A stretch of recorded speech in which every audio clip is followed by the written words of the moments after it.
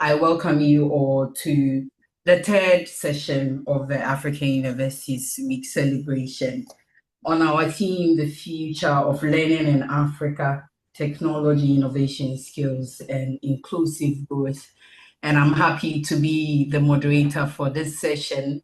Our topic for discussion this afternoon is on leveraging global partnership to accelerate the future of learning in Africa.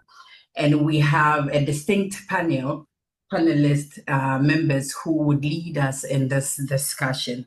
And so my job here is very simple, is to introduce our moderator for this session, and then she would continue with session 3. So our moderator for the session on leveraging global partnership is Dr. Chidinma Esime. Sorry if I didn't mention your name well. And she is a research programs manager at Bowie State University and strategy development fellow at UNCF's Institute of Capacity Building. Dr. Chidinma seamlessly blends academic rigor with strategic foresight, with a background in bioengineering and mechanical engineering. She's also a passionate advocate for building sustainable learning communities and is dedicated to mentoring the next generation of researchers and scientists. Her commitment to excellence and her ability to navigate the intricate landscape of academia and partnership enables her to approach both with excitement and great attitude. When not immersed in research and strategy, Dr. Esime enjoys traveling, supporting early-stage entrepreneurs, reflecting her belief in a well-rounded approach, balanced approach to life and work. I think that she is the best person to lead us in discussing this topic with her panel. And so over to you, Dr. Chidinma, and your panelists for this session. We are waiting to hear from you. Thank you very much. Oh, thank you so much, Miss Irene Adai, for that wonderful introduction to this panel. We're so excited to be here on behalf of UNCF and all of the organizations that are going to be represented in this panel. We bring you greetings from all over the world. The US is represented, Ghana is represented, and many, many more countries. We're just going to go ahead and set the stage and the background for this conversation, and then I will introduce the esteemed panelists, just so we have a sense of who is in the room. You may have done this for the just concluded session.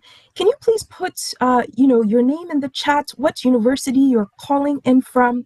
We know Nigeria is here, Ghana is obviously here, and we heard from some of the other institutions at the last session, which was amazing. So just by way of introduction, so we can greet you, say hello, we just want to know who is here with us and what you're most excited about learning today.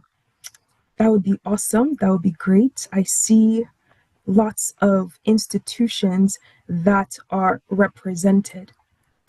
And so in terms of the context and what we are here to discuss today, we're really here to talk about leveraging global partnerships for accelerating the future of learning in Africa.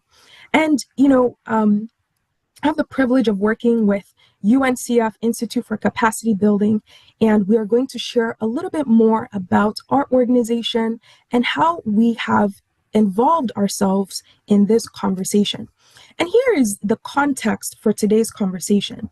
As we know from UNESCO and lots of other reports, even the UN and the SDG goals and Education 2030 initiative, also the AU in Africa, we know that Africa has the fastest growing population. And not only that, right, the potential of the youth to change global economies, not just for communities, but for the continent of Africa is unmatched. And so the goal for today in this conversation is, how are we actually maximizing that untapped potential? How are we leveraging innovation? How are we leveraging sustainable development to really equip our youth?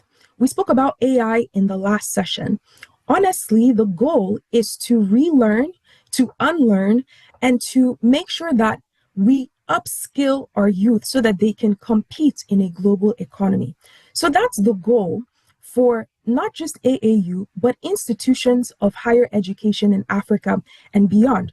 The interesting thing, though, is that higher education enrollment remains significantly low in Africa, not just because we have lots of universities, but because of the growing population and really access to finances, access to resources, the enrollment remains at a low as compared to the global average.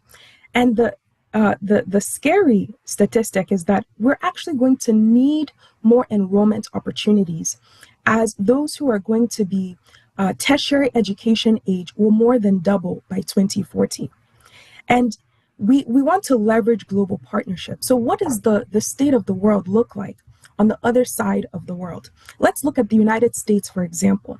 In the United States, there's a very interesting phenomenon happening. In fact, some would say the opposite, where you have declining birth rates and something called an enrollment cliff for higher education. All of higher education is experiencing this in the United States, where the available number of students to actually enroll in colleges is declining at an alarming rate, coupled with the fact that there's some hesitancy and there's a lot of conversation about the value of higher education in the United States.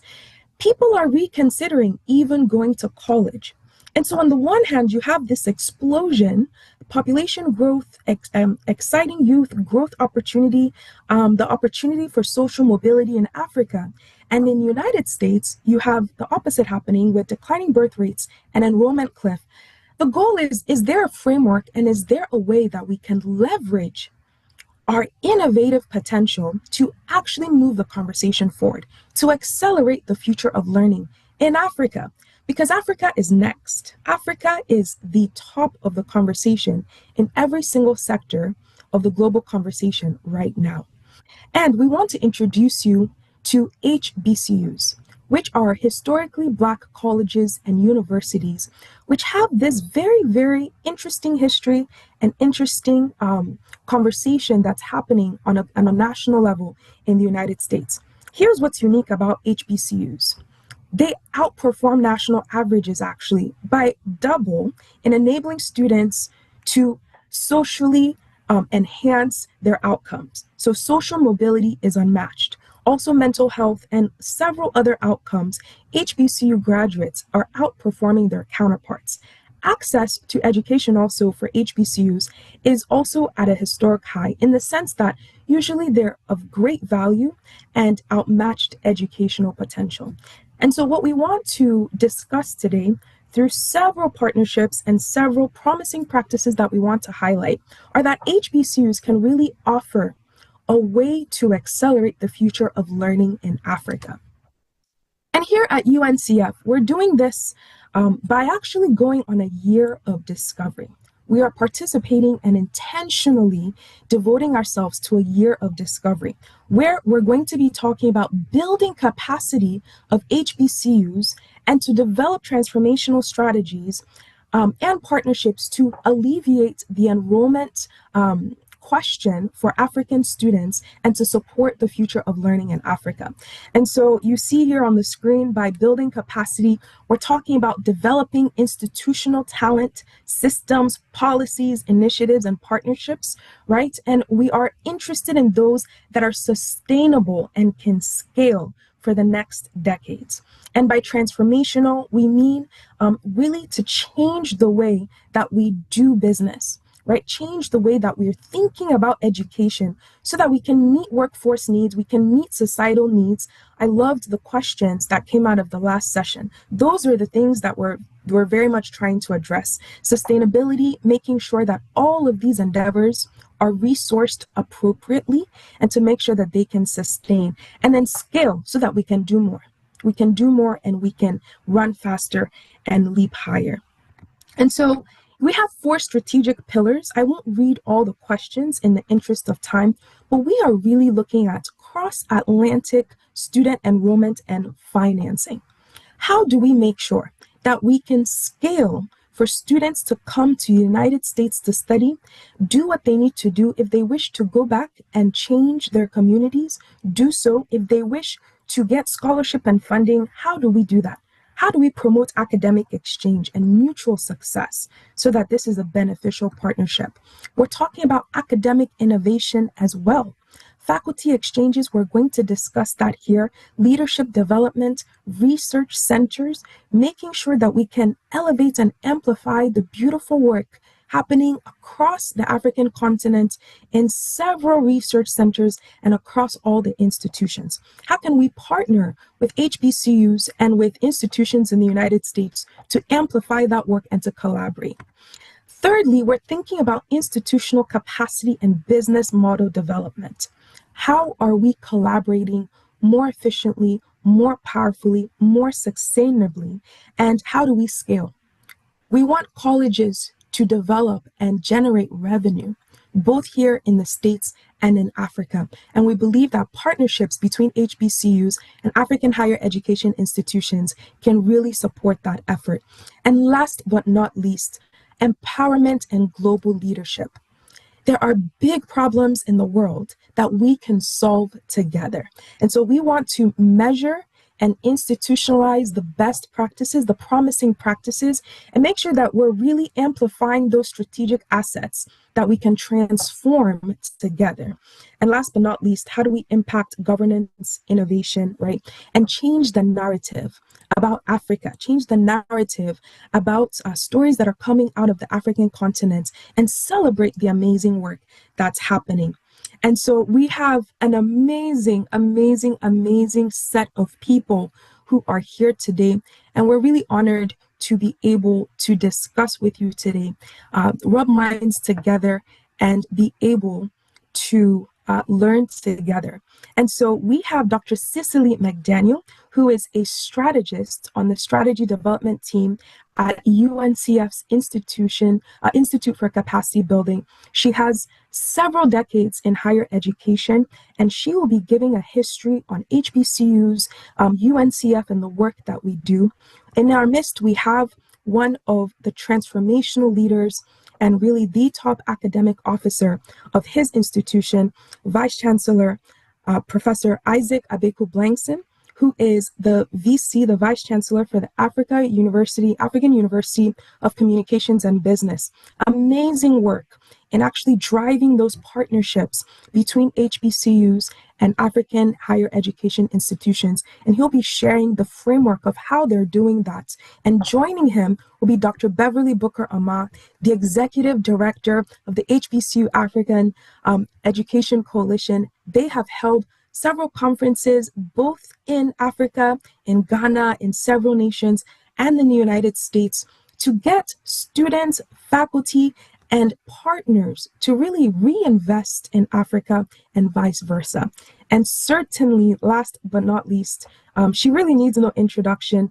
If you've been watching CNN and several other news media, really addressing the barrier of financial access for students and those who want to go from African higher education institutions or from Africa to United States and all over the world is Dr. Lydia Bosire, who is the founder and CEO of 8B Education Investments.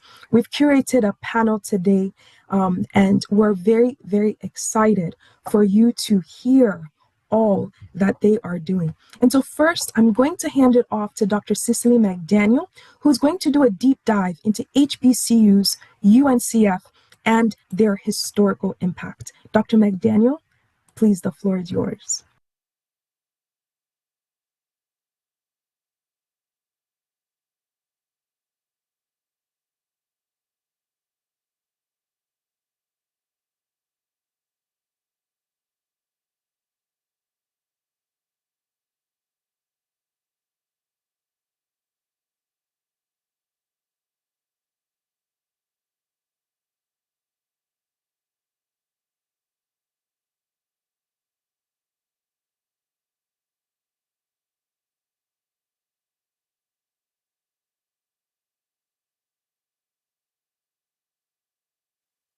Sorry about that, a little technical difficulty. Can everyone see my screen? Okay, perfect, perfect. Good morning, distinguished colleagues, leaders, and friends. I'm Dr. Cicely Barker McDaniel, strategist with UNCF's Institute for Capacity Building, and it's a true honor to join you here today.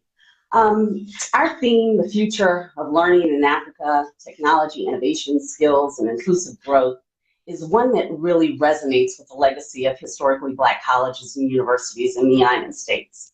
But before I get into that, I want to just take a small moment, just a small moment to recognize the deeper significance of today's gathering. As a historian of African American women's history, I'm generally reminded that the bond between Africa and the institutions we call HBCUs is not a new one. It's actually a continuation of a centuries-long exchange of knowledge, resilience, and purpose.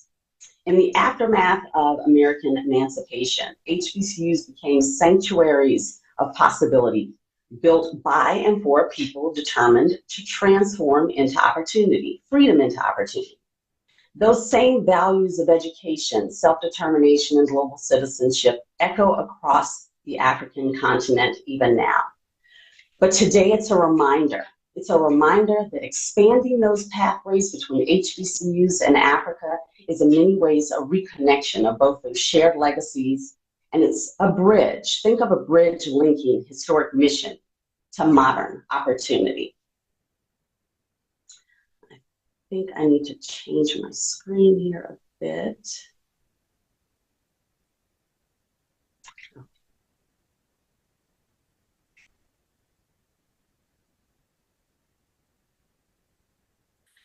Okay, so that spirit of self-determination, of communities coming together to educate, empower, and sustain themselves didn't end with emancipation.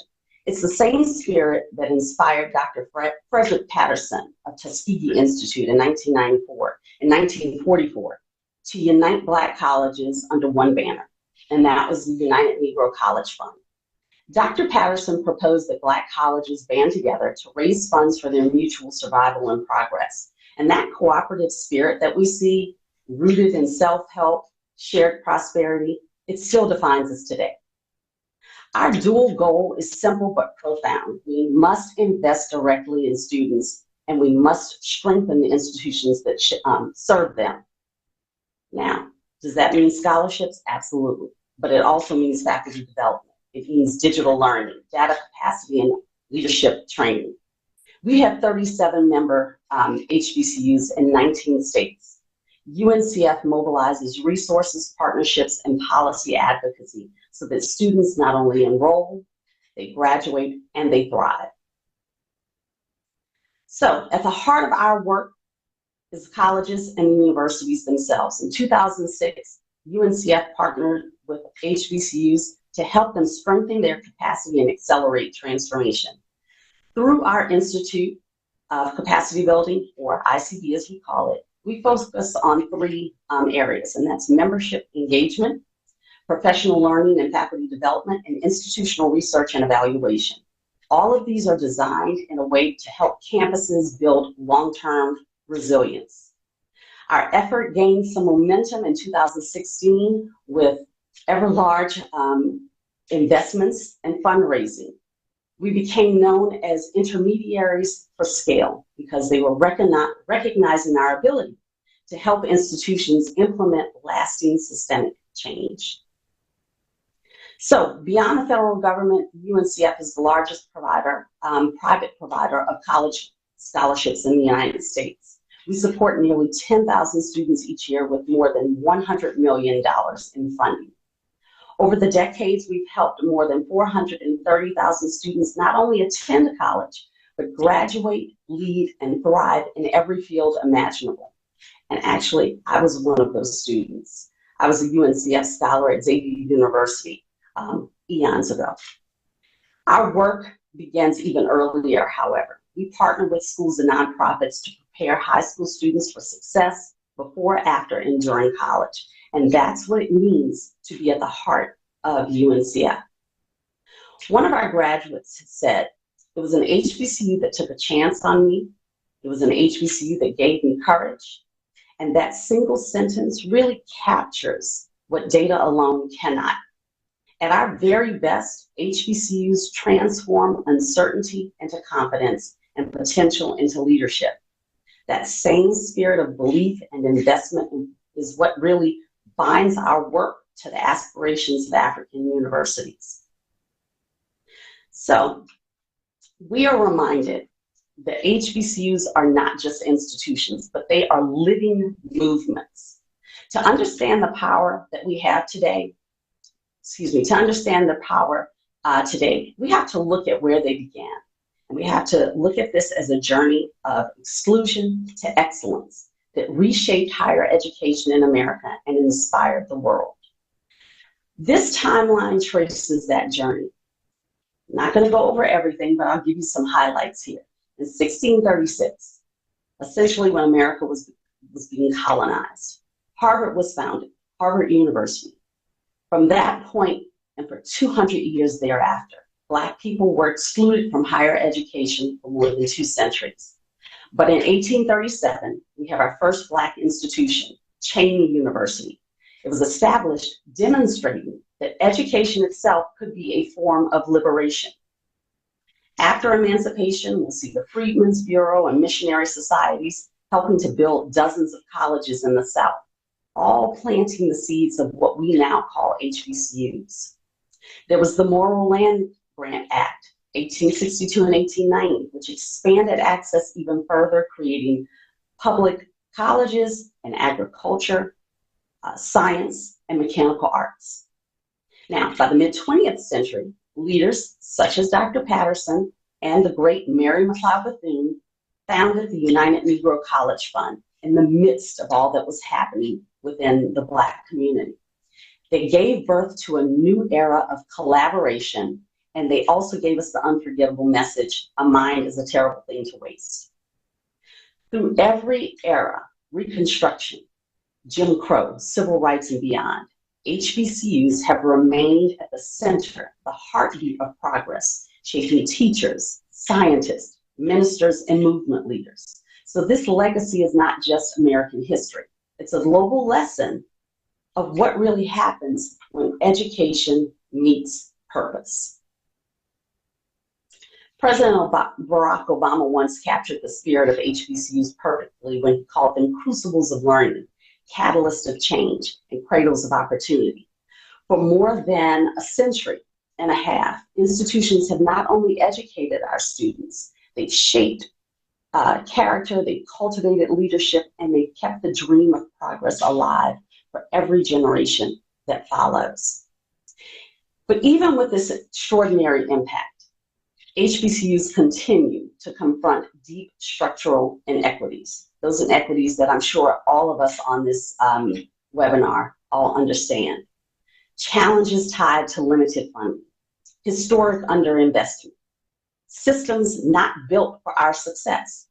Now, these barriers absolutely affect learners. They affect the institutions and the systems around them. And yet, and I say it again, and yet, despite these disparities, we continue to educate and uplift against the odds.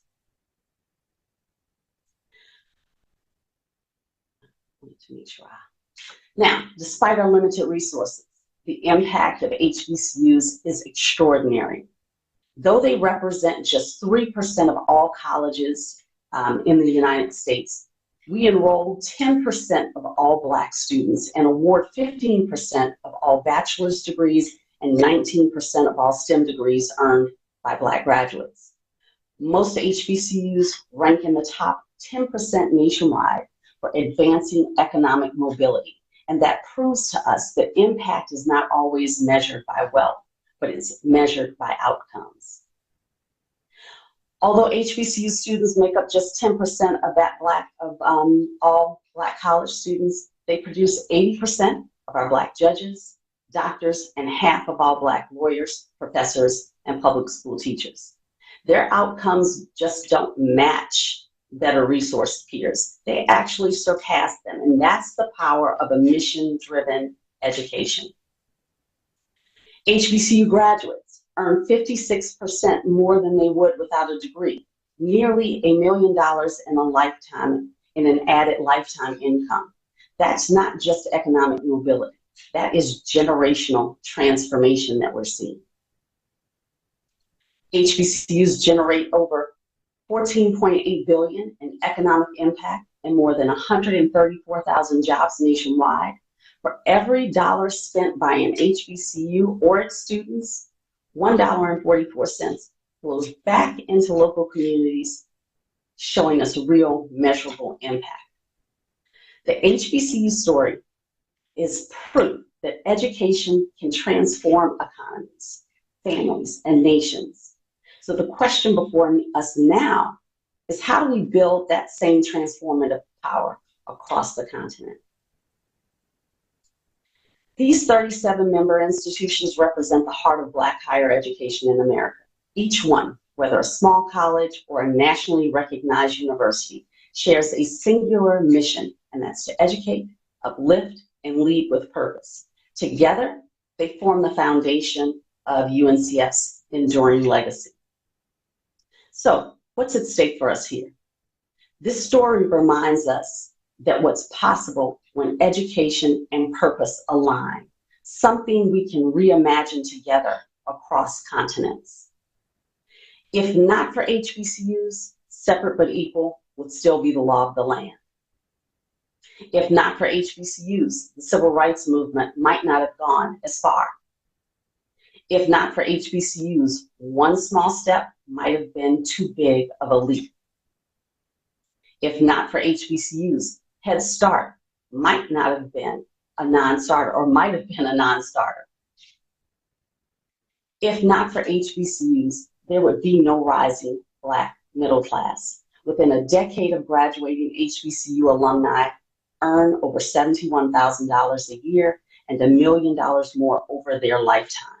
This is transforming families, building wealth, and reshaping communities for generations to come.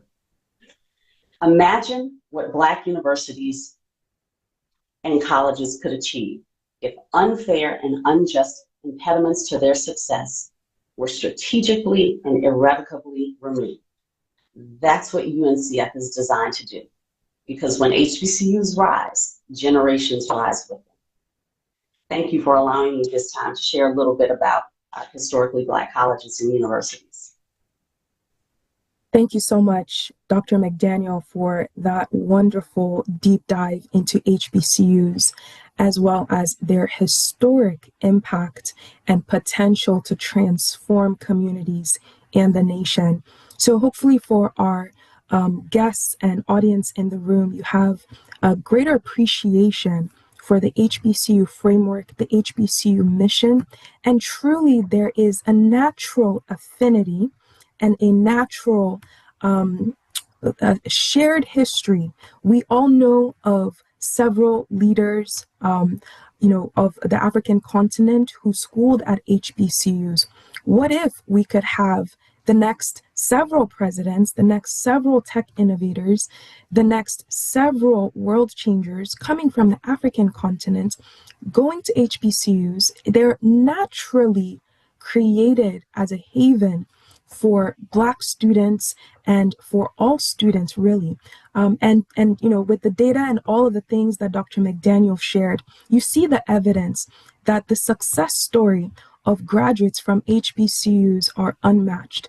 And so to really talk about partnerships with HBCUs and a case study of an excellent university on the African continent who is really leading that change and that conversation, we want to introduce our next set of panelists. We're quite excited to have Vice Chancellor Professor Isaac Abigu-Blengson from the African University of Communications and Business, as well as Dr. Beverly Booker Amah, Executive Director of HBCU African Education Coalition.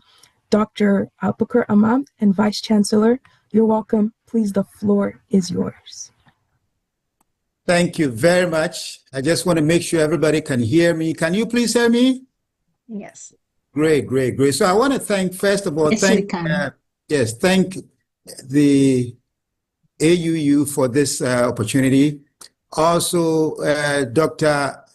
Chidinma, you have set up a very good a series of questions for us to think about relating to the issue of how do we leverage global partnerships to enhance education. So that is good. And I also like the fact that Dr. Cicely McDaniel, you've positioned this very well for us within the HBCU community of universities. Now, we here at AUCB, African University of Communication, a few years ago, we realized that we have a very serious disconnect between not only what we teach and the society in generally as universities, but also we are not connected to our brothers and sisters within the HBCU community. So we got into partnership with Higher Education Coalition, the HBCU Higher Education, through which Dr. Beverly Bukama will talk a little bit about. And as a result of that partnership, we have done amazing things and continue to do amazing stuff. But we can't do it alone. We want to reap in all HBCUs if we can. Every HBCU should be part of this partnership. But I'm going to tell you why. First, we all know what is happening now in our global society. The need for us to connect together, to research together, to exchange ideas together, to exchange knowledge together is very, very, very, very apparent and very, very grave. You see around us now, not only in the United States, but globally, there are serious challenges which has to bring us to the table to discuss how can we form strong, mutually beneficial partnerships to promote our common objectives as universities. And so I'm very, very excited with our partnership with HIAC. Now, a few years ago, we also changed our student capstone experiences and pretty much most of our curricula here to make it more practical, impactful research applied, where students actually don't need to write, they are not required to write the normal theses and dissertations that we see other universities do, but go into the real world, identify a challenge, a problem, or whatever it is, opportunity, society, industry, and then as together as a team, brainstorm ideas as how to fix those challenges or problems within our continent. Because as a continent, you all know we have a lot of issues that we ourselves can solve but are not, and so much dependent on international. So our students here at AUCB don't write theses as traditional theses as we know it, but they have to solve our problems as a nation, as a society, and as a communities and industry. So then the second part is the research exposure. So now we also realize that we have to connect to our HBCU brothers and sisters there to now engage, exchange students, exchange faculty, collaborate on research opportunities and things like, and also, intensify our recruitment and here and there. So our partnership with the HIAC is key in this. We have accomplished a lot, and we would want to get all of you involved. One of the things that we are now promoting or have established is the Pan-African Research Coalition Institute. It is located here at AUCB, and the idea is to form this collaborative partnership where HBCUs and African-based universities can collaborate to do research and share their knowledge, but mostly more of an applied research so we can address our common problems. And so it is very important. Now, we've also have a partnership with Houston-Tillotson University in terms of exchanging of students and also developing programs that our students can teach and their students can also take. So we are exploring different models, 2x2 or 2+2 kind of models, 3+1 models, and things like that. But the key here that I want every HBCU representative on this panel and those who are not able to just send a message to know is that it is time for us to get together to form our partnerships through the HIAC organization so that we can sit around the common table or desk or through different channels to exchange ideas, to collaborate on our research partnership, to exchange students, and to build strong relationships that would help us address our common challenges and issues. I know we don't have a lot of time, so I'm going to pass it on to my colleague, Dr. Beverly Bukaama, to continue from here. But again, my call to you is for if you are an HBCU, you cannot do this alone, and we cannot do it alone. We need all of us together to form this coalition and this partnerships so that we can make meaningful impact in our societies and in the global society generally. So that is my call to you. Thank you. Thank you, Vice Chancellor Blanks. And you said everything in such an amazing way. I will just, like you said, make a few comments. Part of the HBCU Africa Education Coalition, our mission is called the 100,000 Strong Africa Initiative. And like Professor Blankson said, the goal is equity and access. So while a lofty goal, over the next 20 years, the collective goal is to have 50,000 students from the continent engage with HBCUs and have 50,000 students from HBCUs travel to the continent as the next emerging Pan-African scholars. One thing that we realize, Professor Blankson is also the co-chair of the HBCU Africa Education Coalition. The other co-chair is Provost Vanderpoy. And so together they represent the epitome of the idea that we have to collaborate. As Vice Chancellor said, we need each other. We cannot just do this in isolation. And so it's very important that we build in coalition. One of the things that we say with HIAC, AUCB, and now Park-I is that we are complementary with each other, not competition. So as we come together, we can all find ways that we all win for the common good.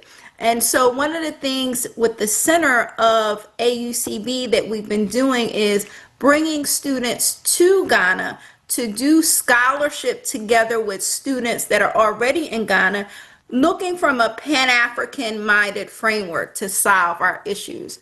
And one of the things that HIAC is also doing with the leadership of AUCB, with the co-chairs, Vice Chancellor Blankson and Provost Vanderpoy, is also having students both from the continent and from HBCUs travel together, not only to Ghana, but to other places like South Africa, Tanzania, Morocco, and more, with the idea that we want them to become researchers, active researchers in many places. And so it gives the opportunity for not just Ghana and HBCUs to collaborate, but it gives the open invitation for all universities that are African universities and HBCUs to come together, as Vice Chancellor Blankson said. I would just say again, in closing of our portion, we really want all African universities on this call,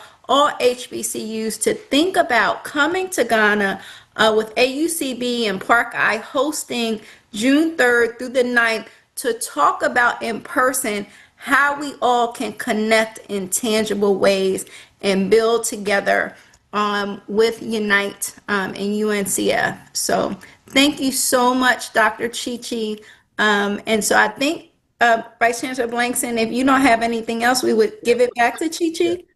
Quickly, let me add that here at AUCB, we have developed a series of courses that may be beneficial to students of the HBCU, the universities there. So, we are ready, willing to do whatever we can to partner with you to make sure that we give the best experiences to our faculty and more especially to our students. That's the key.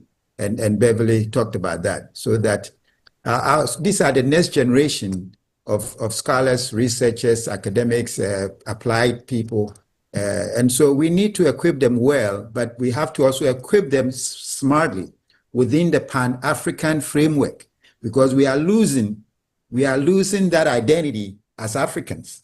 And so we need to be sure that we educate and provide opportunities for the younger ones to, first of all, think African and think, and you know, I'm just going to end. I think it is Peter Tosh, this Jamaican artist who has passed away, who said that wherever you are, depending on where you are, it doesn't matter, so long as you have a black, skin. So you are still an African. But we can't lose being African. So we have to do something about it. And that is why we are calling all HBCUs to come together, both within and then also intra-university, intra-Africa universities to also come together so we can form this wonderful coalition and then move on from there. So thank you very much for the platform. Thank you so much, Vice Chancellor Blankson, as well as Dr. Booker Amma. We appreciate that exceptional just words of wisdom and also practical example of how this can actually work. And so you heard it here first. June, if you have if you have any proximity to Ghana within 10 hours by flight, please try to make your way to Ghana for the Park Eye Summit. And we thank both for the continued work in this space. One of the things they talked about is faculty exchange, getting students to enroll both from African institutions to HBCUs and vice versa, actually, from HBCUs to African higher education institutions. And really, let's address the elephant in the room, the big picture, the big question, which is about financing. How is it actually going to work? Even here in the United States, a lot of students are having issues with completing their educational degrees because of financing. So this is not a unique problem. It's a global issue. And that is why we are so excited to have with us today really an innovator in that space. We have Dr. Lydia Bosire. Actually, right now she's in Kenya, but she travels where the work takes her, which is everywhere and anywhere. I've seen this phenomenal woman really be boots on the ground and speak to national leaders, presidents, speak to partners and investors, and then also have the sense of camaraderie and really a sense of a mother to build a community for students who are really struggling to make their dreams a reality. And so without further ado, I am so excited to have Dr. Lydia Bosire talk about innovation in financing and how that can accelerate the future of learning in Africa. Dr. Lydia Bosire, you are welcome. Thank you. Thank you so much, Dr. Esimai. Do you hear me well? Yes, please. Excellent. I was going to start with an apology for an audio glitch. I was planning on taking the call outside, and in a Nairobi afternoon, the rain descended or threatened to descend enough that I had to decamp to another location. So apologies for any audio challenges. Dr. Esimai, I'd be so grateful if you start the presentation. I, as Dr. Esimai has introduced, I'm Lydia Kemunto Bosire. I'm the CEO and founder of HB Education Investments. And this is an innovation really that was driven by my own experience of moving from one occasion or for one degree receiving scholarship funding for education abroad, and then when moving on to another degree finding that that funding was very much like winning a lottery and wanting to solve that problem in a sustainable way. But let's take a step back on what is the problem that we are seeing seeking to solve as higher that are adjacent to those higher education institutions. Dr. Esemai, please let me know if you still hear me okay.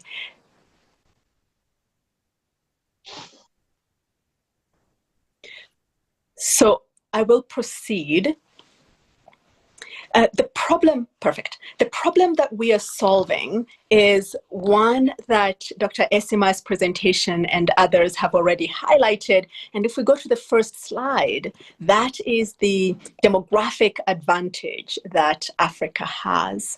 And the numbers are well known to all of us. But what it means is that we have the world looking to us in the next 5, 10, 15 years for the talent that will drive innovation and productivity across the global north, in addition to within our own borders. So our task for educating is simultaneously for meeting the demand for education within our borders and within our continent, but it's also keeping an eye open to where the world is going and what our demographic advantage looks like. To the next slide. The opportunity that we have is variously constrained, right? We have this really massive agenda 2063 of increasing the gross enrollment rate across the African continent, and those numbers are unlikely to be adequately met by capacity within our institutions. One of the pieces of data that I like looking at that really drives why we think about opening up global classrooms for African students. And really that's what this conversation is about. We want to educate on the continent, but you can shorten the information for your students, knowing how they make sure the next opportunity for them can be a global opportunity, because ultimately we want to make sure that those young people that are coming out of our institutions are living their highest, best potential. And when our economies and our education systems are constrained and we have the ability to open up the world for them, it really is our job to do so. So when you look at a piece of data like that one on the right-hand side of the number of universities per million inhabitants, and we know that the numbers of our young people are growing significantly faster than we are able to build universities, we really feel the urgency of thinking about African university education with a global lens. On to the next slide. The other driver for why we must think about what we do globally is this employment gap that we know to exist within our economies. And sometimes as universities, we might think of it as not our job. We are training the young people and other people are going to catch the job problem. But actually, we do have an opportunity of thinking, connecting our education with a job market. This is an atlas that's called the Africa Youth Employment Clock that was developed in partnership with MasterCard and other entities. And what they are showing is what makes our mission collectively so urgent. So you do have this, 540 million young people on the continent. This clock is ticking by the second. If you look at it, you will be mesmerized. On the website, I encourage you to play around with it, and they have data from every African country. You have the young people numbers, and then you have the proportion of those that are employed, right? And that number is 58%. But what is really stunning is when you break down what that employment looks like. I took the data from Kenya, and that's what I show on the left. Out of a working age population of about 20 million, there is 12 million who are in actual employment. And when you break down what that looks like, it's really 5 million who are doing okay. The moderately poor are struggling, and the extremely poor are obviously struggling immensely. And the formal jobs are but a fraction of the employment rate. So even when the number in employment seems promising, 62% in the case of Kenya. When you start breaking it down, you realize maybe it's 25% where the data makes sense to say they are employed and comfortable and potentially living out their highest, best potential.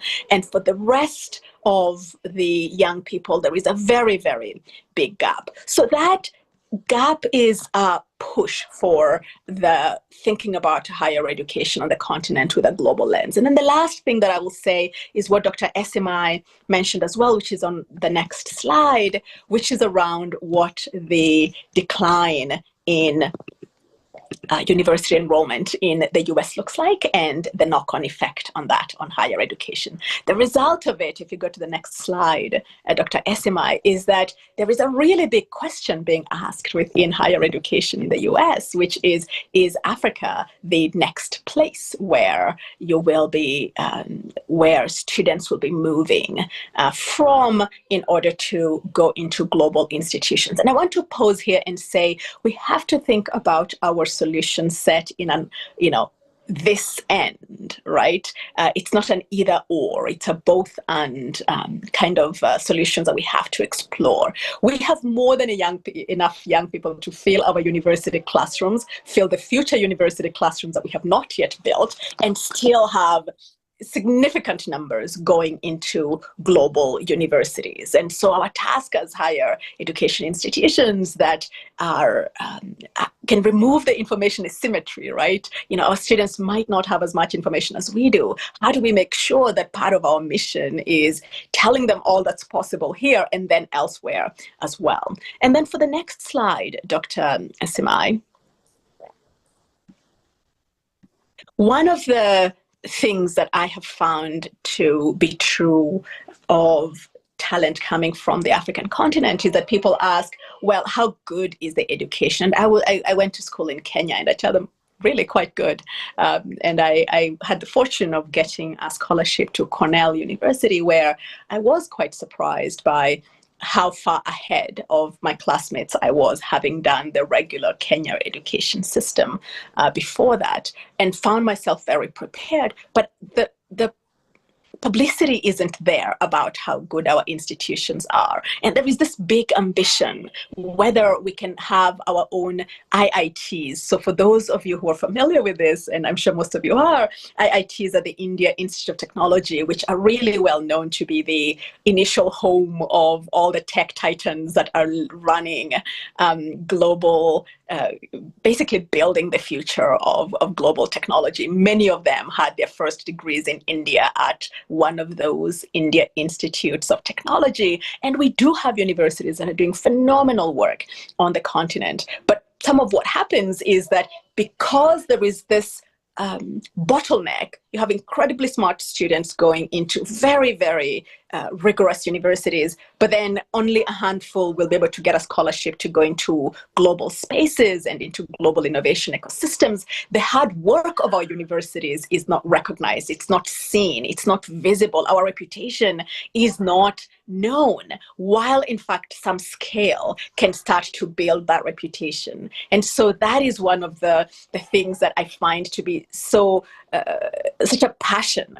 Can we take the work that is already being done and have it be visible? And the evidence of that is going to be in the quality of our students. And when I'm in Nairobi and in Kampala and in Accra, one of the things that I like to do, and across the cities in these countries, is talking to universities that are looking to build the kinds of partnerships that Dr. Blankson, Professor Blankson was talking about, the 2+2, 3+1s, 4+1s, because it is leveraging the education they have had here and then enabling there to be a more seamless movement to a global education. And then obviously there is that gap in financing, which we meet, and I'm going to talk a little bit about that. But it is that push to make sure that our work continues to be seen so that we can get support from the variety of stakeholders that could be supporting our work when they know that there is excellence in our universities as there is in other regions of the world.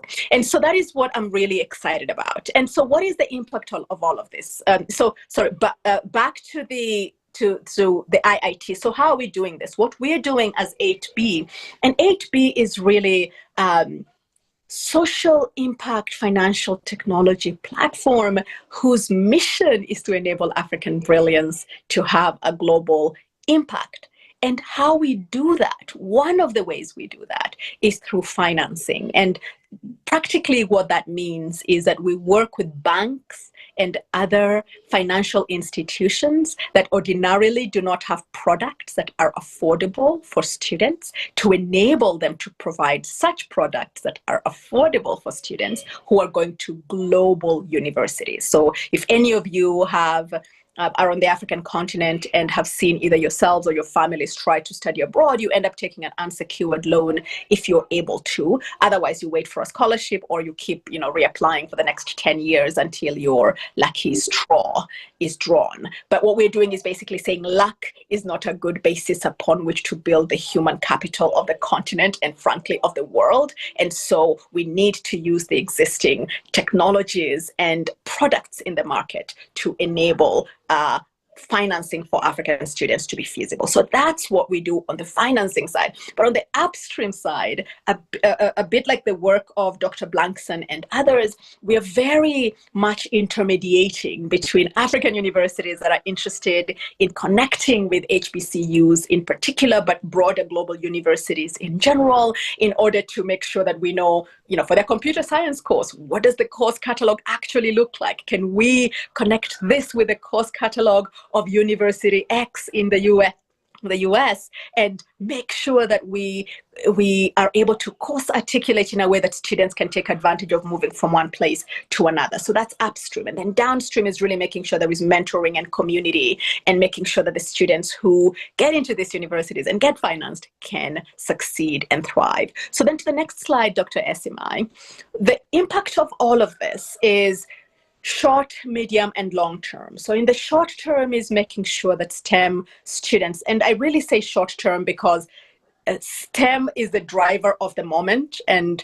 because of the way in which financing works, you think about risk of lending and you think about the opportunity of getting a job and what the global labor market looks like. And so STEM becomes the initial area of focus. But our ambition is a lot broader than that, particularly as we move to geographies beyond the US and into European and other OECD countries within Asia. So expanding African enrollment is a key impact that we hope to see. Really, I see it as right sizing, right? We need to be punching at our demographic weight, and right now we do not. And so the kinds of innovations that 8B is involved in are a vehicle towards right sizing how Africa shows up in those spaces.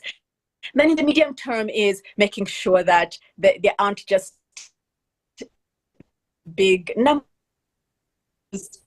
but we're also participating in the innovation ecosystem. The subcontinent rather of India shows up in tech and other areas where the future is being built. And then obviously in the long run is making sure that the global African diaspora is the face of leadership for the world, because demographically we will be. But it's not enough to say we have the youth numbers. If those young people aren't adequately equipped and getting the best education from our African universities, connecting to global innovation ecosystems, we may not be able to turn that potential into a real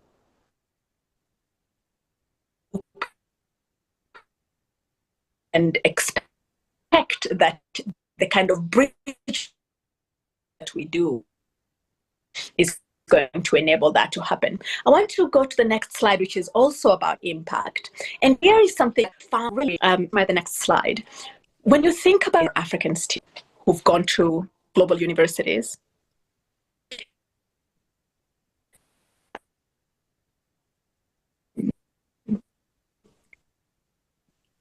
we can think of, the potential future work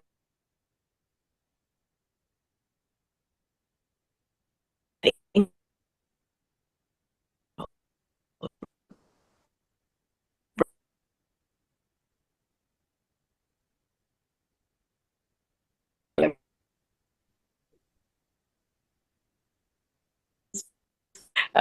One of the is everybody's whether home. And this what tells me is that as we absolutely build our relationships, because when people are raising significant funding in order to be able to employ 100, 200 people, they must be trusted by the people who are giving them that money. Otherwise, we are sending our young people into entrepreneurship, which in Kenya we call Jua Kali, and you have one person or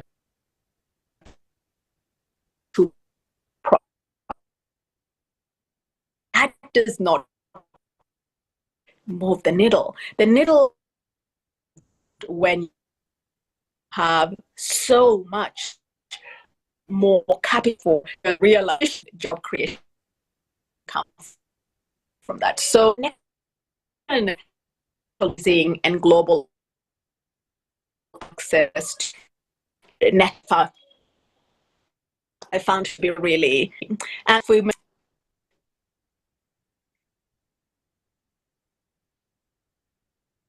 So the next slide, I'm not sure we'll be able to get there, but the next slide is really showing at a high level the work that our work at HB. We support students in 50 out of the 54 countries. We find that they have some scholarship support from the universities they're going to, but not all, 90% are graduate students, which is why I'm encouraged by the number of universities here. My call to action is, if any of what we are doing is interesting to you, please reach out to us and let's figure out how we get you students to benefit from our end-to-end support, and it's all entirely free for them. We have webinars where on 3 times a week, actually, African students are on webinars to get free information on, how to apply, where to apply, what is a good essay, all of the things that typically they would have to go to an agent to do. And sometimes that might be a costly affair, or in fact, they might not be supported unless the agent knows that they are able to afford that education that they seek. So we're able to bridge that gap upstream by providing that support.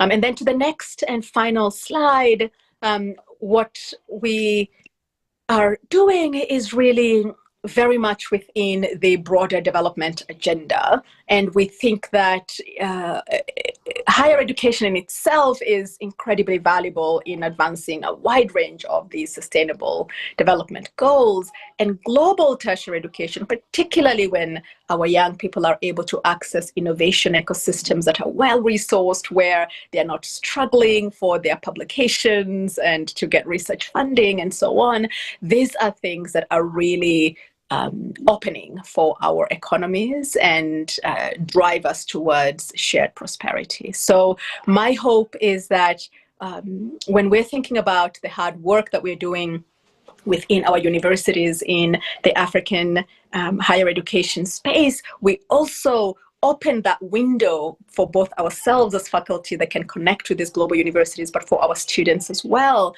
knowing that what we're building is talent for the world. And, your students can greatly, greatly benefit from knowing some of the work that we're doing. So I'm really grateful for the opportunity, Dr. Esimai, really looking forward to answering any questions and to liaising with anybody who would like to follow up after the call. Dr. Esimai, back to you. Thank you so much, Dr. Bosire, for that wonderful, wonderful presentation. I don't want to release immediately from your presentation because I actually want to highlight a specific number. This is actually a huge success story, this slide, if you think about it. And I just want to focus on this average loan size and the total number of funds that have been dispersed by 8B Education Investments. One of the many hats that I wear is as a research programs manager at Bowie State University in Maryland in the United States. And this loan size can do significant damage to the cost of education. Bowie State, alongside several HBCUs, are of unmatched value. This can actually go a really long way into ensuring that a student is able to complete their degree. And then they can, come seek to get additional funding, find communal support, and so on and so forth. So again, if you are joining us or listening to this at a different time, we encourage you to talk to your students, to talk to anyone you know who is seeking to attain an education globally, but especially in the United States. Once you address the question of funding, you are significantly lowering that barrier to access. So thank you, Dr. Bosire, for that excellent presentation. And now we're just going to bring up all of our panelists back up. And I want to ask if there are any questions from our global audience, from our institutions who are here. We see administrators, institutional leaders, we see faculty members are here, we see several people are here, and so the floor is open for questions. And I do want to highlight a comment that was made, and let me go to it.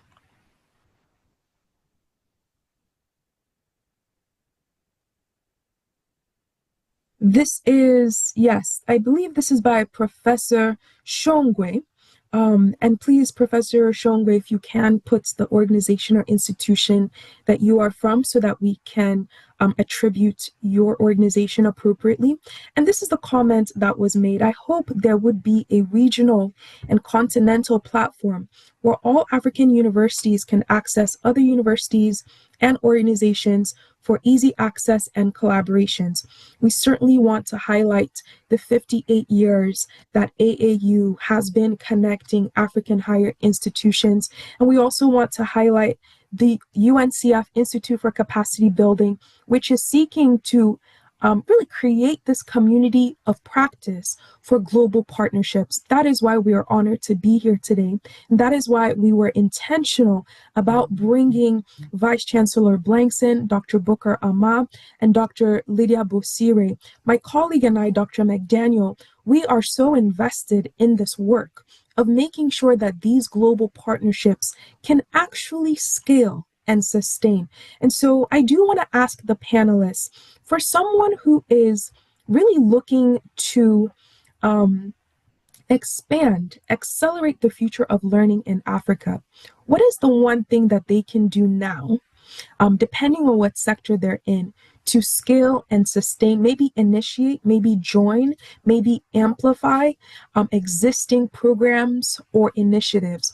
For example, what are some programs or initiatives that we should all be aware of? And what is it that they can do now to actually involve themselves in this work and be part of the global conversation? And I'll throw this to all of the panelists. Please feel free to chime in. I think I would encourage everybody to look at a best practice or effective practice case study.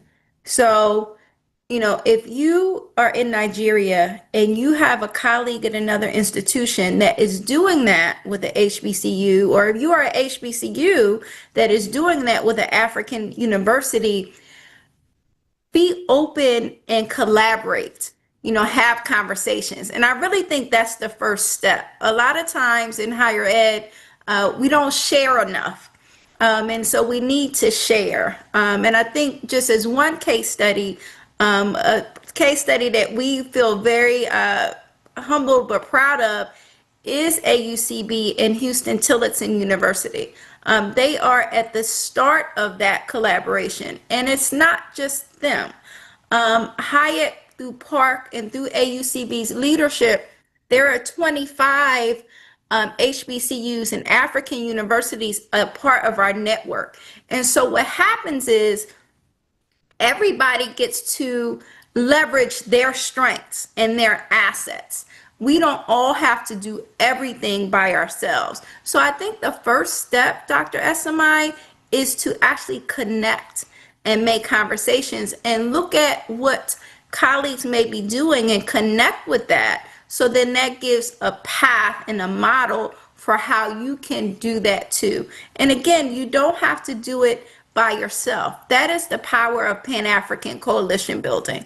We're better together than doing it in silos. Thank you, Dr. Booker Amma. I'll throw it to Vice Chancellor Blankson or Dr. Bosire. Oh, okay. So I think what Beverly said is right on point. And somebody had one of the participants asked a question: is there a platform where we can learn from each other, where we can share and things like that? But currently, I don't know of any platform that connects us. And so it is something that I've noted, and so we're going to work on that. It's very important because, like Dr. Bukama said, there are great models out there, best practices out there, both here and abroad. However, with my experience on the continent, African universities tend to look to Europe more than to ourselves, within ourselves, and to our brothers and sisters out there in the diaspora, the HBCUs. We have to now begin to think differently. We don't have to depend on Europeans or somebody who is not connected to us in that way to do what we have to do. And so this is the essence of us partnering with HBCUs, because I think this is the time. And so if you are representing any school out there, know that there are best practices out there that you can connect with, learn from, and maybe you may also even be a best practice that we can also learn from. But we can't just sit and wait and then form partnerships with European and white schools and then just forget about our own growth and development and solving our own problems. We can do it, but we have to get together to do it. And so great. Thank you so much, Vice Chancellor Blankson. Dr. Busiri. Yeah, I was just going to jump in on what Dr. Bukama said on you do not have to do this alone.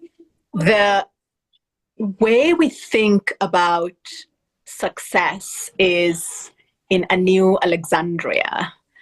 Think about HBCUs connecting with African universities, so there is a seamless movement of research, professors and staff, expertise and students between the continent and HBCUs and other places where the global African diaspora have built of learning in a manner that allows us, to use an earlier term I said, to punch at our demographic weight.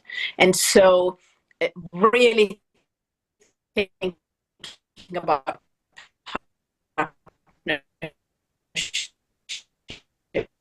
is something that we must do. And with Grow College Fund, we are really keen to make the next steps, making sure that we can jumpstart some of that work. Professor Blankson, some of that tech behind the scenes work and connecting what we are doing, what HIAC is doing, what other entities are doing in this space that allows for that repository of, what are the institutions that want to connect? What are the courses on which they want to connect? What are they studying? And so on. So I think this is a really good space to be watching, and I look forward to connecting with many of you and through the convening of UNCF, making sure that we are all providing those resources that allow us to build this new Alexandria collectively. Thank you, Dr. Esimai. Do we have another Dr. McDaniel? Yes. I think everything that we've all put together is absolutely on spot. I said something a little bit earlier, is that talent is universal. And so we have talent on both sides and all around.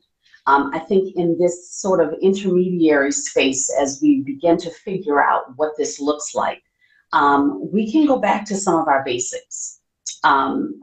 Conferences, Zooms, connecting via technical platforms in the meantime as we're trying to pull together funding and sources and partnerships. But some of our biggest amplifiers are our students and our faculty. Our faculty should be reaching across the waters, sharing their research, sharing their writings, joint journals, joint projects. Our students should be going back and forth. And we know that there's a funding issue, but that's something that we're all working on. All of us here on this platform, and all of us want that to happen. One of the things that UNCF has, we have our annual Unite conference in the summers. This year it is in July 2026. It's where all of our HBCUs come together and convene and talk about all of the issues in higher education. And global learning, global experiences has been a part of that and will continue to be a part of that. So hopefully we will see some traction in this coming soon.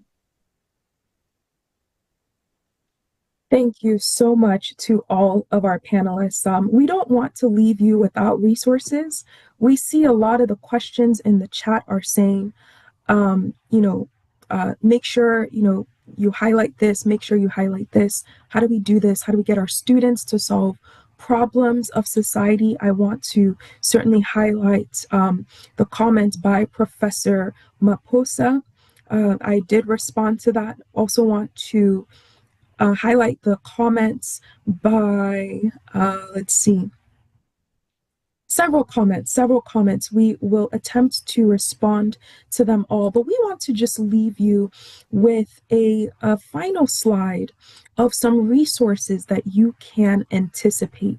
We don't want to leave you without resources. And so you've heard from all of our esteemed panelists. We want to invite you now to actually be part of the global framework that we discussed. We talked about the year of learning for UNCF ICB, where we are actually coming up with a framework for how these global partnerships can scale and be sustained. And so we are going to be sending this out. AAU has graciously agreed to send this out, but this is a survey that we have developed. We have asked our U.S. institutions to fill this out. We want all of our African higher education institutions who we're seeking to partner with to fill this out as well. And we're trying to gauge institutional readiness, any barriers to access for these global partnerships, and ways that we can be very intentional about building a very strong, sustainable foundation. So please, if you can scan the QR code. We can also send this out to you with appropriate links and everything so that you can be a part of this creation process. We also want to mention the Park I Summit that Professor Vice Chancellor Blankson has mentioned, and also Dr. Beverly Booker Ama. It is June 3 through 9, 2026. We are working on potential funding. We understand that finances might be an issue. This is something that Dr. Bosire mentioned, and so stay tuned for that. But certainly, there are videos that you can watch, very beautiful videos. This is not their first time running a conference. Hayek and the entire team have been running conferences of this caliber. And so we want to invite you to the Park I Summit in Ghana. And as my colleague mentioned, Dr. Bosire mentioned, 8B, the data speak for themselves, right? 8B has really invested millions of dollars into supporting students and their success in global education. And so you have a very high level endorsement from the former Minister of Education in Ghana, and the website is simple: 8b.africa. Connect your students, connect yourself, and see what 8B has to offer.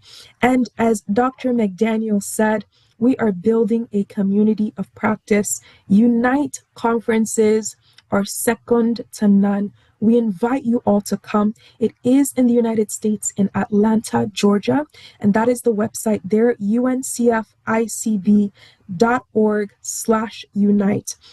The door is open, as we say. You are welcome. So please come connect. And finally, on behalf of all of us here at UNCF Institute for Capacity Building and the entire planning committee for this seminar and session, we want to say a huge thank you to AAU for having us. Congratulations, and thank you so much. We look forward to working together in the future. Back to you, Miss Irene. Let us know if there's anything else. Thank you all. Thank very you much. all very much. Thank you to Dr. Chidima, Dr. Cicely, Vice Chancellor Blankson, Dr. Lydia Beverly for this insightful panel. Thank you, especially to the AAU for bringing together all these important people who would help us leverage partnerships with people in the global north, how best we can even finance our education, because when we look at it, finance is a very crucial part when we want to continue our education, and in either sense, whether faculty, whether students. And so we are happy to have this platform. We acknowledge the dates for the programs that have been shared. Since we are here, AAU in Ghana, I'm sure we would participate fully in the upcoming conference here in Accra. And so thank you very much to our moderator, to our panelists for taking time. We know it was very early, but coming to give us such insightful discussion. And so thank you to our participants who have been joining the session. We are sure that all the links, the documents in the chat will be very helpful to us. And so if you want to reach out to any of our panelists, get in touch with them through the links that have been shared. And so thank you very much. We come to the end of session 3 for today on leveraging global partnership to accelerate the future of learning in Africa. I'm sure by this time next year when we come, we'll be talking about the improvement we have seen and how successful it has been for us here in Africa, and also our sisters or partners in the global north. And so thank you everyone for joining. We'll take a quick break, that's 5 minutes, and then we'll be back with the 4th session. We will be talking about data sovereignty, and I'm sure all our panelists are also here. Very much important now in the age of AI. How best, what frameworks can we put in place to make sure that data is being appropriately used? And so we would have our data ethics gurus who will be here to talk to us through what best we can do in this age of AI, data policy in higher education. And so stretch your legs, find some coffee, and then we'll be back shortly with Dr. Catherine. Thank you very much for joining. Thank you. Thank you. Thank you, everyone. Thank you.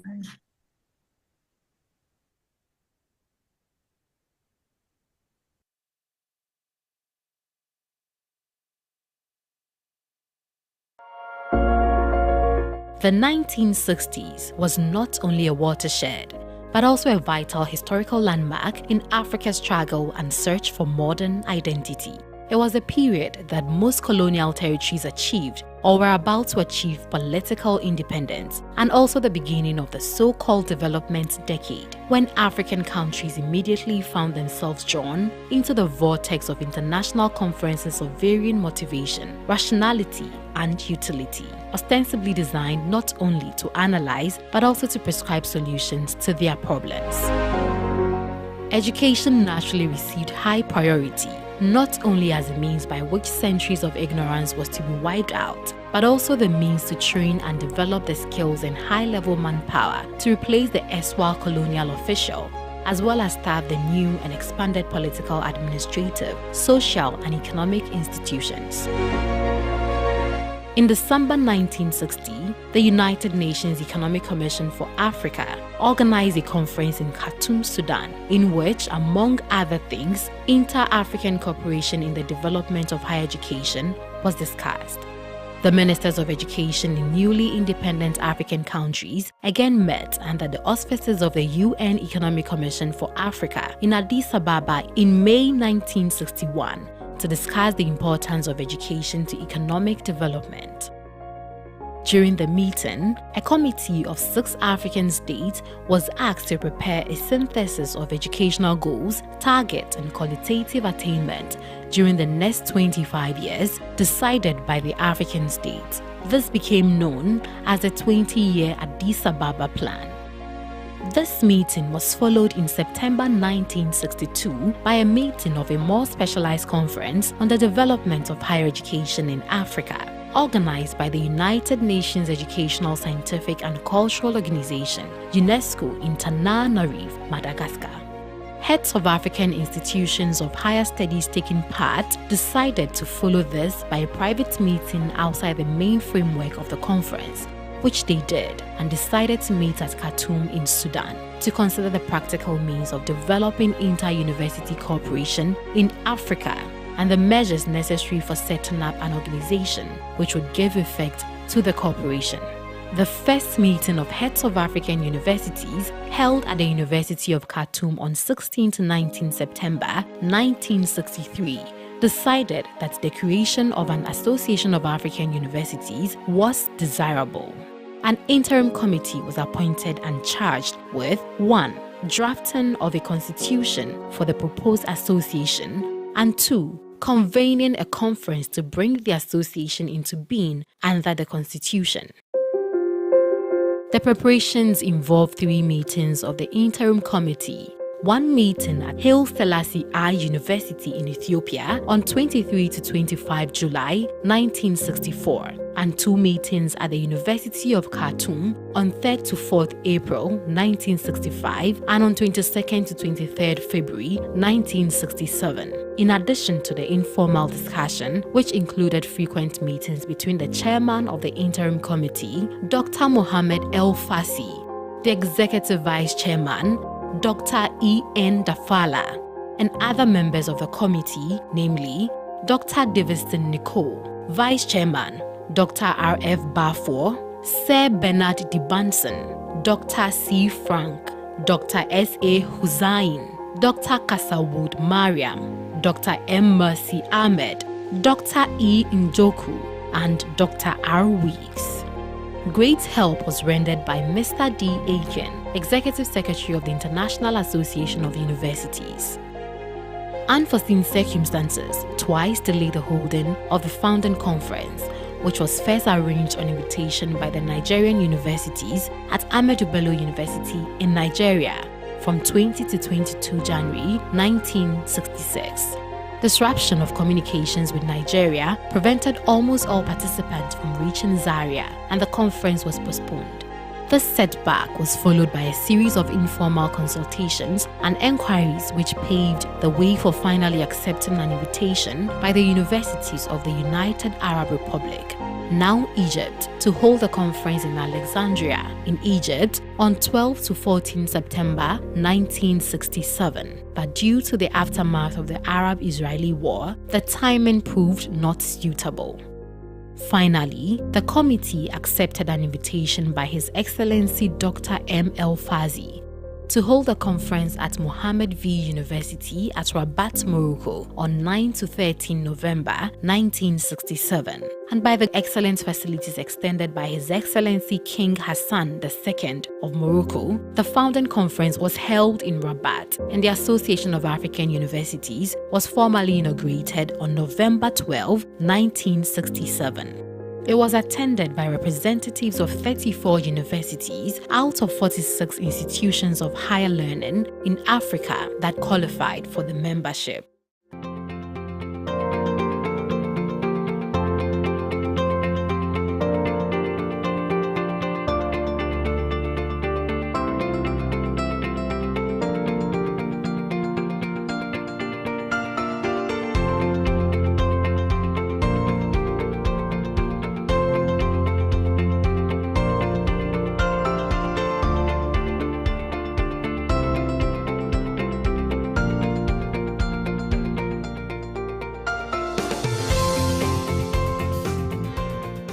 A year after its formation, the AAU became an affiliated member of UNESCO and an associate member of the International Association of Universities.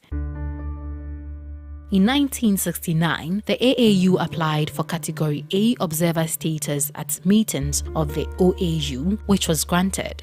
And in 1994, to coincide with the inaugural anniversary of the AAU, the then Organization of African Unity, now African Union, declared 12 November of every year as African Universities Day in pursuant to Resolution CM/Res.1534 passed by the OAU Council of Ministers in June of that year. The African University Day has been observed and celebrated by AAU member institutions since then. The decision of the permanent location of the association's headquarters from its temporary office in Sudan was taken to the 6th meeting of the Executive Board at the University of Lagos, Nigeria, in June 1970. The offer from Ghana was chosen upon presentation by the then Vice-Chancellor of the University of Ghana, Professor A. Kwapon, of a formal letter from the government of Ghana indicating the facilities and immunities that would be accorded the association. In terms of numbers, the AAU has grown in membership to a current 450 plus universities. During the association's 8th General Conference in Accra in January 1993, the bylaws were changed to allow associate membership. The International Center of Insect Physiology and Ecology in Kenya became the first associate member. At the 12th General Conference in Abuja in May 2009, the Nomenclature Executive Board was changed to Governing Board, and the Executive Committee, comprising the President and the 3 Vice Presidents, was established, with the Secretary General serving as a secretary to both the Executive Committee and the Governing Board. Distinguished ladies and gentlemen, this has been a brief history of the apex higher education body on the continent. This is AAU, the voice of higher education in Africa.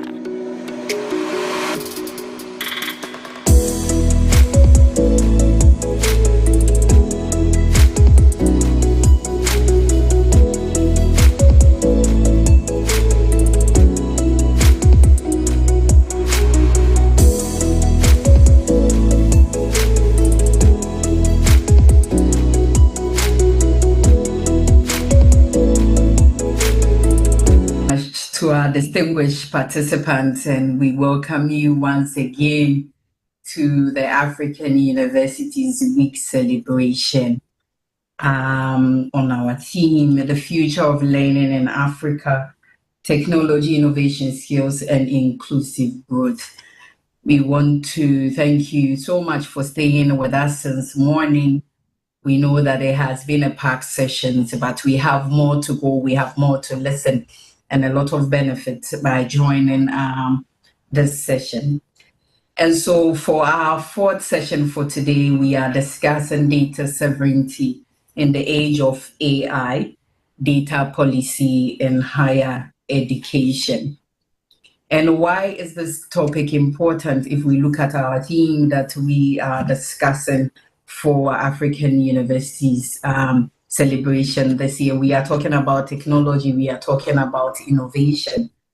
But whilst thinking about that, we are looking at data and how AI has been rapidly integrating into our higher education space. And so what are some of the frameworks that we need to put out so that we can have good and ethical use of data? And so to do the discussion with us, we have our moderator in the person of Professor Catherine Bailey, who is here on the panel. Professor Bailey is a professor in research governance partnership at the University of Exeter in the United Kingdom. And so without wasting much time, we will invite Professor Bailey to lead this session for us. So Prof, welcome to this session, this afternoon session, and then over to you. Thank you, Irene. Thank you for all your help in organising this as well. And I really enjoyed the video with the history of the AAU. I definitely learned something. I knew a bit about it already, but that was really nice to see. Just like to start by saying congratulations on Africa University Day and thank you for including us in your celebrations. So without further ado, we will begin with this next segment. So a warm welcome to everybody for joining us from across the continent and globally. And we're thrilled that you could join us for this special event, which is convened as part of the annual AAU Africa Universities Day celebrations. It's a crucial moment when the AAU brings together the continent's higher education community to reflect and strategize around critical issues shaping the future of African scholarship and development. And we are honoured to be part of it. My name is Catherine Bailey, Professor of Research Governance Partnerships at the University of Exeter. As Irene has said, I'll be moderating the discussion today. And this next segment on data sovereignty in the age of AI is proudly presented as a session within the Ethical Data Discussion Series, which is an ongoing collaborative forum run jointly by the AAU Europe Regional Office at the University of Nottingham, the AAU and the Ethical Data Initiative. And I've seen Juliette Tondlane here in the room with us, the Director of the European Regional Office. So the Ethical Data Initiative, which I'm part of, is a joint initiative spanning the European continent and looking at global concerns in data ethics and responsible research. It's run by the University of Exeter and the Technical University of Munich. The Ethical Data Discussion Series also counts among its contributors De Montfort University and UM6P in Morocco, who've been particularly active, so I do need to mention their involvement as well. This series is dedicated to fostering deep action-oriented dialogue and collaborative policy action on the complex ethical, social and legal challenges presented by rapid integration of data and AI into research and education. The rapid integration of AI has initiated a critical struggle between innovation and institutional control, placing data sovereignty at the forefront of ethical concern for higher education. African higher education institutions are grappling with questions surrounding ownership and governance of data fed into global cloud-based AI platforms, which can stray into the realms of what may be thought of as algorithmic colonialism. This challenge is fundamentally one of power, recognition, and the right to have a voice. Current global models frequently marginalize or exclude local, traditional, and indigenous knowledge systems or marginalized groups, leading to systemic bias and a failure to recognize, for example, regional languages, cultural norms, and social realities. The data that fuels these systems is not neutral. Its extraction and use can perpetuate historical imbalances, threatening the integrity and self-determination of communities and researchers. Key challenges that necessitate this discussion include the risk of knowledge erosion, where proprietary AI models trained primarily on non-local data sets will further displace or misrepresent indigenous and local epistemologies within academic research. We're also grappling with jurisdictional conflicts where local privacy laws are potentially overridden by foreign data access laws, such as the example of the US Cloud Act conflicting with the African Union-led Malabo Convention, for example. Other worries include data extraction concerns regarding the ownership of intellectual property and sensitive research data and entrenched algorithmic bias due to reliance on non-African data sets. Achieving digital autonomy requires higher education institutions to transition from being consumers to active creators of AI, which involves building local capacity, adopting privacy-preserving solutions, and crucially, centering local data governance frameworks to protect and value the vast knowledge heritage on the continent. Ultimately, data policy is now a strategic imperative for preserving academic integrity and safeguarding digital and knowledge sovereignty. The experts in this special edition will discuss the ethical mandates and policy frameworks required to achieve digital sovereignty in the face of rapid AI and data technology adoption. Before we move to our panel discussion, a few quick reminders on housekeeping side. The event's being live streamed and recorded. It will be made available on YouTube and AAU TV. And we'd like to ask you to use the chat function to participate, to introduce yourself, ask questions, or expand the debate amongst yourselves. And we encourage you to be as interactive as possible in the chat box, and we'll pull you into the discussion as we can and pull in your questions. But please make sure that your microphones are muted throughout the discussion for respect for the panelists. So now I would like to introduce our esteemed speakers today. In no particular order, Christopher Mazdoza is an IT and research and policy consultant with over 18 years of experience at the intersection of technology, law and human rights. His extensive work focuses on cybersecurity, artificial intelligence policy, internet governance and digital sovereignty in Africa. His current research specifically examines China's digital influence in Africa and its geopolitical implications for data privacy and information rights, positioning him as a leading voice on global data dynamics and policy development.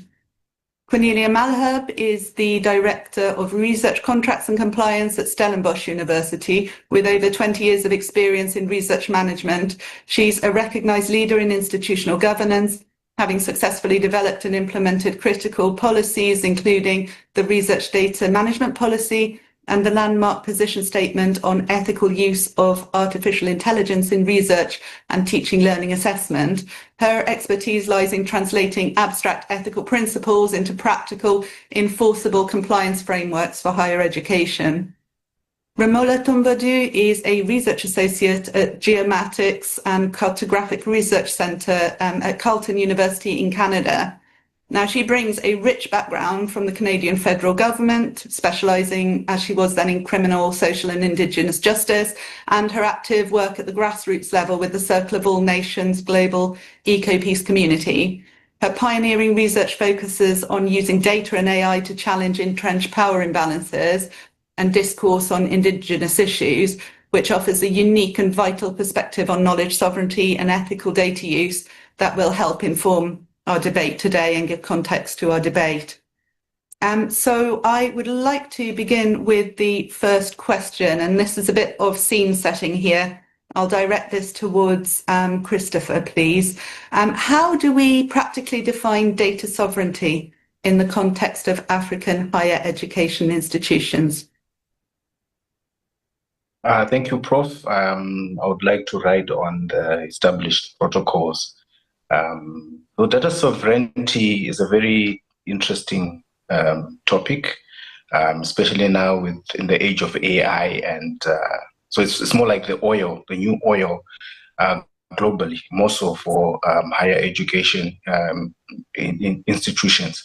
Data sovereignty is not just a legal concept; it's an operational principle of control, context, and benefit. It means the institution, and by extension, maybe the nation, retains ultimate authority to determine how data is collected, how it's stored, how it's processed, and ultimately for whose benefit. So beyond jurisdiction, it's more than storing data on a local data center. It's about who controls the access, who has the encryption keys, who has access to the data logs, the computational processes. So data sovereignty is not merely a legal slogan; it's practice. It determines who benefits, who safeguards it. So in our context, the principle translates to operations, legal, cultural, and economic dimensions. So in legal, I mean, it's the legal jurisdictional control is the foundation. It means our institutional data, which may include student data, research data, administrative data, is governed exclusively by the laws of the nations that the institution is located. And secondary, by maybe regional frameworks, like the Malabo Convention. And it's said that it's still not yet fully ratified by most of the nations in the region, but that the dream would be ultimately if it can be enforced, perhaps that would help a lot in that area. Then operationally or technical control, this is the practical how. It's the ability of institutions to be able to manage, to access, to secure, to edit, to audit, to delete data, regardless of where it is physically stored. If we use a cloud provider, it means we must have technical mechanisms or encryption mechanisms to make sure it's technically impossible for the provider or any third party without our authorization or our national courts authorization. And then in terms of ethical and community control, this is unique particularly to the higher education sector. As institutions, there's a lot of ethics that we administer. We are not just like a bank that controls financial records, but we are stewards of knowledge. And this includes sensitive data, community health, local biodiversity, indigenous knowledge systems. So sovereignty there means our data governance is aligned with local cultural norms, community values, institutional ethical mandates, as well as maybe other foreign external privacy laws like the GDPR. So it means as a community where you are located, they have a right to say their data being used, or even if a foreign law would permit it. So in also the fourth one, the strategic and economic control, this is the so what. So for decades, African data has been extracted as a raw resource to create value and products elsewhere, to train AI systems, to become the engine of search engines, the back end of many search engines. And so data sovereignty would mean researchers, nations, and primary beneficiaries of the value generated from our data. It is a strategic asset. It becomes a strategic asset to be used to build local AI capacity, solve local problems, public health, agriculture, climate change, local and economic opportunity, and not just to be exported. So apart from these four areas, I would sum it up and say a practical definition from the passive state of data residence, where it sits, but it's more like the active, the empowerment of the state of data control, who holds the keys, who makes the rules, who has the benefits. So data sovereignty as a concept, it's data that is governed by the rules and regulations that are local, that are under the laws of the specific nation where the institution or university resides in, and where the data is generated, collected, stored, and also being able to determine who has access and what they access. So if we really look and analyze the data that we handle as institutions, we are looking at raw research data, we're looking at lab results, we are looking at payroll systems, we are looking at Wi-Fi data logs, we're looking at HRS systems, student records, and etc. And I think many people here work with university institutions, and they know the implications of some of this data and the impact of some of this data leaking or someone else having a certain control over that data. So the data ranges to even to metadata. Metadata is especially important because most of the time it's not encrypted. That's your data about data. So in a nutshell, it underpins the ability to control access, to control who benefits, to control how it's collected, to control where it resides, and with the hope that even the local laws are the ones that preside over the data ultimately, as the secondary law. I think for now I have shared quite a bit. Thank you, Prof. Thank you very much, Professor Masdoza. You've given us a really, really good background there into into data sovereignty and the pitfalls, challenges, and how it affects the general landscape.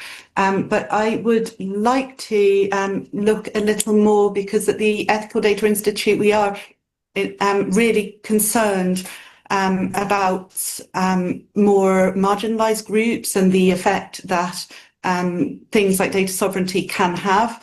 And we're lucky to have Romola Kumbadu here with us today. So Romola, data is about power. And based on your work on Indigenous issues, how have you used data and AI to challenge inherent power imbalances and discourse when interacting with different institutions? Can indigenizing knowledge support the integration of ethical oversight in policy and practice? And can these ideas inform considerations on data sovereignty and AI in African higher education institutions, and how? Thank you. Thank you very much, Dr. Bailey. Thank you, Kate, for inviting me to participate in this really interesting session, and also in this very interesting gathering of African university professionals. I found some of the morning sessions most interesting to follow, and I'm glad to be looping in some small way to this discussion. I had thought about the questions you were raising for this panel, and I prepared some notes on my story, and I'd like to share that if that's okay with you, and then I'll basically move from that. So I'm looking then to share my screen. And is that okay? Is that...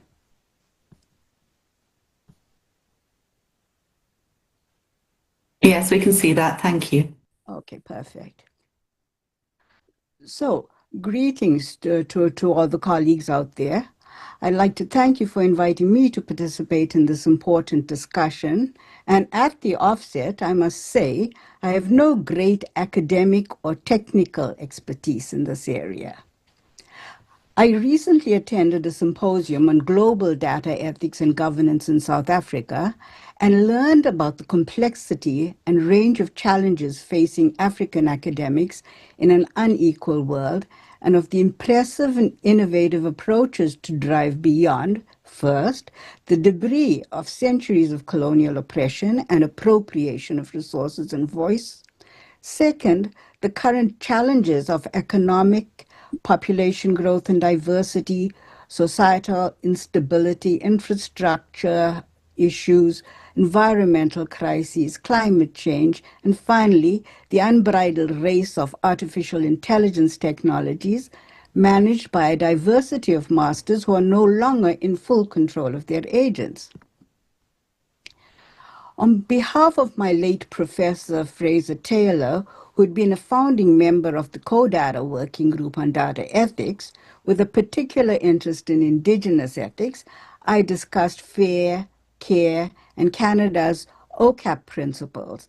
And I won't go through them in detail here because I'm sure most of the colleagues are familiar with those manifestations.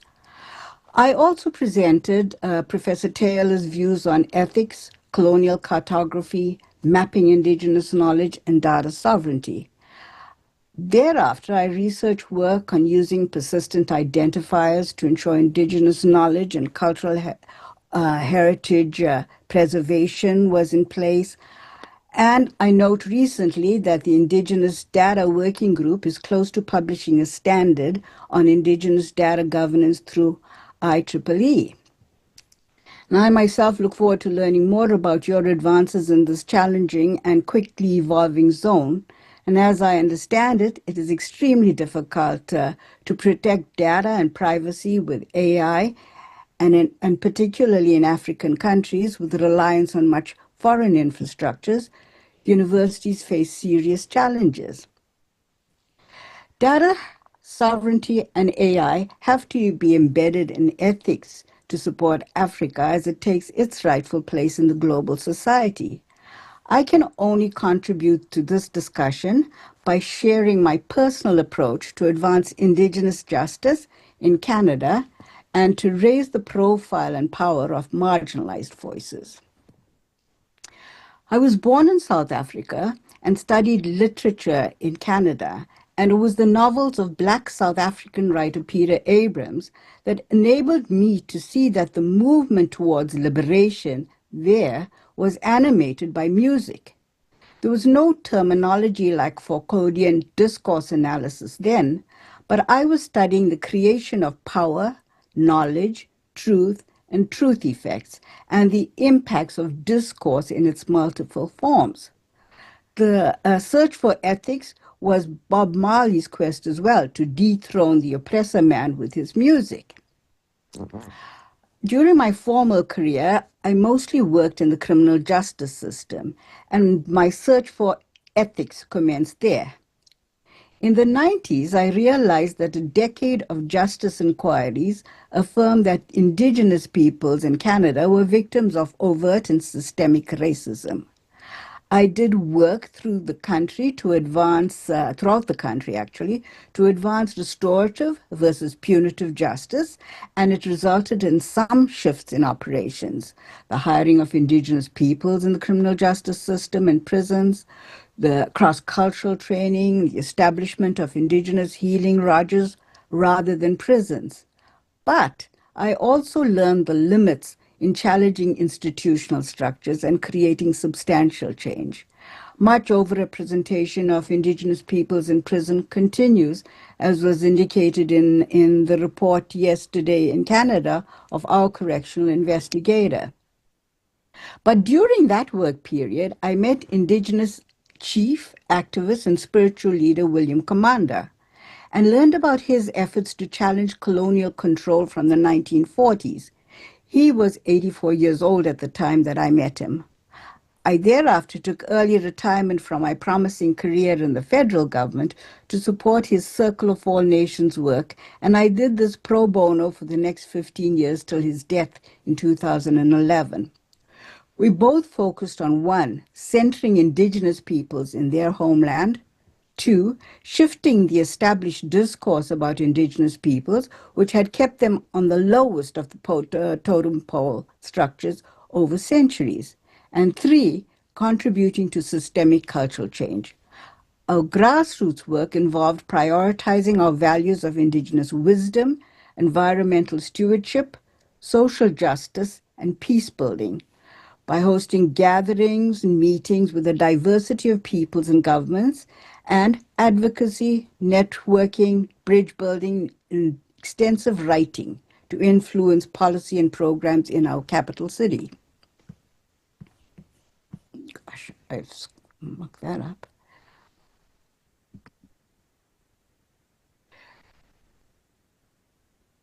We wrote letters, activity reports, issue papers and blogs, and we developed our database of communications. We used our thousands of photographs as data evidence of our work.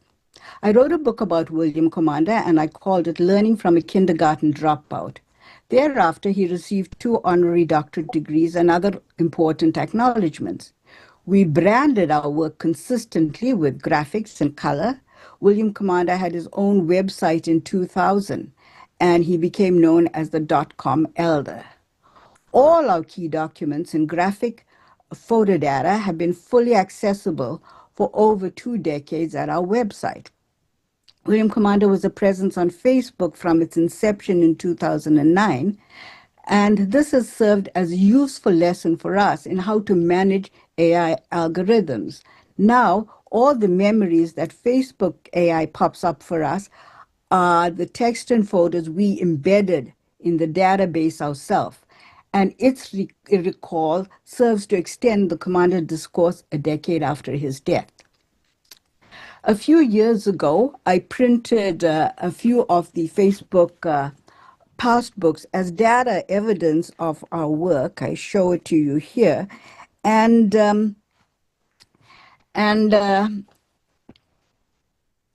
it captures our discussions of critical issues of the past decade. And we did that kind of sharing in order to shift consciousness and draw attention to the issues we thought were important. I did my doctoral and postdoctoral studies on William Commanda, and I included his name in all our papers. Thus, he was not disappeared under terminology like traditional knowledge. It recently occurred to me that since he is now a part of the academic world, researchers would see him from that lens only, but would have no real knowledge about the extensive grassroots work that underlies his discourse. Hence, I compiled our decades of writing into 3 additional books in our Learning from a Kindergarten Dropout series for full public access. So this, in essence, is how I've attempted to both protect his data and make it more visible. I've barely begun to explore AI, but recently I asked ChatGPT to do a summary of a complex paper I had written, and I was very impressed with the quick 1-page synopsis. After I studied it further, I shifted the nuances and fed this back to AI, and it responded with greater attention to my requirements. Next, I asked for an overview of my kindergarten dropout book, and again, it performed well. When I alerted it to my website, its response was even more focused. Thus, I began to realize that as I feed the database, so AI responds to my specific needs. In essence, then, we have fed into the database and carefully managed its parameters. The technology is capable of analyzing my discourse, our discourse, even more speedily than I can. I understand that various platforms brings different depths and nuances to managing data. The e-versions of our books enable AI to understand our story better. In 2012, I returned to the Academy after 4 decades to document William Commanda's approach to knowledge generation and culture shift.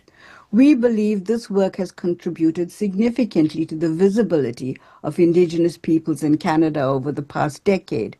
Just this past year, this came to light in the Academy in place name acknowledgement and in the analysis of the evolving land acknowledgement practices. William Commanda had engaged with many international Indigenous issues, and to this day, I am called upon to support them. We are now embarked on research to track this discursive reach in the data emergent from our base and intermeshed with others. This is aligned then with our grounding philosophy of Jinawe Daganuk, that everything is interconnected. And this is not unlike Ubuntu, the South African belief that I am because you are. I understand that our knowledge has become part of AI's memory bank, and there are definitely the dangers of appropriation and misinterpretation. But this also happens without AI engagement. In some respects, this suits us because we have wanted to engage others in our way of thinking. We have done our research, the creation of a digital global village for IEEE based on the digital work of students, and one on synthesis in the age of social media. I, of course, also appreciate the dangers and challenges that come with AI in the context of scale, and also with respect to the natural resources of Africa. Focused as we have been on environmental exploitation in Elder Commanda's work, we can see that this can be a zone of much worry for Africa, as it is in many other parts of Indigenous Canada. Here, we have taken William Commanda's voice to book on indigenizing education for climate action, working to shift discourse and power. I consider these are radical, very tiny, microscopic efforts to advance ethical principles and data management and governance to shift power, knowledge, and truth by creating systemic cultural change. But I want to add one more thing before I close. It is clear population growth is skyrocketing across Africa, and there are many challenges to prepare youth for an uncertain future. Since COVID, I've been involved in a children's cognitive mapping initiative in South Africa with the National Association of Child and Youth Care Workers. The children have been identifying with great clarity the realities that they need protection from and the futures they aspire towards. They're supported in their work by the prior knowledge of their child and youth care workers. The Durban University of Technology is involved in our project together with Carleton University. So here's an area to draw on and strengthen, that is the indigenous knowledge and cultural heritage. I think it is of great importance to go back to the indigenous voices to capture, understand, and preserve the thinking and knowledge, particularly of the older ones. William Kamanda and I both met writer Credo Mutwa, the Zulu shaman, in 2001, and there were more Americans interested in his knowledge and thinking then and even earlier. I do believe we must reclaim, celebrate, and lead with energy of the motherland. I commend the advances I've already heard to manage data sovereignty and to develop African AI infrastructures, and I wish all in the best in the journey forward. So thank you very much for your patience with this somewhat unusual presentation in the scheme of the overall concerns that I truly also understand. Thank you, Kate. No, thank you. Thank you, Romola, for sharing your story and kind of how you or your journey really to understanding data sovereignty from, there we go, audience appreciation. Everybody's clapping. So thank you for sharing your story and your perspective. It's really fascinating how your work highlights the sort of paucity of involvement really from I guess marginalized groups and indigenous people within the digital space, and all of the thought that you've put into how to package that, how to make that relevant, how to make it visible as well.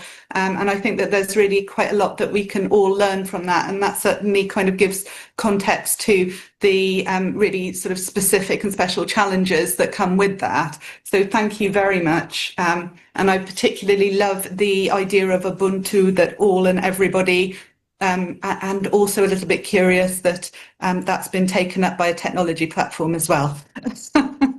But thank you very much. Thank you very much. So I'd like to go back to Christopher now and bring it back to sort of AI, cloud-based services. So when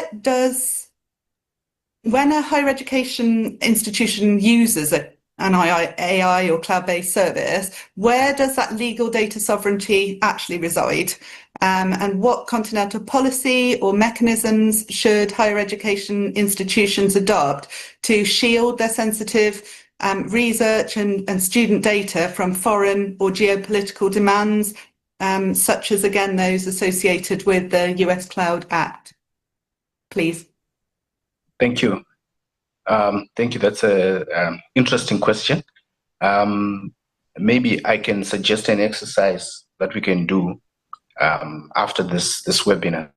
If you type in your browser history.google.com and then you log in with your Gmail account, you'll see all your history, the things that you've searched for, and the websites you've accessed, the YouTubes you've watched, and anything that is Google related that you have done and how you've used the phone, your phone. And even if you do maps.google.com, you'll be able to see history of where you have been. I'm giving this background just to show us how I'll be able to put in the address after I just make my submissions. Let me just say what you will see. What you will see is from the time you started to use Google with your Gmail logged in. I'm sure all of us will have a Gmail. If you use an Android phone, you've got a Gmail account. And that shows you the power of cloud. To Google's defense, you do have some form of sovereignty. You can delete, thank you, Catherine, for sending that link. You can delete specific entries, but you don't know how much backup that the provider has. A lot of this is with it's not within our power, because where the headquarters of Google are, there are other laws that are there that control the cloud service providers. Like you rightfully mentioned, the US Cloud Act is an example. It gives authorities power to demand data from US-based companies like Google, like Microsoft, Amazon, which are very popular, which are being used by many universities to provide email service, to provide, a lot of applications. A lot of our platforms run on that. And so the US cloud service, even if the data center is in Joburg, a university in South Africa might be fooled to think that a Microsoft server in South Africa is controlled by the laws of South Africa only. But before complying with the laws in South Africa, the POPIA Act, the Cloud Act, it gives authorities power to demand, the US authorities the power to demand data, regardless of where it is practically located in the world. As long as it's owned by the institutions in America, they have to comply with those laws. There are other laws like FISA, Foreign Intelligence and Surveillance Act, that also, are applicable to any data that is stored pertaining to people who are non-resident of America, who are not citizens of the US. And so it brings a lot of questions, especially if you look at history.google.com, you see the kind of magnitude of the data that we submit as individuals. Now, when we look, I did try to put a list that's not exhaustive of the kind of data that universities, that higher education institutes deal with on a daily basis. It's a lot, and also the metadata and all that. It's a lot. So legal sovereignty becomes fractured, especially if you're using a provider that is not based in the territory that where you are in. There are a few things that we can do.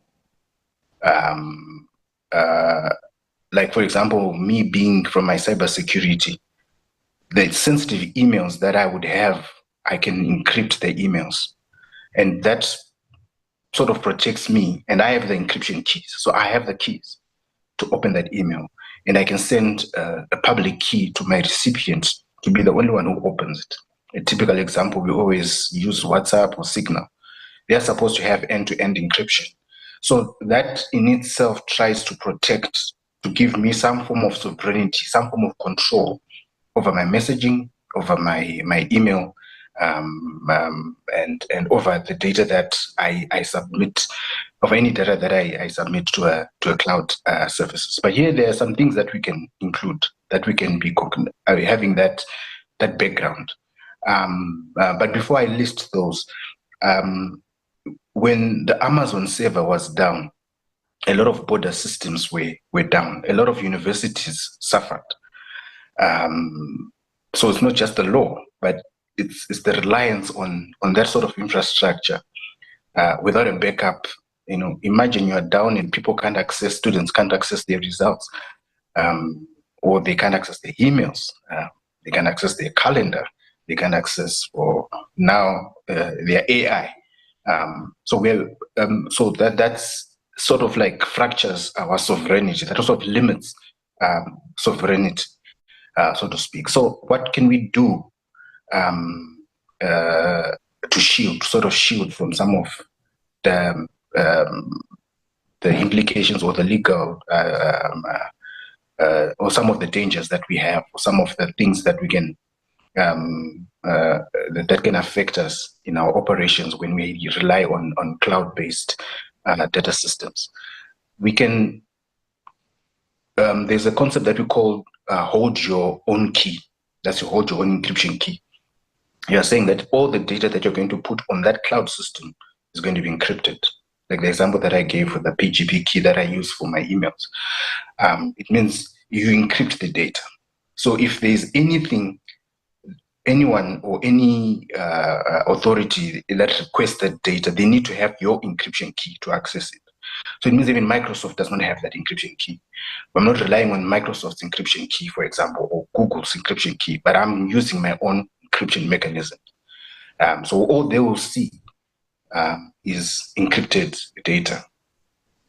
And then we can, in the contract, the other option, the other tool or the other trick that we will have that we have in our box is having a strong jurisdictional clause to say the laws that will apply. I don't know how much this would work. The laws that will apply, that will protect our data, are laws of our land.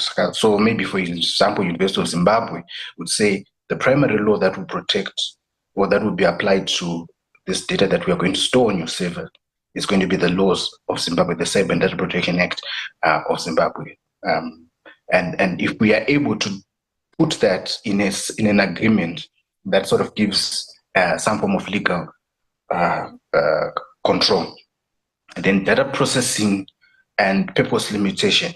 In the terms of our agreement, we must clearly define what data can be processed, why, and for how long, and explicitly prohibit the use of or any secondary use, data mining, training, or what other use, whichever use the cloud provider might want to incorporate.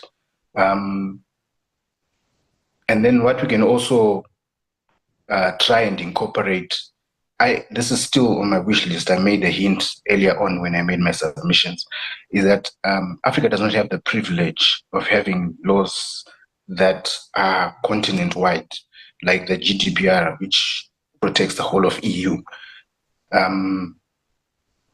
As Zimbabwe or Zambia or Lesotho, or maybe small countries, to be able to convince or to govern, to bargain, even to put such laws or such clauses in their contracts. Perhaps we should now start to advocate for maybe the Malabo Convention and make it enforceable, give it some teeth, and so that when we talk about digital sovereignty, we talk about it from a continental level. We talk about the numbers of the whole continent, the muscle of the whole continent, to say this is what should protect our educational institutions and our populations. And perhaps some of those things, I think, can help us in our contracts or in our negotiation with the cloud-based services. I think for now, that's how I would sum up how we can try to protect ourselves when we have the cloud-based service. Maybe one more that I would add on is try to advocate for standardization in terms of how Microsoft or any of the providers work. It's a lot of work to move from one cloud provider to another. It's a lot of work trying to understand the systems because they're different, they're complex, and they're too technical. And sometimes our skills force do not have the capacity to do that, and therefore we are so dependent and we rely on the cloud service infrastructure. And the other downside to it is that in order to use cloud, you need to be connected. Africa's internet penetration rate, it also affects the universities. They're working from home, or you've got students who are participating in a remote kind of learning environment. Internet infrastructure is not the best. And even on campus, many campuses, they do have such problems. So when you rely on cloud, you are also you have to have good internet infrastructure to access your data, and it affects your sovereignty, your data sovereignty in the end, because you can't access it when internet is down. Yeah, so I guess I've thrown a lot to talk about, to chew on. But this is the thing, there are so many considerations, so many complexities, but I'd like to bring it back now to a university level and a more practical level of how do you tie together all of these issues and complexities and kind of make a policy that can help to protect students, protect the university, and also achieve the university's goals as well, which is really part of the job that Cornelia Malherbe, who is with us today, does. Cornelia, I would like to ask you, what are the core ethical principles that African higher education institutions should prioritise regarding the use of AI tools in higher education? And more importantly, what are the practical steps universities need to take, like training or compliance checks, to make sure researchers and students are actually following these principles? Thank you for the opportunity to speak here, and I feel very blessed to be part of this panel and learning a lot already. There's many core principles that one can address, so it was quite difficult to pick a few. But I think the first one is that of transparency. I think, and breaking the impression that you do something wrong if you use AI. What I mean by that is that we have an approach that you have to declare your use of AI, and I will talk a little bit on that. And while we were busy developing AI declarations for thesis, we tested it a little bit with our students, and we created a checklist with the intention of guiding them so that they can see what forms of use should they declare. Did it help you with idea generation or with content building, or did you use it just for checking your grammar? And they were totally intimidated by that and immediately felt that they did something wrong.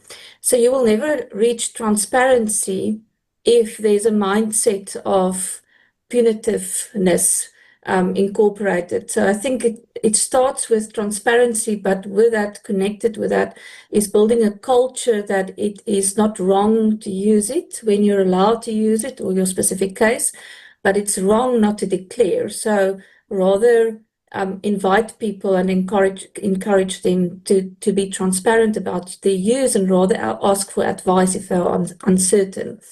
So transparency is important to ensure that trust in the research endeavor is not eroded, especially if you use it in your academic study as a student. That erosion is quite critical when it comes to your academic input.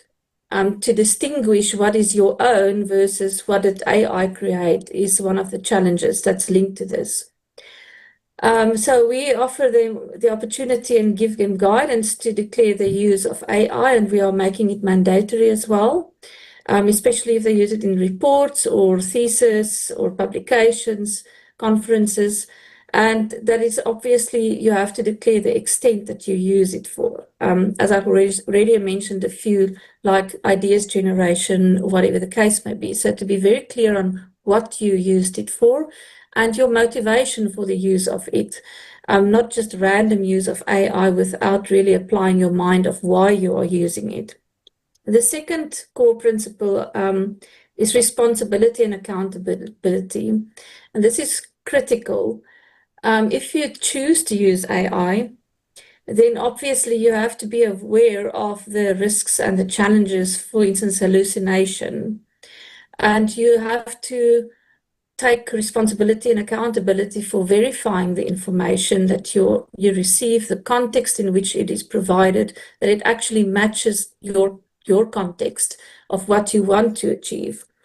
And obviously be aware of the biases and all of that built in there, and to understand that AI cannot be accredited as an author and therefore cannot take responsibility for the information provided, and that is your responsibility if you would like to use that. The third one is that what Dr. Remola has mentioned quite eloquently, so I won't go into detail, but it is to think of fairness, inclusion, and diversity, especially in the African context, as this is an African celebration.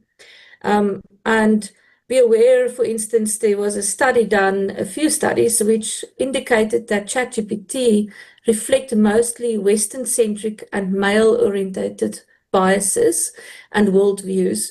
And it's also more gender discriminatory, things like that. And I think Dr. Remola did an excellent job to create more awareness around this core principle. How to address that in your study and to overcome those biases I think that is a challenge. If we can have some examples, because we all say to our students, make sure that you mitigate for that, but how to do that? That is a challenge. And if you will allow me just a brief fourth one, the academic and scientific integrity, which goes with the trustworthiness of your research. I think we all understand that AI can make it more productive, can help a student, for instance, but the erosion of the scholarly deep thinking and deep learning is also a big concern. And losing your voice and authority to grapple with a difficult topic, to go through the hard work, to understand the fundamentals, and to actually speak with confidence. So if a student, a master's student or a doctoral student only use AI to generate ideas and to put content together, they will not have the confidence and the authority really to talk about that topic. So the loss of your scientific voice is another concern, and that is where academic and scientific integrity is quite important. So the second part of your question was around practical steps for us. I've listed a few here. Training and AI literacy is obviously quite important, and raising awareness around the risks of using it and how you can mitigate, for instance, taking cognizance of the biases or the hallucinations that we have seen a few cases of. And then the resources and support. What's quite important, what I found in our own institution is I've met people in this institution support service that I've never worked with before. And that was the case with the research data management regulations and with other policies. So breaking those institutional silos is really critical to get people around it to grapple with it from all different perspectives, because this is overarching. Although there are nuances for your research, there's nuances for teaching and learning, there's nuances in your administrative environment. But to create those resources is quite important. What we grapple with is we, for instance, wanted to provide a list of approved AI tools or systems that they can use that's permissible, that you don't have to come and ask. So that is your institutional permitted one. So we have that available. And what we see from, we have an advisory committee, research data management advisory committee, which we've also now got the new job to look at the AI questions as well. And what we found is that a lot of people want to use other systems or other AI tools, and you have to have the capability to vet those then. So it's one thing to say you have to come and ask for permission if you want to use something else, and it's a different thing to actually have the expertise to really evaluate and vet those tools. So it is quite a challenge within a university if you have limited capacity and expertise. That is something that one needs to think of. On the policy and governance side, yes, there are quite a few legislative frameworks and there's policy documents in South Africa. We also have a few like the ASAF guidelines on the use of AI in research communication.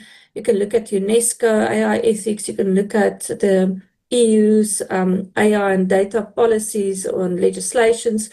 So to do a benchmark and to see how your own policy or regulations will fit in with that.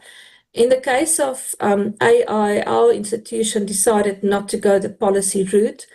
The whole reason behind that is to get a policy in place and approved by council can take you up to 9 months. It's very slow. And by then, everything has changed.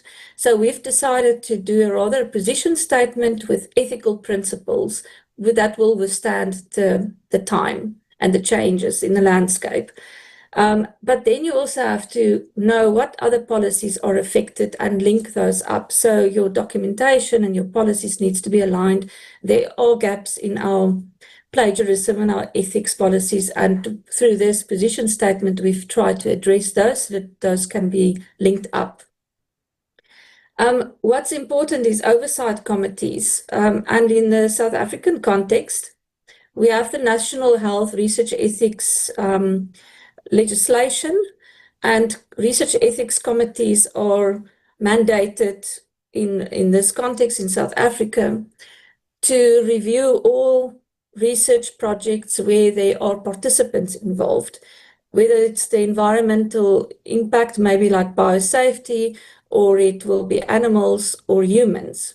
However, if there's no participants, then ethical clearance is not required, meaning that if you use AI for your study, it's not mandated by South African law at the moment that a specific ethics committee needs to review that.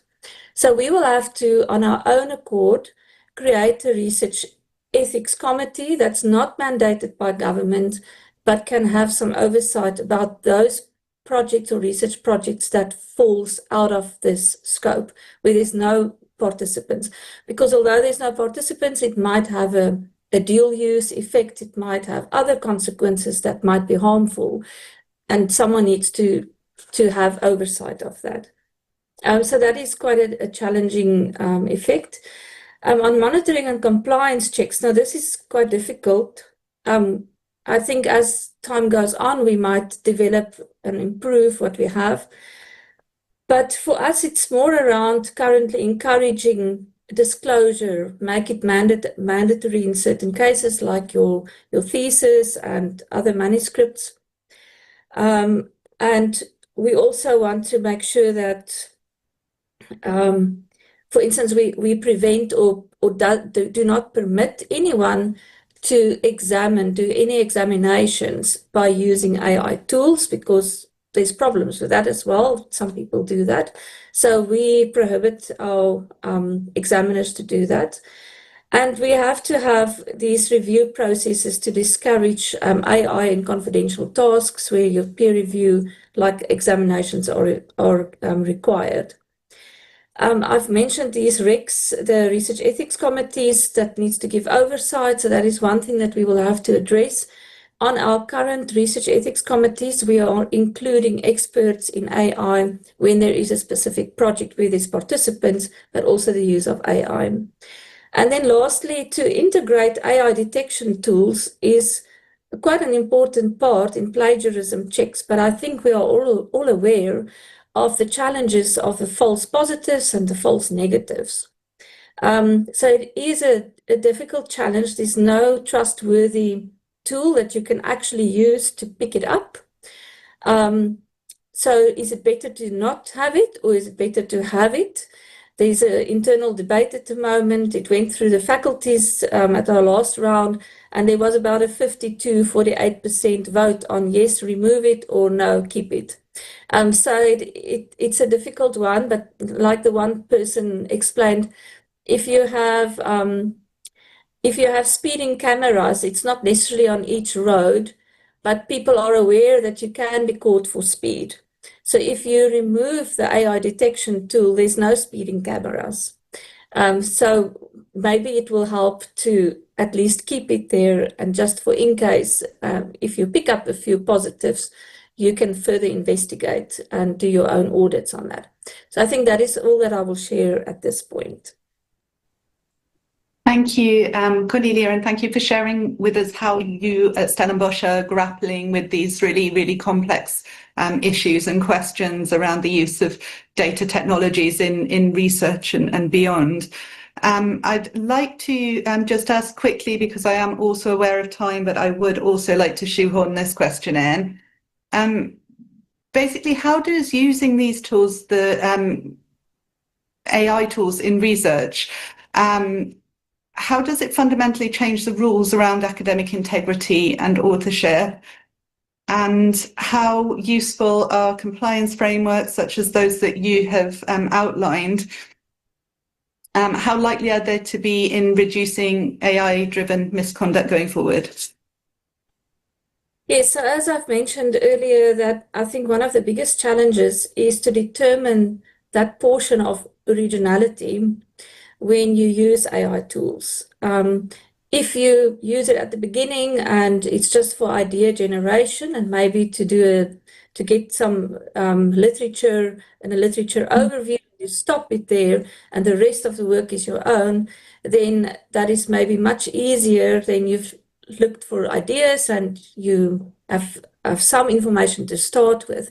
But if you continuously use AI throughout the research process, the portion that you can clearly provide evidence for to be your own original work is becoming really challenging to determine and to provide evidence. And maybe that will, at the end, where people can, and we are making it mandatory now, that where we are concerned that AI use was perhaps more than what we wanted to allow, that people will have to be open to oral assessments. But you cannot assess 1,000 students in Chemistry 1 orally. So there will be challenges around that. But where you, so our staff, our academics have the right and reserve the right to do oral examinations additional to whatever the normal criteria is. And that is actually just to help and overcome some of those processes. There's legal considerations. So one thing that I'm very concerned in my job is looking out for university and compliance risks, is the potential infringement on IP, on privacy laws, copyright and plagiarism, which is linked to copyright. So how to inform our staff and students on thinking about these difficult, complex situations. And I've been thrown a few questions that I really had to struggle to understand myself. So it is good if people ask questions, that at least is a sign. And then again, the verification of sources and validation of the context.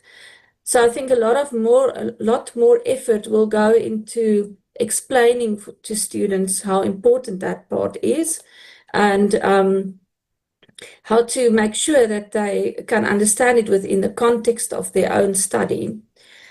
And as I've mentioned earlier, that deep learning and learning to speak with authority through that form of deep learning, we might see a slow regression of that if we don't take certain actions.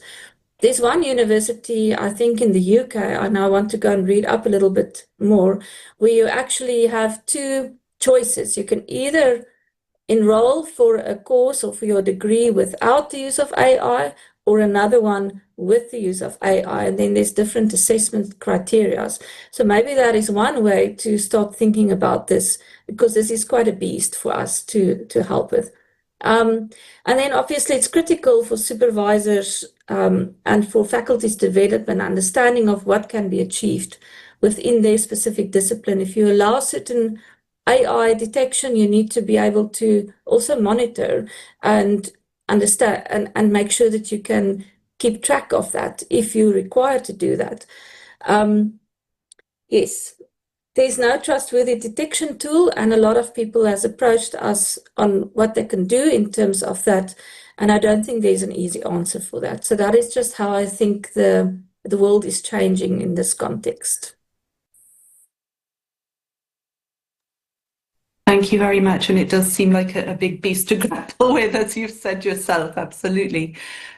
So I'd like to zoom out again to the bigger picture, if we may, and ask Christopher now about the push for digital autonomy, which often involves seeking alternatives to Western big tech. So how can policy frameworks be designed to ensure that adopting new technologies or infrastructures from non-Western global powers doesn't just create a new form of data dependency or algorithmic colonialism? And what are the key policy indicators of genuine sovereignty?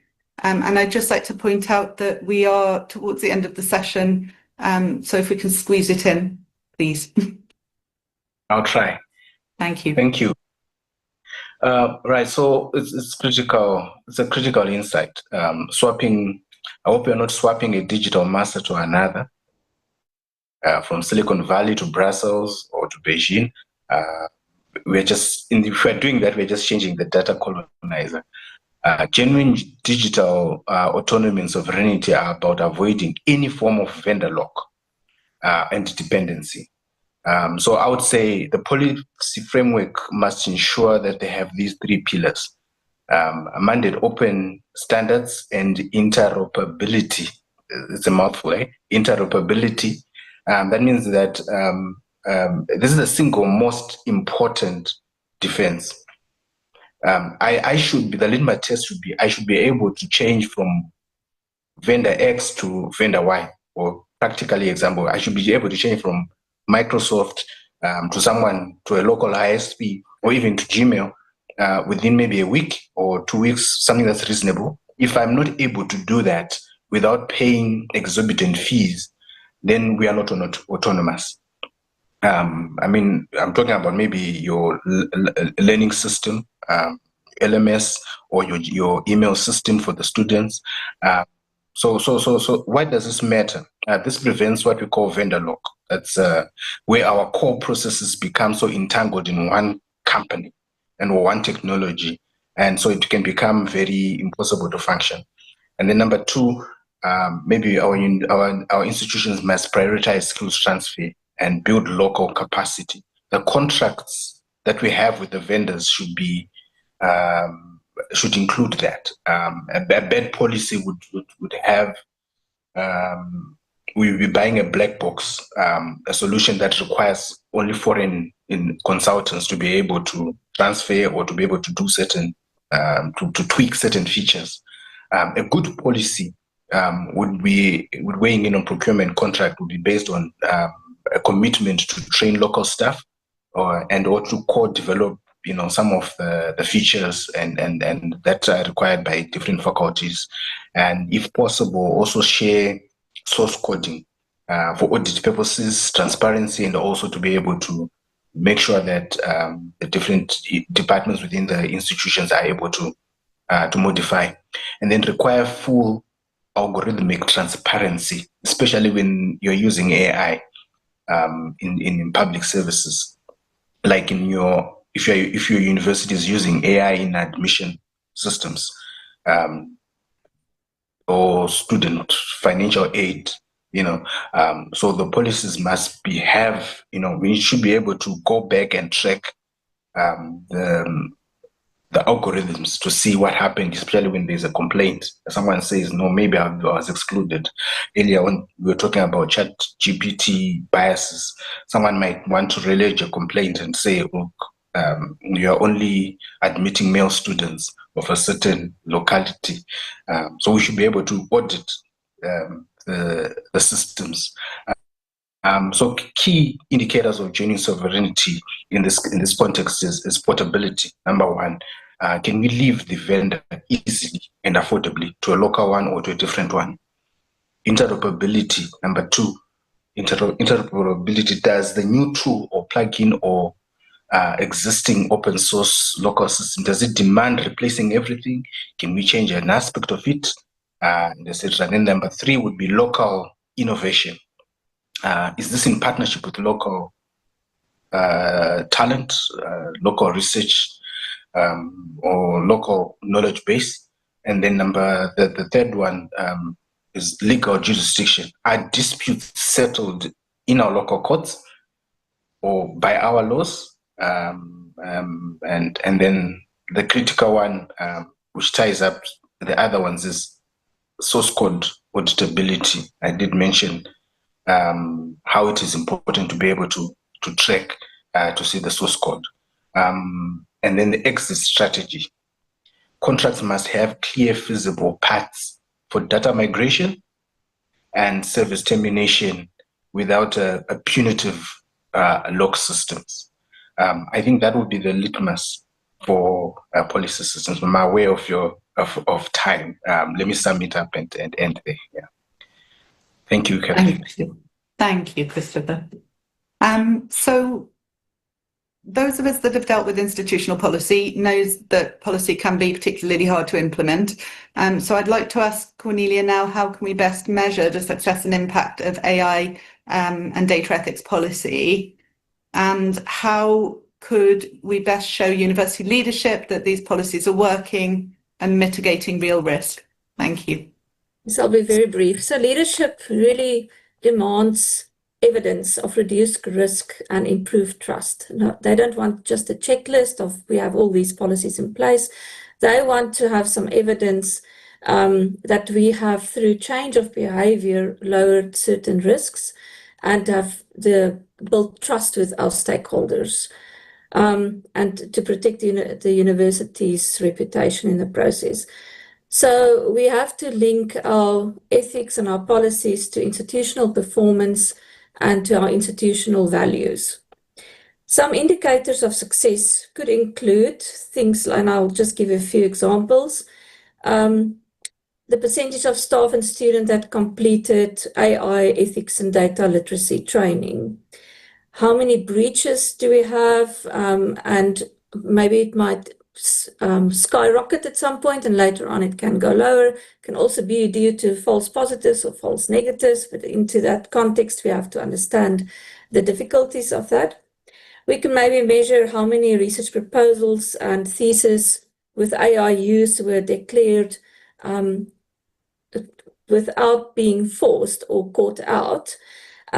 Research data management plans, those are quite an important area where we can also incorporate AI, or the use of AI, and have some measurements of how many of our research data management plans were approved and in line with the whole university's research projects. So our ethics committees, for instance, require a research data management plan, so that can be quite a low-hanging fruit to measure. We can also measure the inquiries that we receive around, are these tools acceptable for the university to use? And we can maybe also, from a data perspective, view the growing data sets archived in Sun Scholar data with proper metadata that we have currently. And demonstrating value to leadership. We can create dashboards. This is not only around compliance, so if you can show how we've performed, it would be even more valuable. And use of case studies. If there was a breach or something that was a reputational risk, and how you mitigated that, so that we can also learn from that and take proactive steps not to go into a situation like that again. Benchmarking against peer institutions and other regional and international frameworks. And then important to translate these ethical outcomes into risk mitigation and brand trust language. So we need to not only talk about compliance, but also it needs to become part of our strategy language. That we want to use AI, we just want to use it in a responsible and accountable manner and a transparent manner. That's all. Thank you. Thank you very much. So our final question today, which I'm going to put to Christopher. So looking beyond technical compliance with GDPR or local privacy laws, how can higher education institutions maintain public trust in research that increasingly uses sensitive personal and community data? And what is the role of higher education institutions in providing a social license for AI adoption? Thank you. Thank you for that question. So this is about a social license to operate, not about legal compliance, as it were. I know many of the respective countries in Africa have data protection acts now, and many are. Some are in the formulation stages or some process of getting that. But legal compliance is not the ceiling, it's the foundation. So trust is not the legal document. It's an emotional, it's a social, it's a cultural compact that is built through action and not words. So I think, number one, I would say let's move from ethics review to community co-creation. What do I mean? I mean the old model of extractive, of researchers saying that maybe we decide on a question and go to an internal ethics board for approval, then go to the community to collect data. I would say maybe the new model would be participatory co-creation, starting from the questions themselves, that you must engage the communities before the research question is formulated. You'd be asking, what are your most pressing issues or problems? how can we partner with you using these, for example, AI tools to find a solution together. This means establishing maybe a community advisory board for research projects. And these boards are not subjects, but active partners in research, helping to guide it, interpret results, and even ensure that it's not merely extractive. Then number two, to articulate clear, verifiable, and shared benefits. Trust is eroded when communities see research is done, data is collected, there's a brilliant paper that's written, there's tenure, and then people disappear when the community problems remain. And then they come back again with another research. So we must answer the question, how will maybe, for example, AI-driven health research directly and tangibly benefit this community? The benefit must be part of the project design. For example, doing AI research on tuberculosis diagnostics, the shared benefit is there, and there should be a commitment to train local, maybe for example, local clinic staff to use the tool to provide, free or any form of intervention that is related to the study. Then number three is radical transparency. I'm saying radical transparency. We must be transparent in non-technical language and create public-facing data dashboards that show or aggregate what data is being used and for what purpose it is being used, and what are the safeguards that are there. We must establish clear, visible, and culturally appropriate mechanisms for recourse. This could be a community hotline or some form of mechanism that we can put in that case. So the role of educational institutions as a social license broker is there. There's respect already within most communities in Africa. I think they still have that trust. So stewarding that public trust and leveraging on that can help, change from the norm and move forward to something that is more of a partnership than looking at community as a subject. I know I'm aware of time. Let me end there, Catherine. Thank you, and that was a brilliant note to end on. I'd like to say a massive thank you to our audience for being here today, and thank you for all of your very rich contributions there in the chat, and sharing and taking part in this debate. There's a few takeaways actually that I'm taking away anyway, but I'd like to share them with you quickly before we go.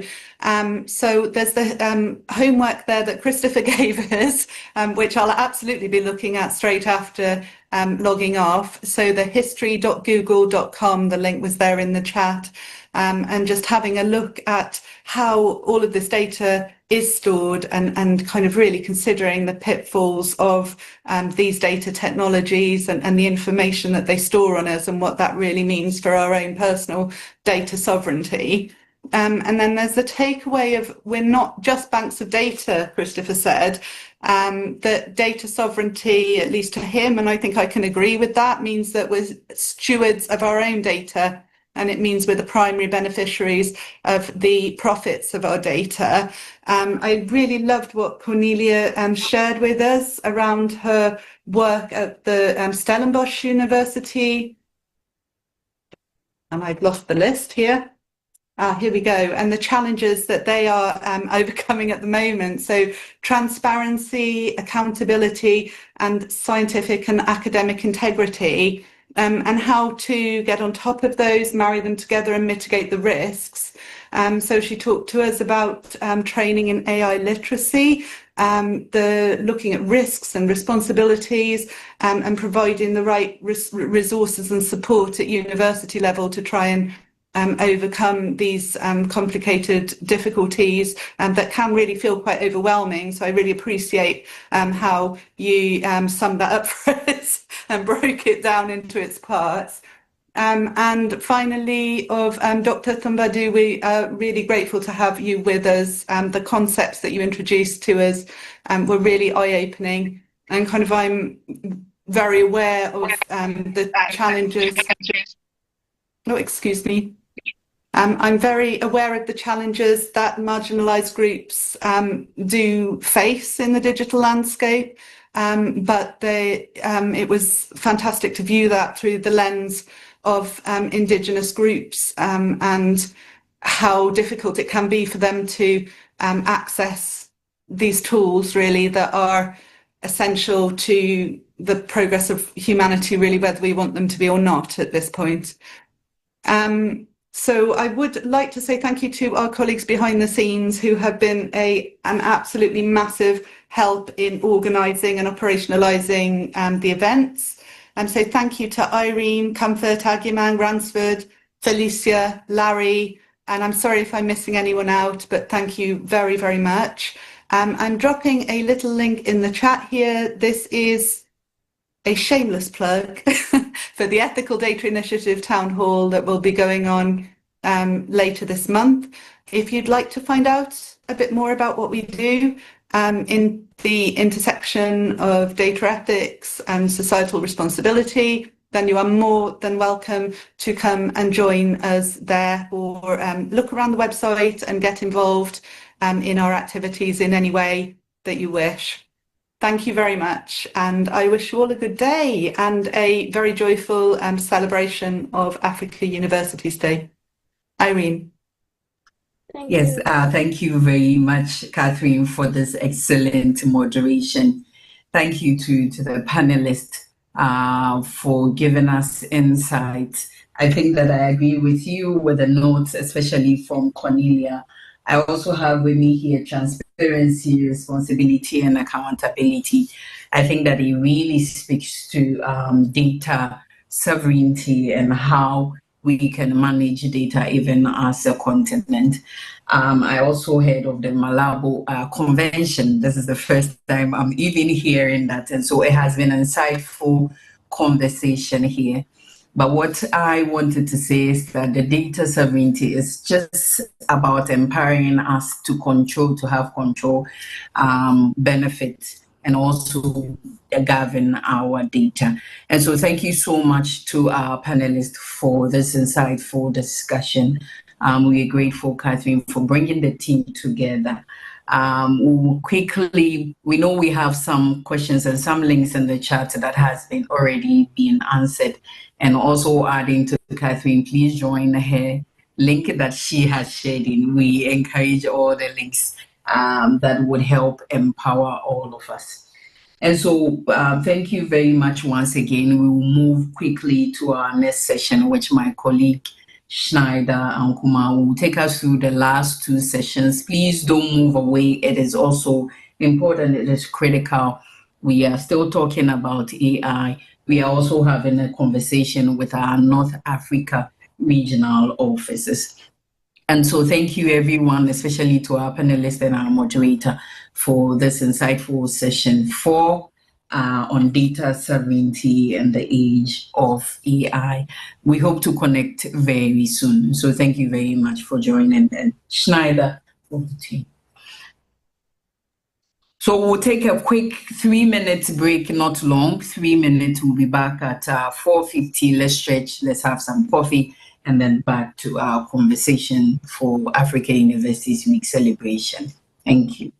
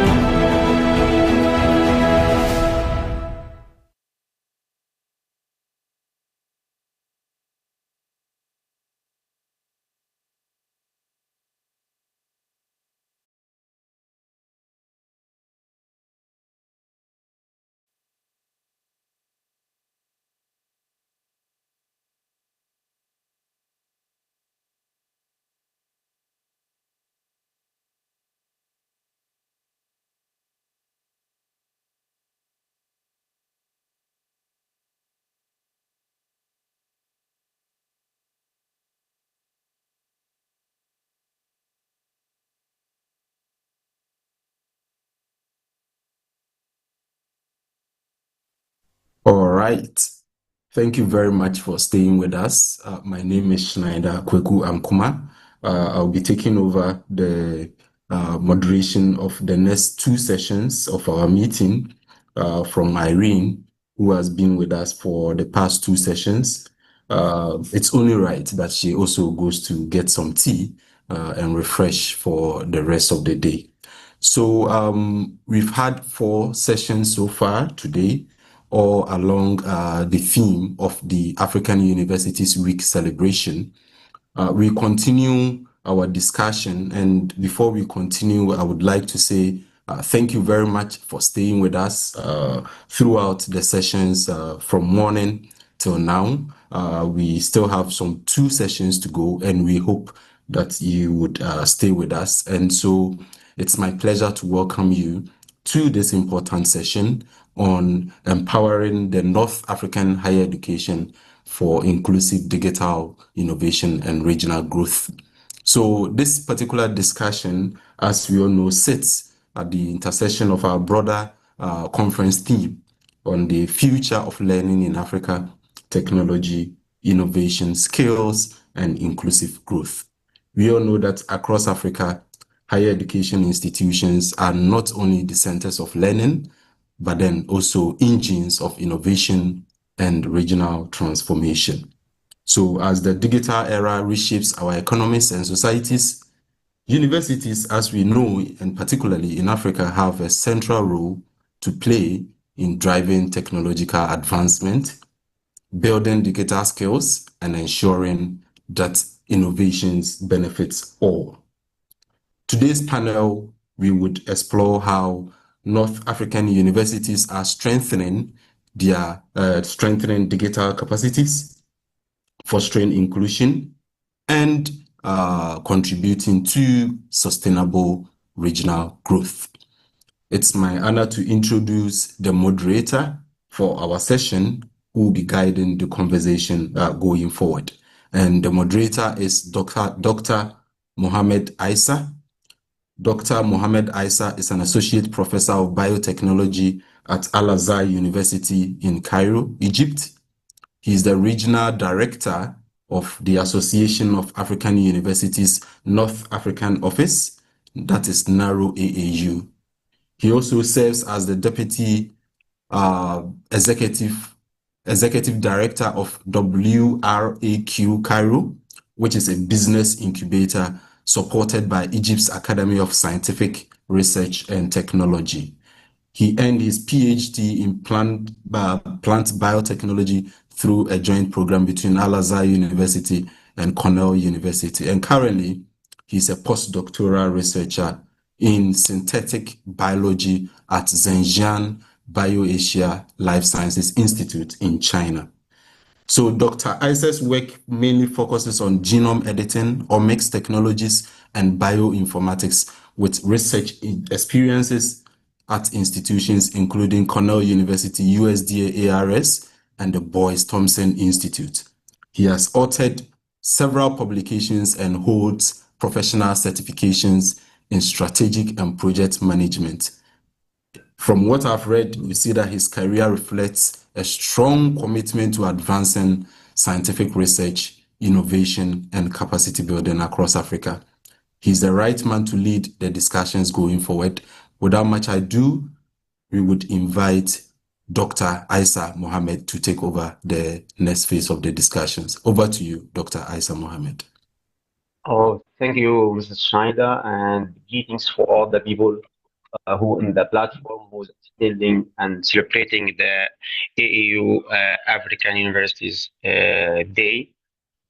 We kick off on November 10th, and today is the 4th day for the celebration with different institutions, with different panel, keynote speakers, delegates, and professors from all the continent.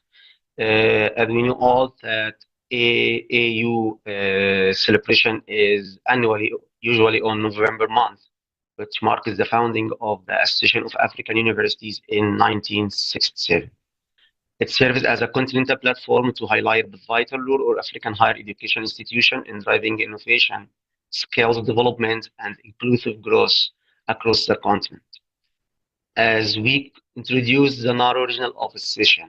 It's important to recognize that NARO's pivotal role is linking between North African institutions with the border of the AAU network to foster collaboration, quality enhancement, and shared knowledge. This session is an opportunity to showcase the regional contributes and strengthen partnership aligned with the continent-wide vision promoted by the AAUD.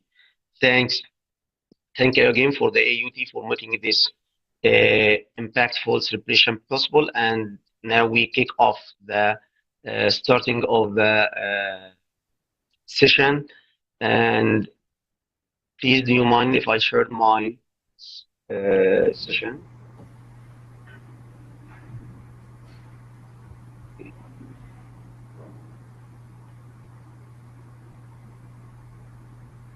Okay, so today we will have three great universities celebrating their model and presenting their model and their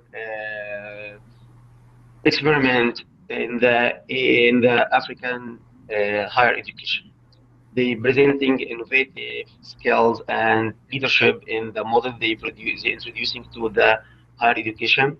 We will start with the Egyptian Electronic Learning University, which is EELU, and today we will have the honor to listen to the speaker, which is Professor Hisham Abdeslam. Number two will be the another opportunity from Algeria, which is coming with Oran to University, and we will have our keynote speaker, is Professor Muhammad Milani from the University of Oran, Algeria. And number three will be Professor Mahmoud Sabahi from Badr University in Cairo, and will showcase about the innovation and the leadership skill they having in the university.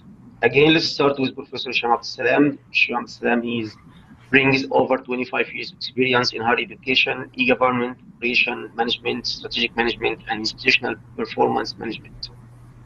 Professor Abdeslam appointed as the president of the Egyptian e-learning university in 2020, and he led the university's efforts to become a leading model for e-learning in Egypt and the wider region. Through an ambitious digital transformation agenda, he oversaw a comprehensive reconstruction of the university's technological infrastructure in line with the latest global development.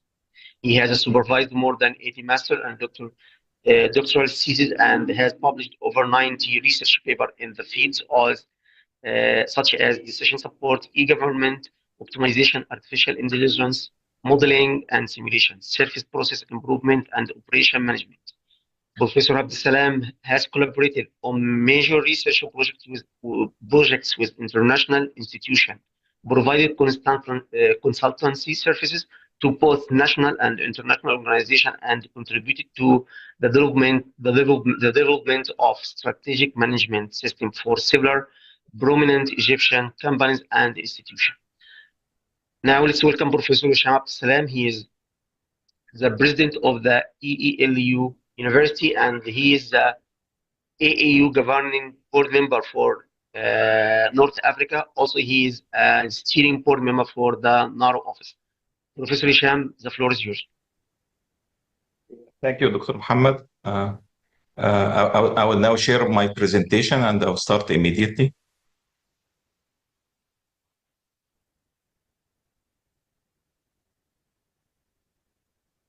Is it okay? Is it appear?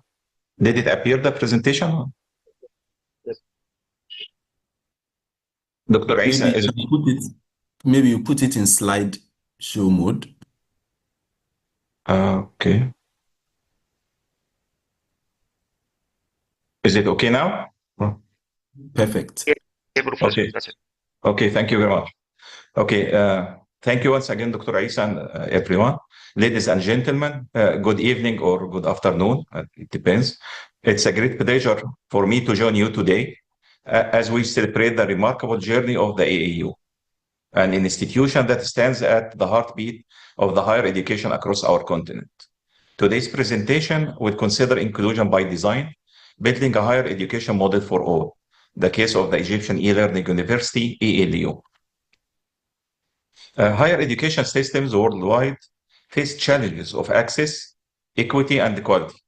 Social and geographic inequalities often limit participation of our young people. ELU was established with a mission to expand the access to quality higher education through blended learning models and digital innovation in Egypt. ELU's blended learning model was designed to overcome geographic, social, and economic barriers in Egypt's educational landscape. I can say that the cornerstone of ELU's approach lies in its adaptability and the student-centered design. And through the past few years, as I will show, ELU has crafted a learning model that leverages state-of-the-art ICT, learning and teaching technologies, while maintaining essential personal interaction and the on-campus activities. The Egyptian e-learning university was established in 2008 as a new model for higher education in Egypt, utilizing flexible blended learning approach that integrates modern information and communication technologies. This unique approach not only ensures that higher education is accessible to more students, but also maintains the quality of learning at an affordable cost. ELU operates education centers or branches inside public universities in Egypt, making it a network that links these public universities together, having the best use of resources, especially faculty members' expertise. In 2018, the university was transformed into a national university, paving the way for such a class of universities in Egypt.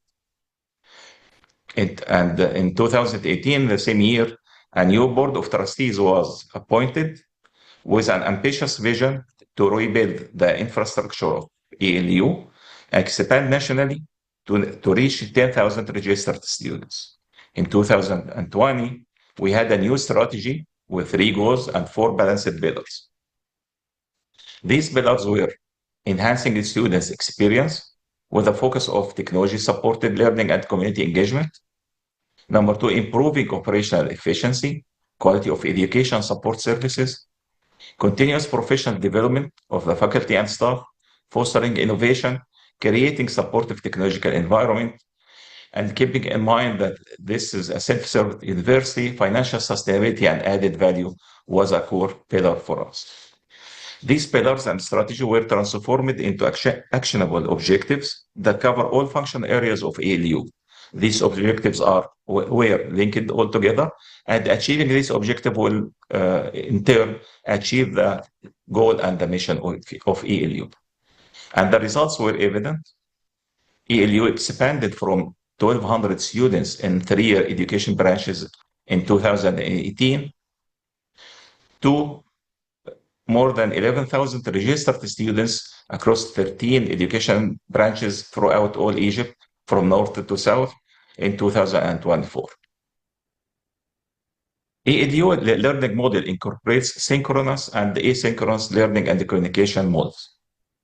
Synchronous learning involves students interacting with the instructor in real time through a powerful integrated video conference and virtual classroom network. Students attend their lectures and practice sessions face-to-face at the centers, at the branches, with an online option, while the asynchronous learning involves the student working outside the classroom setting and at their own pace, and this is very important. Lectures are recorded, edited for self-study, and published on the learning management system, along with the rich electronic resources of the Egyptian Knowledge Bank and the interactive ebooks from international publishers such as Pearson and McGraw-Hill. Such education model is now highly admired, not only by graduate students, but by undergraduate students, with shifts in their way of living and accordingly expectations from higher education. And the universal life is of high importance for developing undergraduate students' personality. This education model maintains a balanced learning experience for students, providing them with the flexibility needed for their in-campus and off-campus activities. We can say that ELU serves inclusion in 4 dimensions: the geographic, socioeconomic, pedagogical, and technological inclusion. And today's presentation, we will focus on the efforts on digital infrastructure for inclusion as a means for supporting traditional and non-traditional learners and students. In its core, the university aims to create a supportive ecosystem that fosters technological advancement and prepares students for modern education and professional demands. We plan to move from traditional teaching and learning methods to more engaging and participatory learning approaches. But achieving the expansion while maintaining the quality of teaching and learning and while operations is going was not an easy task. For example, the well-established complex digital infrastructure with integrated systems covering all functions of the university, academic functions, teaching and learning, infrastructure, basic infrastructure, and administrative and decision supports. These classes of systems and the systems within were very complex, and each block of these, I will not go through the details, of course, but each block of this represents a system, represents an initiatives that required more than 1 and even 2 and 3 years to achieve. And I will present one of them briefly soon. These systems were from several sources, in fact. Some of them were internationally developed, such as Microsoft, Salesforce, and so on, and these were well recognized worldwide. The others were national developed, here by Egyptian companies or other universities, and some of them were in-house developed by ELU personnel and development team. We were not driven by the brands or by the technology. We selected what strategically fits our mission and needs. And this is very important indeed. Connecting with the student was a very important case for us. Now I will give the case of major change that we have made and the results. The nature of ELU is the dispersed nature of ELU shapes how we plan and implement initiatives. For example, you can imagine that it's required for us to centrally manage 13 or more than 13 student recruitment campaigns, one for each center and each governor, provides unified distinguished student services, listening to student voice. They need to feel connected to ELU. We have to listen from them, and they can hear us. Monitor department performance, control financing, providing a common ground for students' activities, supporting student, advising academic and career advice. One notable success story was the establishment of the student relationship unit, supported by our world-class customer relationship management system and a dedicated call center. Such integration strategically addressed 3 core functions of the university. Number 1 was the student recruitment. The second one was student life and student experience in the university. And the final one was a student advancement. And the impact that has been clearly demonstrated through the measurable growth, in fact. In the first year, we started in 2022, we served 12,000 cases. In the following year, 2023, we served 22,000 cases. 2024, we have 40,000 cases. And this is for sure aligned also with the growth of the number of students. And this year, 2025, we expect more than 65,000 cases to be handled by this unit. This unit made sure that we have a direct and ongoing connection with our students in all dimensions, from the recruitment and bringing them on board to the university until they graduate from the university and keeping linking with them after they graduate. And now, as a result of COVID pandemic, we can see another phase for ELU. The demand for flexible education model became even more critical, and many universities across Egypt and the region are now striving to effectively and efficiently implement similar model. However, transition to a blended learning model that effectively merges in-person and online education requires significant technical expertise, strong infrastructure, and teaching methods adaptation. This is where ELU can play a transformative role and contributes to the overall development of higher education by increasing access, helping universities expand their reach to more students, especially those who face barriers in traditional education, improve quality, ensuring that blended learning models maintain or even enhance the quality of education, and finally, accelerating innovation, driving the adoption of cutting-edge education technologies, ensuring that Egypt and Africa and the region remain at the forefront of the global education model. Okay, thank you very much for this time and this opportunity.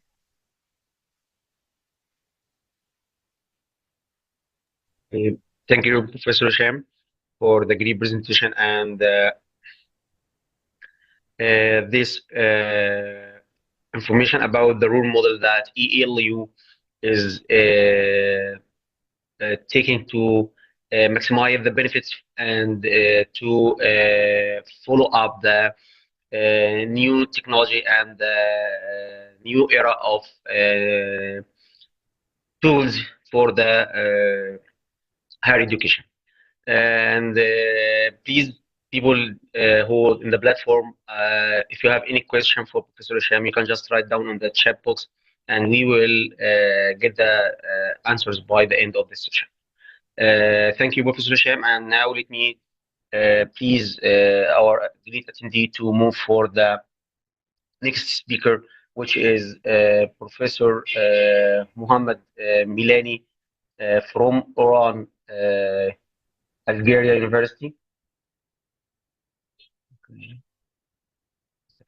I'll share my screen to introduce Professor Muhammad Milani. Okay. Professor Muhammad Milani is a retired. Sorry, what's going on?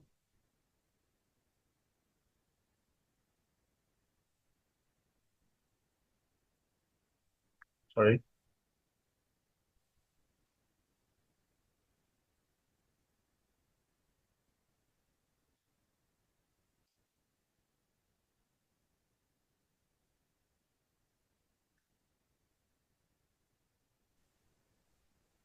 Okay, Professor Muhammad Milani is a retired professor of Applied Linguistics Education, University of Oran 2, holds a diploma in TEFL, MED, and PhD, University of Wales.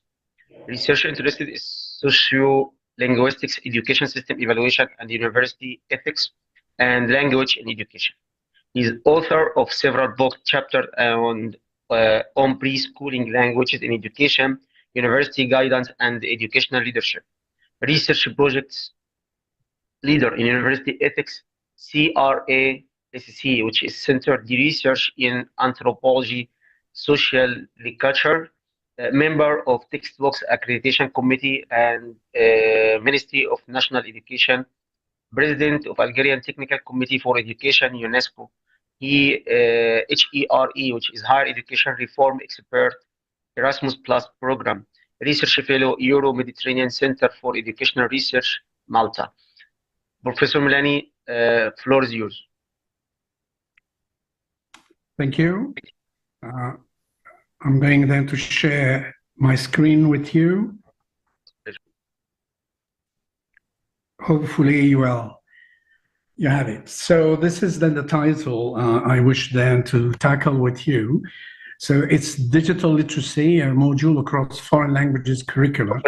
Sorry for interrupting you. The screen is not shared. Sorry? The screen is not shared. We cannot see your screen.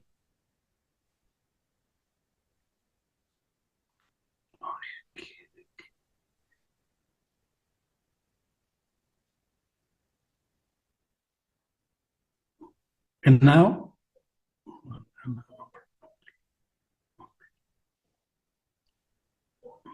It starts. Hopefully. Starts? Yeah. Go ahead, sir. So maybe it's the wrong one you're having.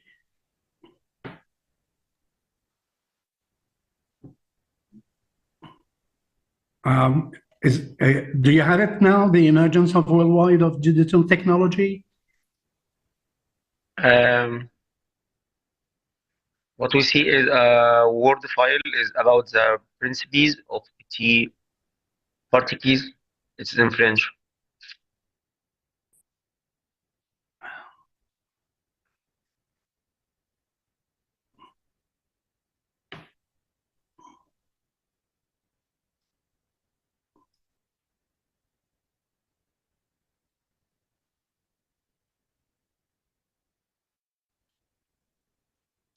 And now, the emergence? No, sir, no. Okay, I'll try then once again to repeat. Okay. So you have something? Not yet. Do you mind if I share from my end? Yeah, if you please, because well, I'm having Okay, a problem. Thanks so much. no problem.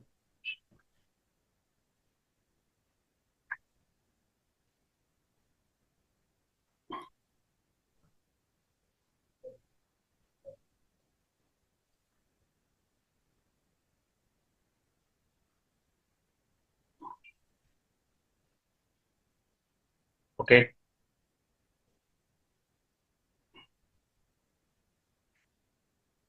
Okay, please go ahead, sir.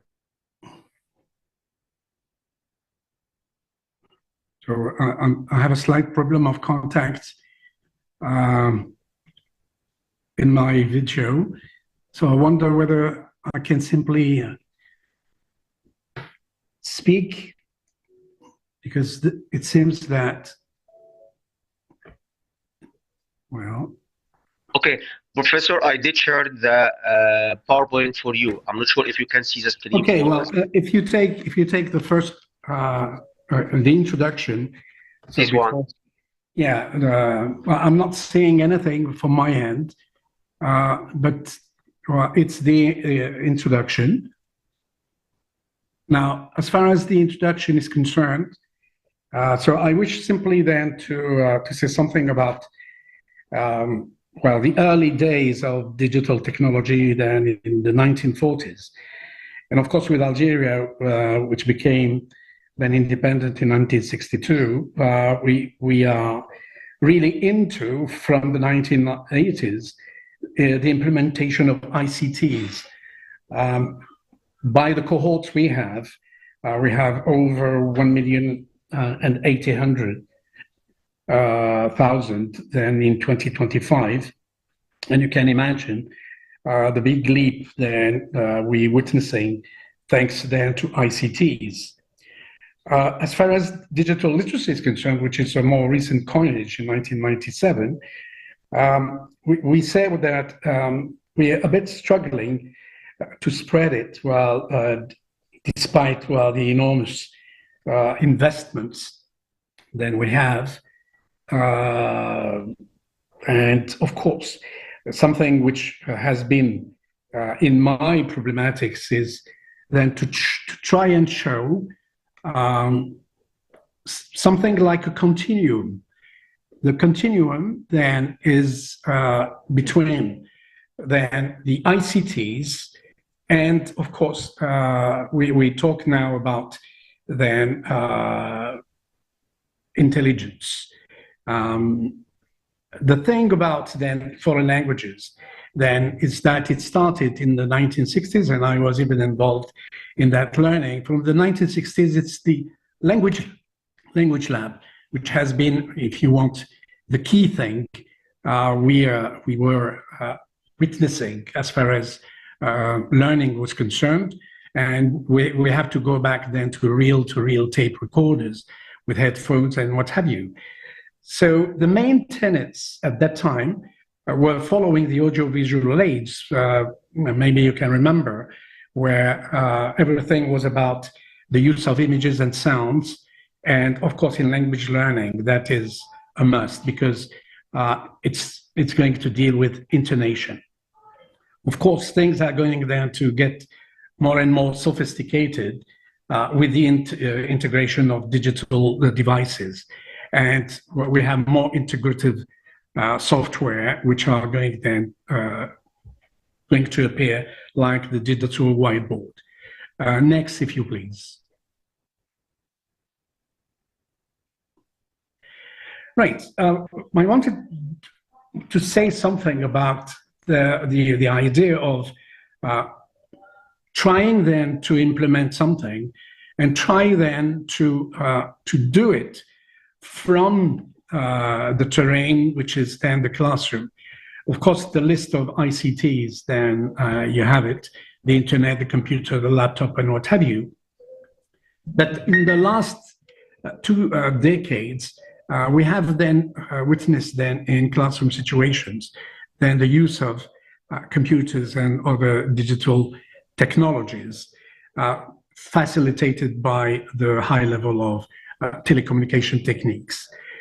The ICT, unfortunately, once again, has been shared by 2 demands, one which is the administration and the other which is more the pedagogy.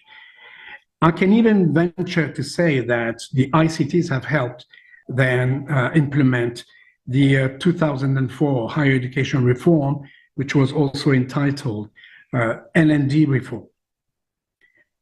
It's true that we have seen quite a change with digital then advancement, and not least is the system which has been applied by the Ministry of Higher Education, where once again things have been integrated.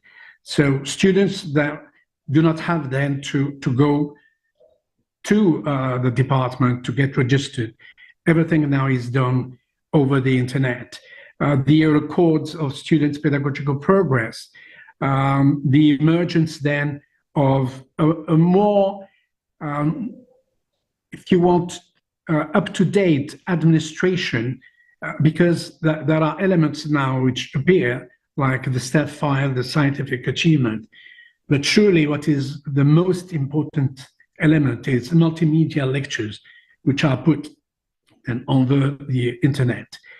But one thing which is important to them to remember is that ICTs were also meant to transform teaching and learning, which is one of the key issues, because very frequently what we had then in classroom situations were, if you want, updated methodologies. Right.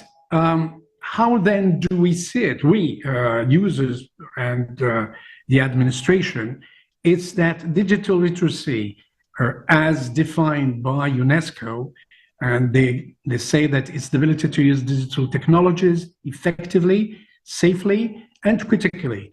Now, these 3 levels are very important because it's not simply then the use of it, but it's how efficient you are and some kind of safety preoccupation. And critically for learning, which is a bit difficult then for students then who are changing the whole approach to learning.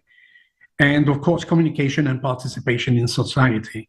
But this is something we'll talk about later on. Now, Algeria is definitely improving rapidly, but unevenly, because we still have some kind of differences locally or regionally, because not every single establishment then has the capacities, has the equipment. And one thing which has also raised the questions, it's the introduction of quality assurance. And with another introduction, which is a big change at university level, it's competency-based education, which has become, if you want, the key element in the reform of 2004.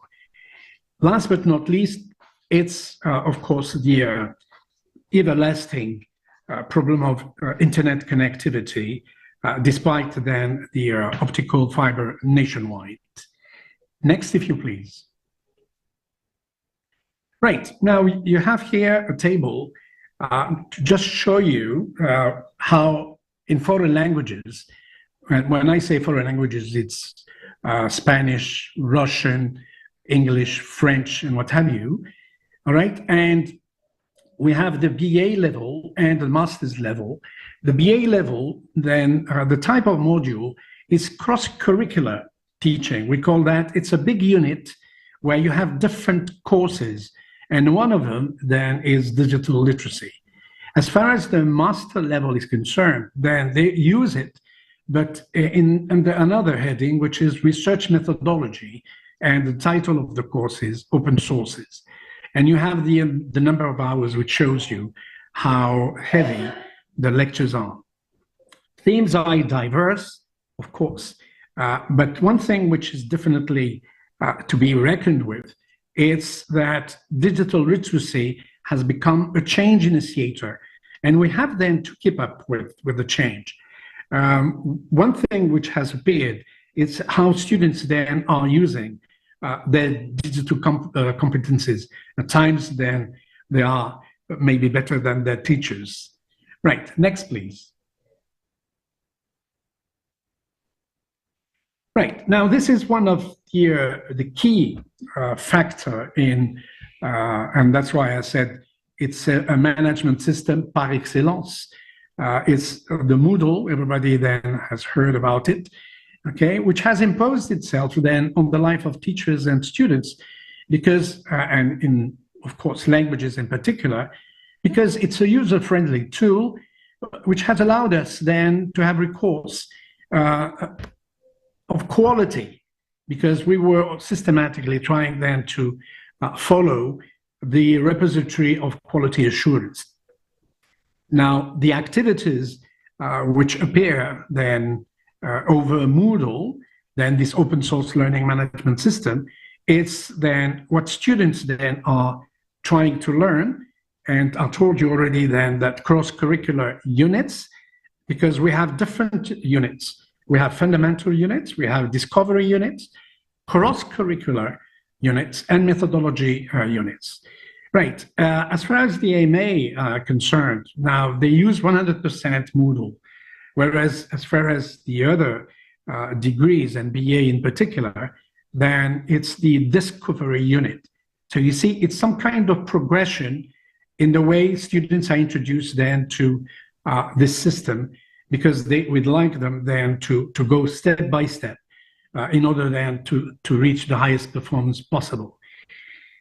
One of the key issues for us teachers is student assessment. And it's quite a help using Moodle, okay, for assessing students' proficiency level. One thing remains, however, it's, I think this is a continuous problem, which is the training of teachers and students alike. Because even if the basic kinds of skills are looked, we still need then to have some kind of maybe initial training or some kind of development for teachers in particular, because it's us teachers who are at times lagging behind. Last slide, please.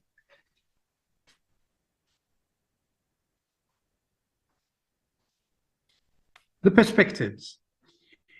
I think they are bright, without then saying too much. It's simply because the ministry then has decided really then to follow this path.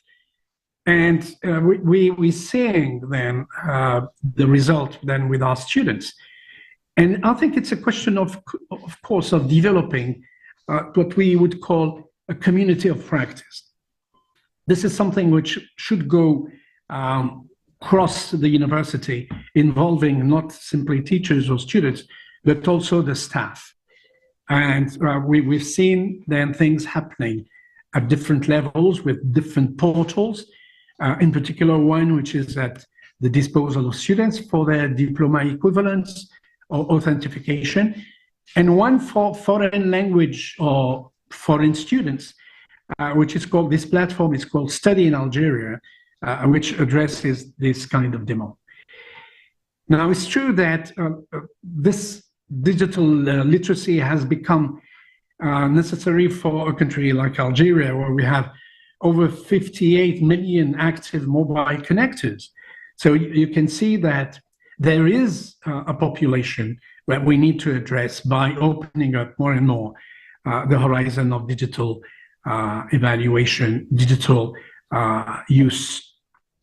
The bigger challenge, however, should involve also the schools, because we do receive students or pupils, shall I say, from schools where things are just starting, where the kids are using tablets, but still, we do believe that the digital literacy skills need to be also given then to kids at school level, at university, because it's not simply a question of generic knowledge to get, but also then how to navigate the digital world around us. And I think one needs also then to raise the issue of ethics, which is not mentioned in this slide. But my belief is that should go hand in hand with how critical then we are with this tool in the future. Thank you so much.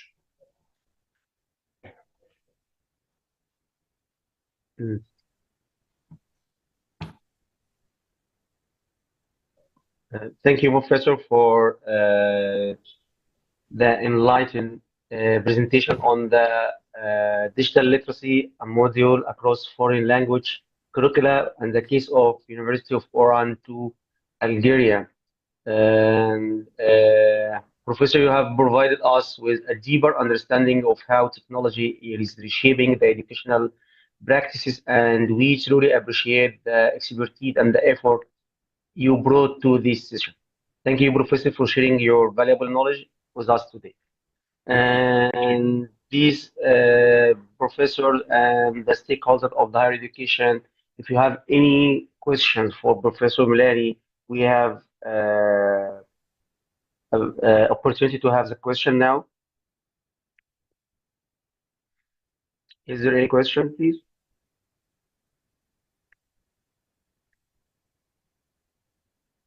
Do you have any questions?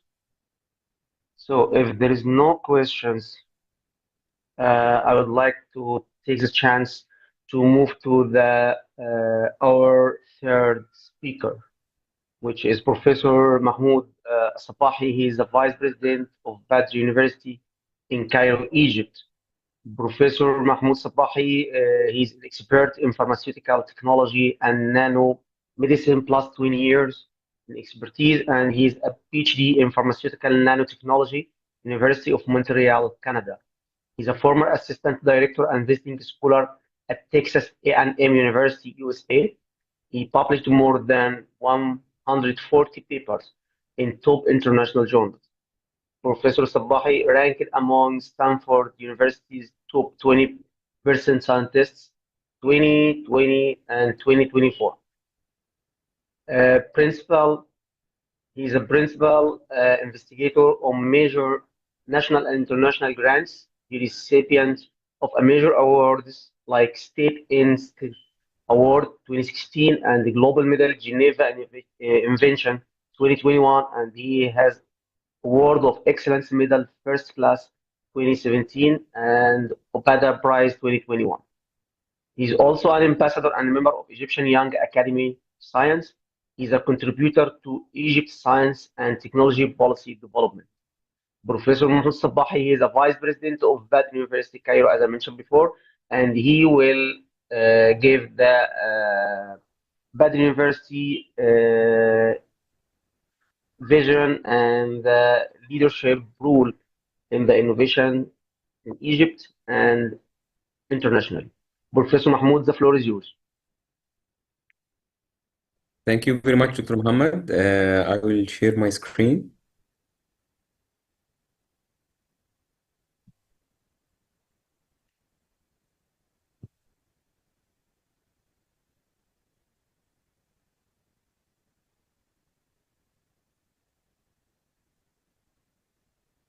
Can you see my screen now? Yes, Professor, just go ahead, please. Okay. Good afternoon, everyone. It's a pleasure to be here today with all of you. It's really exciting, and thanks, Dr. Muhammad, for this kind invitation. So today, of course, I mean, the topic, like probably all of us, I'm sure, like are aware of this topic. However, although it is a very known topic and very important, and all of us talk about it like every day, it is overlooked in our region. Honestly, at least it's my personal opinion. It is a topic that we all care about and we all talk about all the time, but it doesn't have enough attention, or at least, or particularly in the implementation part. Innovation, of course, as we know, it's not only about a technology that we find in the market. It is a complete process of creating ideas and solving problems, improving efficiency, or meet unmet need, for example, sometimes.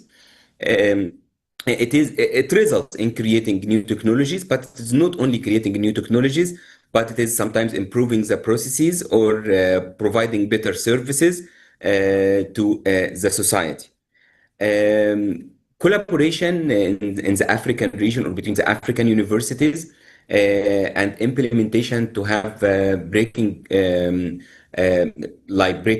cutting edge technologies is not enough yet. At least I'd say that till now. Of course, as we know, caring about innovation will result in creating new products or improving processes or developing a new business model, for example. But for universities in particular, it is not only like creating new product or improving processes, it is also improving how to deliver value or operating a specific process. There are different types of the innovation, from architectural or disruptive or radical or incremental, like many of us are aware about that, and they will have a different effect or impact on the market and on the technology itself. But the most important, I would say, I will not dig in the details of the difference between these types of innovation. What I'm just saying, we should have all of them, either like in gradual or continuous improvement in specific services or products, or coming up with technological breakthrough. But we should have, or the university should have, all these kinds of technologies. This is what we teach, all of us teach to students in our schools and in our universities, that it starts first with brainstorming and like creating the ideas, and with research or validation, followed by development, implementation, and review. All of us know these items and teach them to our students. But what is unknown is that many of us doesn't know that these steps are not separated from the steps that will be carried out in partnership, either with your collaborators or with your industrial partners. So many people or many researchers think that we start with a brainstorming, we come up with the idea, and then we start for development. And once we have a prototype, we will contact our collaborator or our industrial partners, and he will get impressed with our finding and get it or commercialize it or license it for his company. But unfortunately, this doesn't happen usually. And the reason is that because the industrial partner should be there from the first step. I had a personal experience. For example, when we were like brainstorming some ideas, and we have one of our panel members, like his industrial partner, and he contributes to this brainstorming. He will advise you, oh, your idea, although it is like very nice and very attractive, even if you reach to creating a prototype, it is not of interest to the industry. So he starts from the first step. So this is very important thing that I think we should be aware of when we collaborate between our universities in Africa, or even with our industrial partner, that the partner or the collaborator should be there from the first step, not only when we have a prototype and we introduce this prototype for him. Let's take very quick example. If you are, for example, like collaborating with Apple, for example, and you think that there is like very important feature, if it is included in their phone, as this will have an added value, and you are working in your lab for like about 1 or 2 years, and then you go to Apple, oh, I have this amazing idea, and it is amazing idea, but it is not of interest to them. Either it will cost too much, or they are now their main focus on another aspect of developing their iPhone. So, but from the beginning, if you participate, one, for example, of like the stakeholders, and they will advise you, no, I mean, this is not of interest now, so it is better to work or to change the direction or to modify your idea. So it is very, very important for the industrial partner to be there from the first step.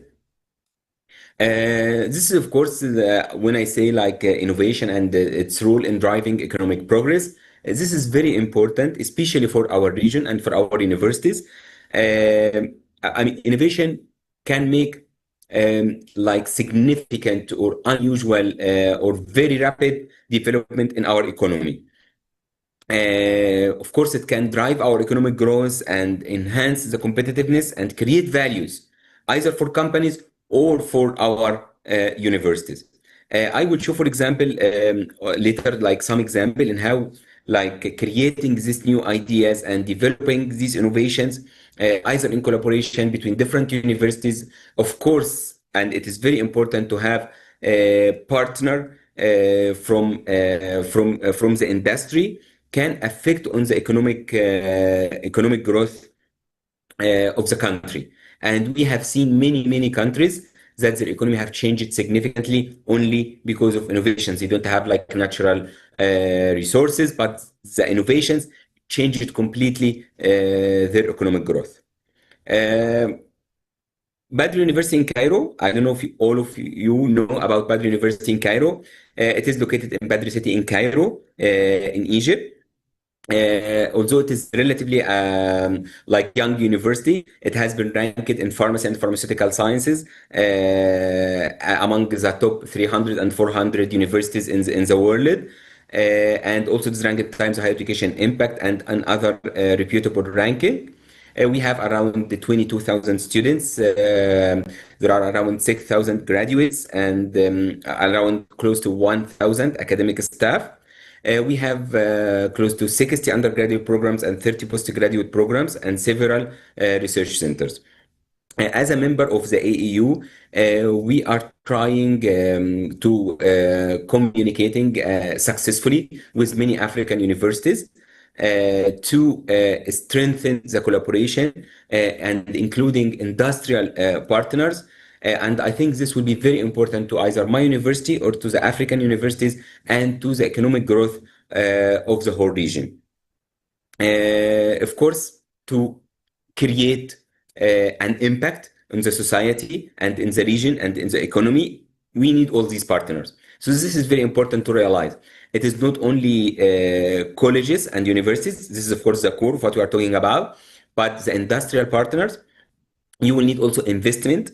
And some people would ask why we need investment or funding, although we have the industrial partner, because especially in the beginning of this relationship, the industrial partner will be very conservative.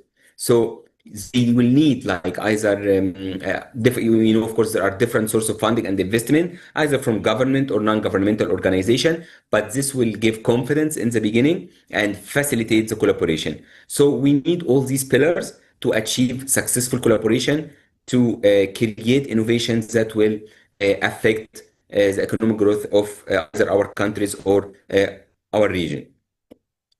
Of course, there are different forms of collaboration between the universities and the industrial partners. Sometimes we create some hubs or some, we say them incubators or accelerators in the university. And sometimes the industries will provide also either space or fund or deep collaboration and internship or different forms in their area. All these forms of collaboration are, sometimes there are multiple forms of collaborations, and all of them, when they were implemented in the right way in different countries, they resulted in significant growth of their economy and in the educational landscape. Of course, when we talk about like the partnership between the industry and the academia, this can be achieved in different ways, sometimes in form of the joint research carried out between the universities and the industrial partner. Sometimes it is also in the form of scholarships or commissioned research or technical guidance. I would say the most important, in my personal opinion, and this I have seen from mistakes from myself and my partners and my community. I mentioned that in the beginning of my presentation, and I will stress or focus on this point. Sometimes the major mistake is that as a researcher, we think that we should author many papers and come up with several innovations and file the patents. And of course, like all this is right. But the mistake is that after we are done with all these, we will start seeking the industrial partner.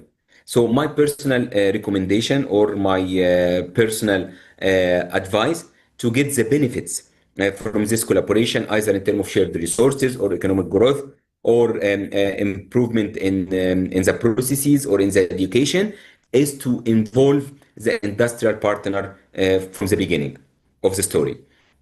Of course, we have many examples, successful examples on collaboration and how this changes the economic growth of company. Probably the most common or the most famous example is the Silicon Valley. This is the most known. I mean, if you walk on this street, you will get like impressed, like with the number of investment or amount of funding and the number of universities and companies, very famous companies in one street. And because of the very strong partnership and collaboration between these industrial sectors and the students and faculties and universities in this region, they created an like gold standard. I'd say this is the best example for how this collaboration between universities and industry can change the landscape and the economy of these countries. Of course, we have many other examples from Massachusetts Institute of Technology and Harvard.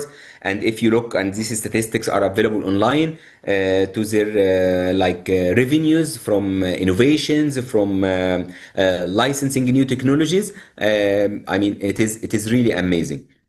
We encourage the African universities to collaborate with each other, creating innovation hubs and sharing ideas.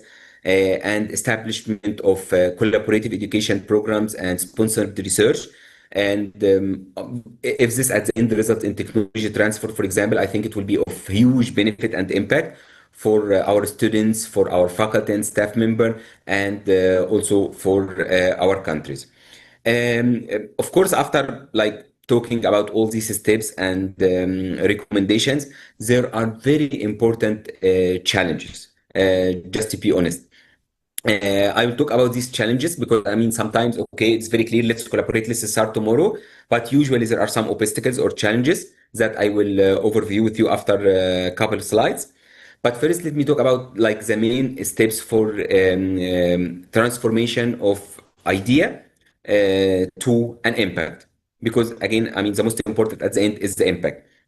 So the first step is usually by defining the vision.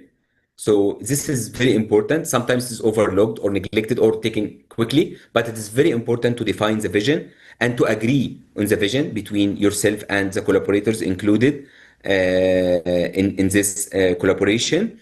And the second thing is that like when you are looking to develop an innovation, it must meet the societal need. You solve up an existing problem, you add value, you create an impact. Third step is the feasibility, and this is something that we always say to our students. I mean, sometimes you have a very good idea, but it's not feasible. You cannot do it. So it's very important to be aware of all the sides of this innovation and to be aligned with the strategy to achieve the long-term objectives, because we have seen many amazing ideas, but they usually will not be completed. So it is very important to include experts in this collaboration, I would say, to advise you down the road on the steps that you should take, the risks, like the challenges. So this will be very important to achieve the ultimate goal that you have. The challenges in the partnership, and this I would say very important part. Because sometimes it's okay, we are talking today and 3 of our universities with a few industrial partners, and we decided to go ahead and collaborate on an innovation. We need this very much. We need it for our country and for our students. But there are many challenges down the road. One of them, for example, is the intellectual property rights.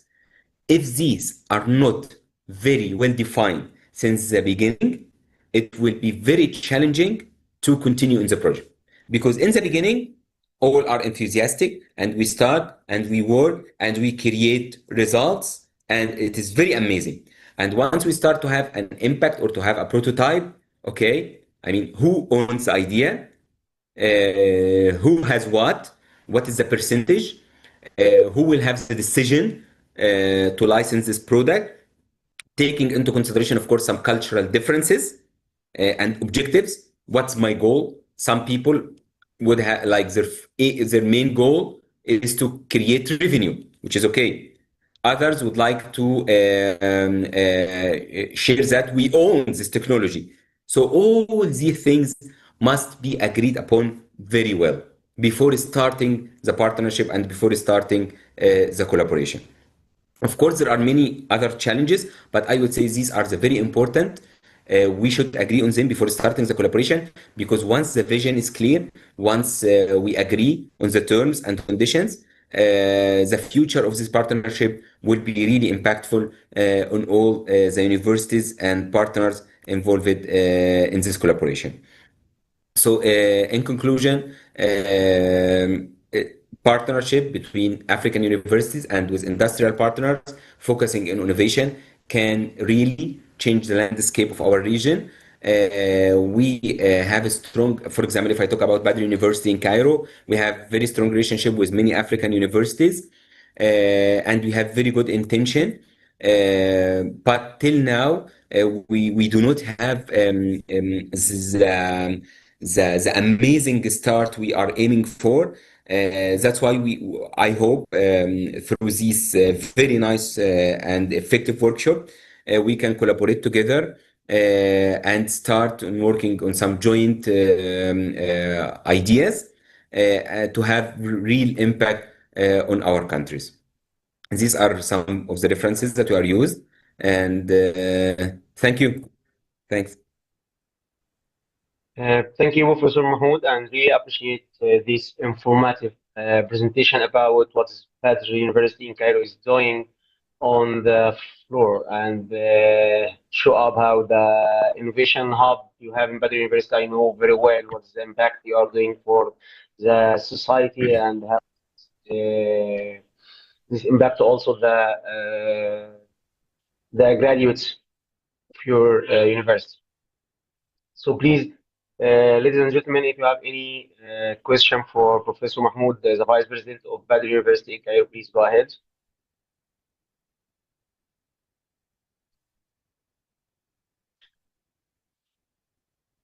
Okay, if there is no question, I would like to re-thank again our speakers for this session, which is Professor Hisham Abdeslam from EALU University, and he is AAU Governing Board member for the Association of African Universities for North Africa. Professor Muhammad Milani from Oran to Algeria University, thank you, and also special thanks to Professor Mahmoud Sabahi for the Badr University in Cairo. Thank you. Yeah, to summarize, this session explored the critical themes shaping the future of higher education and innovation in North Africa with a focus on Algeria and Egypt. It highlighted the transformative potential of digital literacy as a foundational skill for modern learning ecosystem. Algeria's experience illustrated both the promising advances in ICT adoption and the ongoing challenge in infrastructure, and the capacity building that impact the digital education full integration. Complementing this, the session examined how university industry partnership serves as a catalyst for regional innovation and economic progress. The case of Badr University in Cairo demonstrated how such collaboration enhanced talent development, accelerate research, commercialization, and address societal challenges through multi-sector cooperation. Integral to this discussion was the role of the Egyptian e-learning university, a pioneering institution that amplifies the strategy used of digital education to increase access, improve quality, and align academic outputs with national development goals. EALU partnership and innovation initiatives reinforce the session's broader narrative of fostering inclusive technology-driven knowledge economics. So together, these perspectives underscore shared commitment across the region to leverage digital transformation and collaborative innovation as driver of sustainable growth and educational excellence. Thank you all for being here.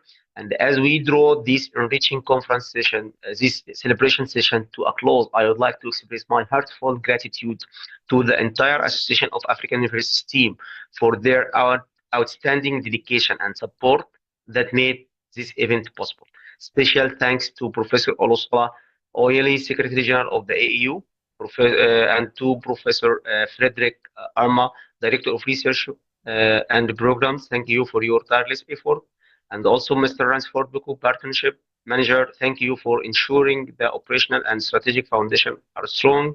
And for the great person who helped today for the session, Mr. Schneider, thank you all.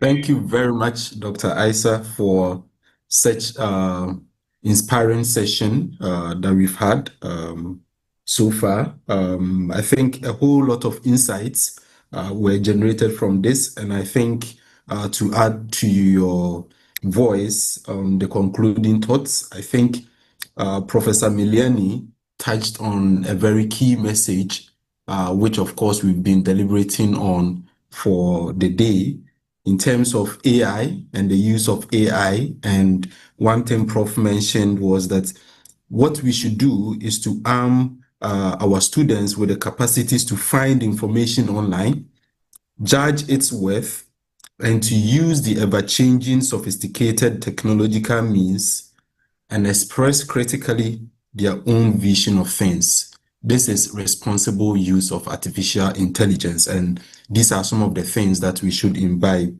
in our students and even as faculty going forward. And with that, we'll be able to use AI for the best of it. And also for Professor Mohammed El Sabahi, also talking about the impact of partnerships in promoting technology and innovation. Also, we find that innovation is key for economic growth. And so we encourage African universities to collaborate with each other in promoting innovation and leveraging on our collective strengths. We note the lot of things that are happening on the continent with our individual universities, and we hope that universities would continue to partner each other within the continent and not just emphasize on partnerships with the global north. So on that note, we would like to thank all the panelists and our moderator for this session. We have one final session to go for the day. So before we start our next session, we will take some 2 minutes break. And then when we finish, we come back to continue with the next sessions. Stay with us. Thank you.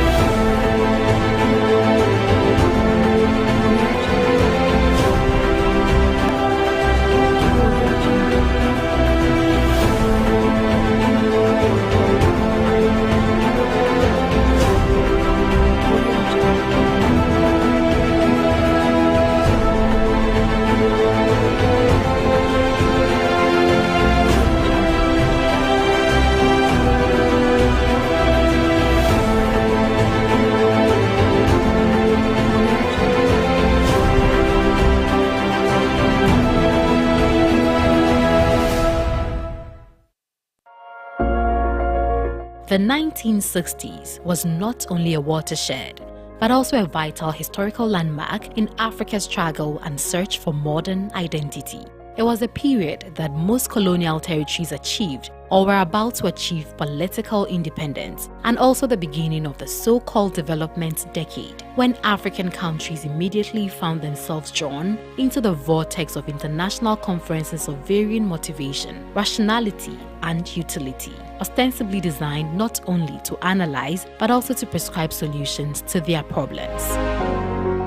Education naturally received high priority, not only as a means by which centuries of ignorance was to be wiped out, but also the means to train and develop the skills and high-level manpower to replace the erstwhile colonial official, as well as staff the new and expanded political, administrative, social, and economic institutions. In December 1960, the United Nations Economic Commission for Africa organized a conference in Khartoum, Sudan, in which, among other things, inter-African cooperation in the development of higher education was discussed. The ministers of education in newly independent African countries again met under the auspices of the UN Economic Commission for Africa in Addis Ababa in May 1961 to discuss the importance of education to economic development.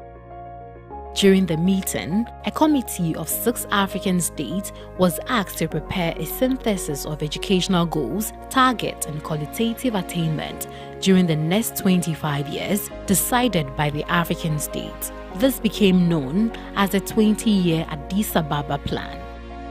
This meeting was followed in September 1962 by a meeting of a more specialized conference on the development of higher education in Africa, organized by the United Nations Educational, Scientific and Cultural Organization, UNESCO, in Tananarive, Madagascar.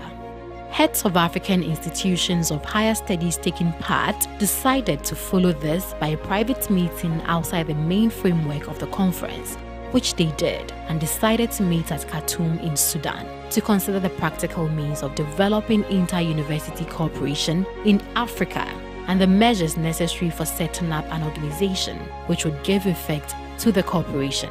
The first meeting of heads of African universities, held at the University of Khartoum on 16 to 19 September 1963, decided that the creation of an Association of African Universities was desirable. An interim committee was appointed and charged with 1. Drafting of a constitution for the proposed association, and 2. Convening a conference to bring the association into being under the constitution.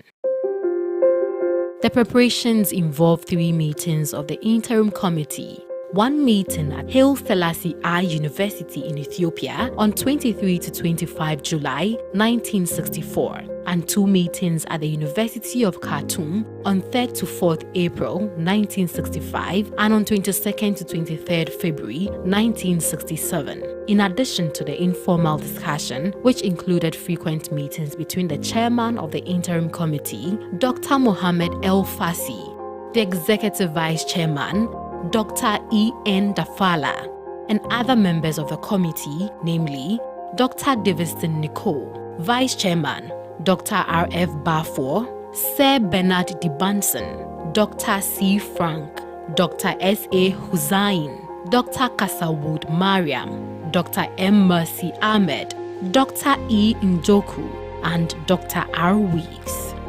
Great help was rendered by Mr. D. Aiken, Executive Secretary of the International Association of Universities. Unforeseen circumstances twice delayed the holding of the founding conference, which was first arranged on invitation by the Nigerian universities at Ahmadu Bello University in Nigeria from 20 to 22 January 1966. Disruption of communications with Nigeria prevented almost all participants from reaching Zaria, and the conference was postponed. This setback was followed by a series of informal consultations and enquiries which paved the way for finally accepting an invitation by the universities of the United Arab Republic, now Egypt, to hold the conference in Alexandria, in Egypt, on 12 to 14 September 1967. But due to the aftermath of the Arab-Israeli War, the timing proved not suitable. Finally, the committee accepted an invitation by His Excellency Dr. M. El Fazi to hold a conference at Mohammed V University at Rabat, Morocco on 9 to 13 November 1967, and by the excellent facilities extended by His Excellency King Hassan II of Morocco. The founding conference was held in Rabat, and the Association of African Universities was formally inaugurated on November 12, 1967.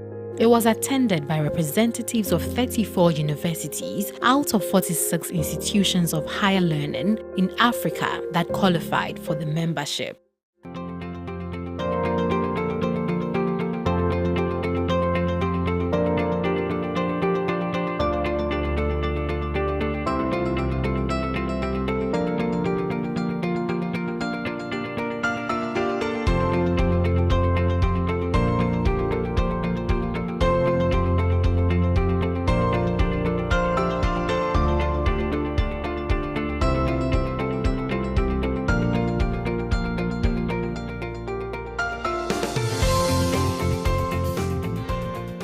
A year after its formation, the AAU became an affiliated member of UNESCO and an associate member of the International Association of Universities. In 1969, the AAU applied for Category A observer status at meetings of the OAU, which was granted.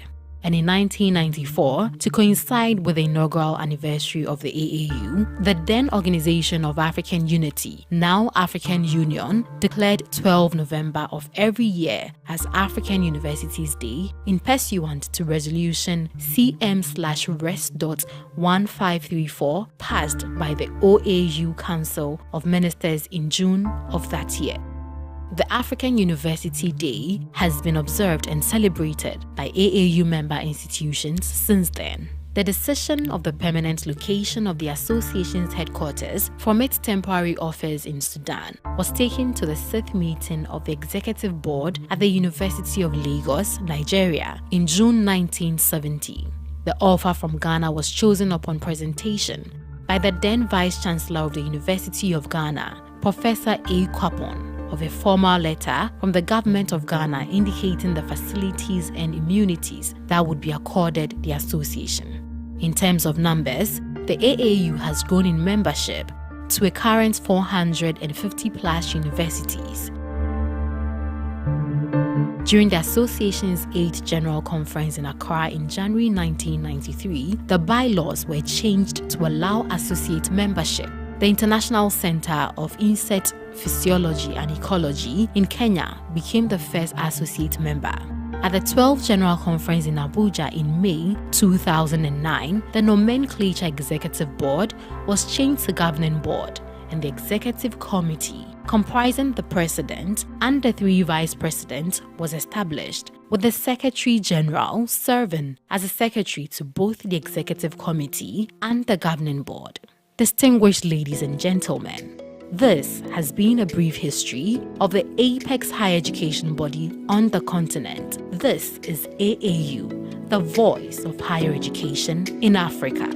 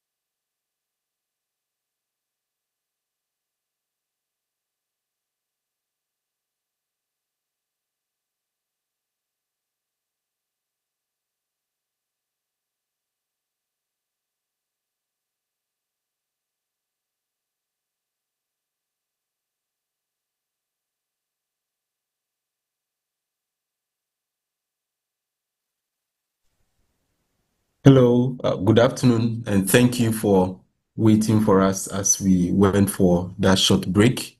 So we will move on to the final session of the day. We'll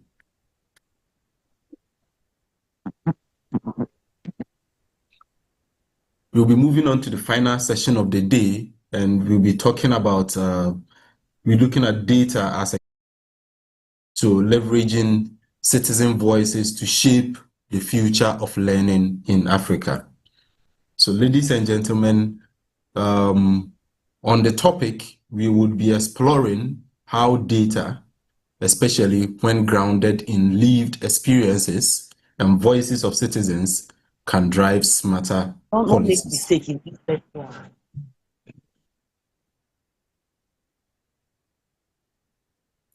Okay.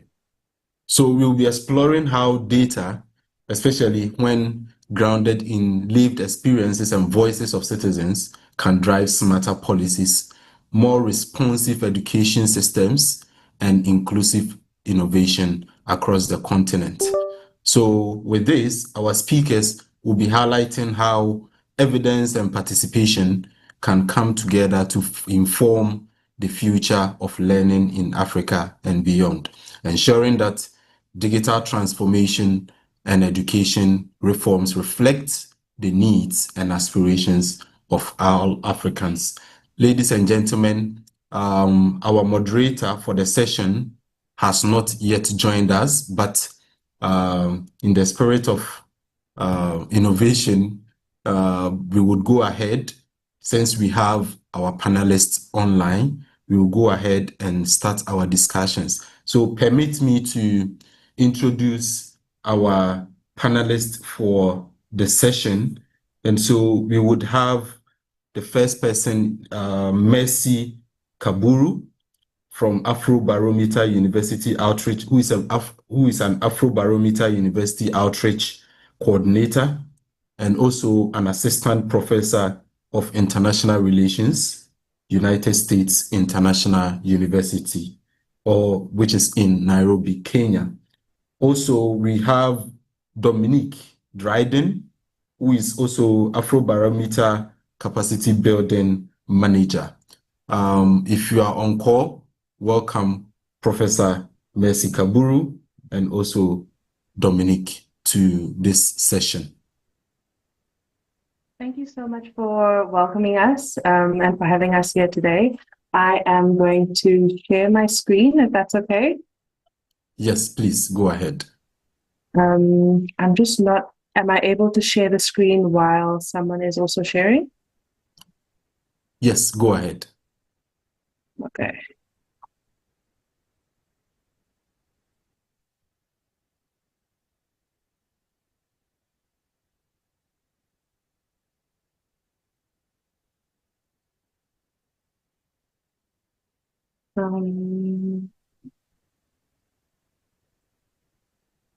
Where is the, sorry.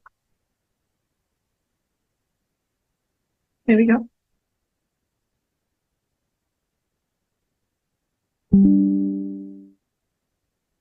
Are you able to see that? Yes, Yes, we are. Okay, thank you so much for having us. As I mentioned, the title of our presentation is Leveraging Citizen Voices to Shape the Future of Learning in Africa. Thank you so much for the wonderful introduction. I am Dominique Dryden, and my co-presenter, as mentioned, is Dr. Mercy Kaburu. Before we get into the actual content, I wanted to share a little bit of a map of what we are hoping to cover today. Firstly, introducing Afrobarometer, a Pan-African resource for evidence. Part 2 is the value of citizen data for supporting African higher education. The third part of our presentation will cover supporting what we as Afrobarometer do to support higher education on the continent. And the fourth part of the presentation will be a practical, very short run through of some of the digital tools that we have available that are freely available to anybody on the school and all of the networks and students and faculty that you engage with. I have also allotted about 15 minutes of our presentation time to question and answers. But if there's any burning questions that come through as we are presenting, please feel free to add them to the comments and I'll check them every now and again. Before sort of getting into the meat of how we support higher education on the continent, I wanted to share a little bit more detail about who Afrobarometer is, you know, what we do, where we do our work, and why we think the work that we do is important, just as a grounding for all of the information and the data and the resources that we will be sharing a little bit later on in our presentation. So to get into it right away, Afrobarometer is a Pan-African non-partisan survey research network that provides reliable data on African experiences and evaluations of democracy, governance, and quality of life. You'll see a little bit later on in the presentation that there are numerous other topics that are covered in the questionnaire, but those are some of the main ones. We also are, we provide reliable data on African experiences and evaluations of democracy, governance, and quality of life, as I mentioned. The main goal of us as an organization is to give African publics a voice in policymaking and decision-making on the continent and in a country specifically. 10 rounds of surveys have been completed in up to 42 countries since we started in 1999. And our 11th survey round is scheduled to launch in the first quarter of, sorry, that should actually say 2026. It'll be the first quarter of next year. This map shows all of the countries that we have conducted surveys in, with each color representing the year that that particular country joined the network. So you have countries in the dark red, including South Africa, Namibia, Ghana, Mali, which were included since round one. And you have countries that have joined more recently, including Chad, I think Burundi as well. We've also had Guinea-Bissau join us quite recently, and Sao Tome and Principe. Talking about survey methodology could be an entire day's presentation in and of itself, so I'm not going to spend too much time just for the sake of the time that we have available, but to put your minds at ease in terms of the methodology that we use. Afrobarometer uses a nationally representative sample of adult citizens in every single country that we conduct surveys in. We collaborate in getting that nationally representative sample. We collaborate directly with the statistics bureaus in all of the countries that we conduct surveys in, through our local partners that we work closely with throughout the survey process. All of the interviews that we conduct are done face-to-face in the language of the respondent's choice. So that allows our data to sort of reach places where you wouldn't necessarily be able to engage over the phone or by the internet. Just to give you an example, for instance, we had a case in Madagascar where our field team had to walk for 2 days to get to the area where fieldwork was actually meant to be conducted, because that particular village was completely inaccessible by road. So we really do go out of our way to make sure that regardless of the size of communities, that they are represented in some way in our sample. We use a standard questionnaire for a large portion of our questionnaire, and this allows us to have data that compares across time, but also across countries. So we're able to say something about what South Africans, for instance, feel about their president and see how that has transformed or stayed the same over time from 1999 until present. And also how trust in the president, for instance, compares in South Africa to Botswana, to Nigeria, to Ethiopia, for instance. Our sample sizes are between 1,200 and 2,400, and this yields a country level result with margins of error of plus or minus 2 to 3 percentage points, depending if it's 1,200 or 2,400. I also just wanted to show you two examples of enumeration area maps, and these maps show all of the areas within a country that our field workers have conducted interviews. And again, you'll see that the areas with the highest concentration of red dots, those are areas with the highest density of people. But even in the more sparsely populated regions of the country, we do still have surveys being conducted. This is an example of the enumeration areas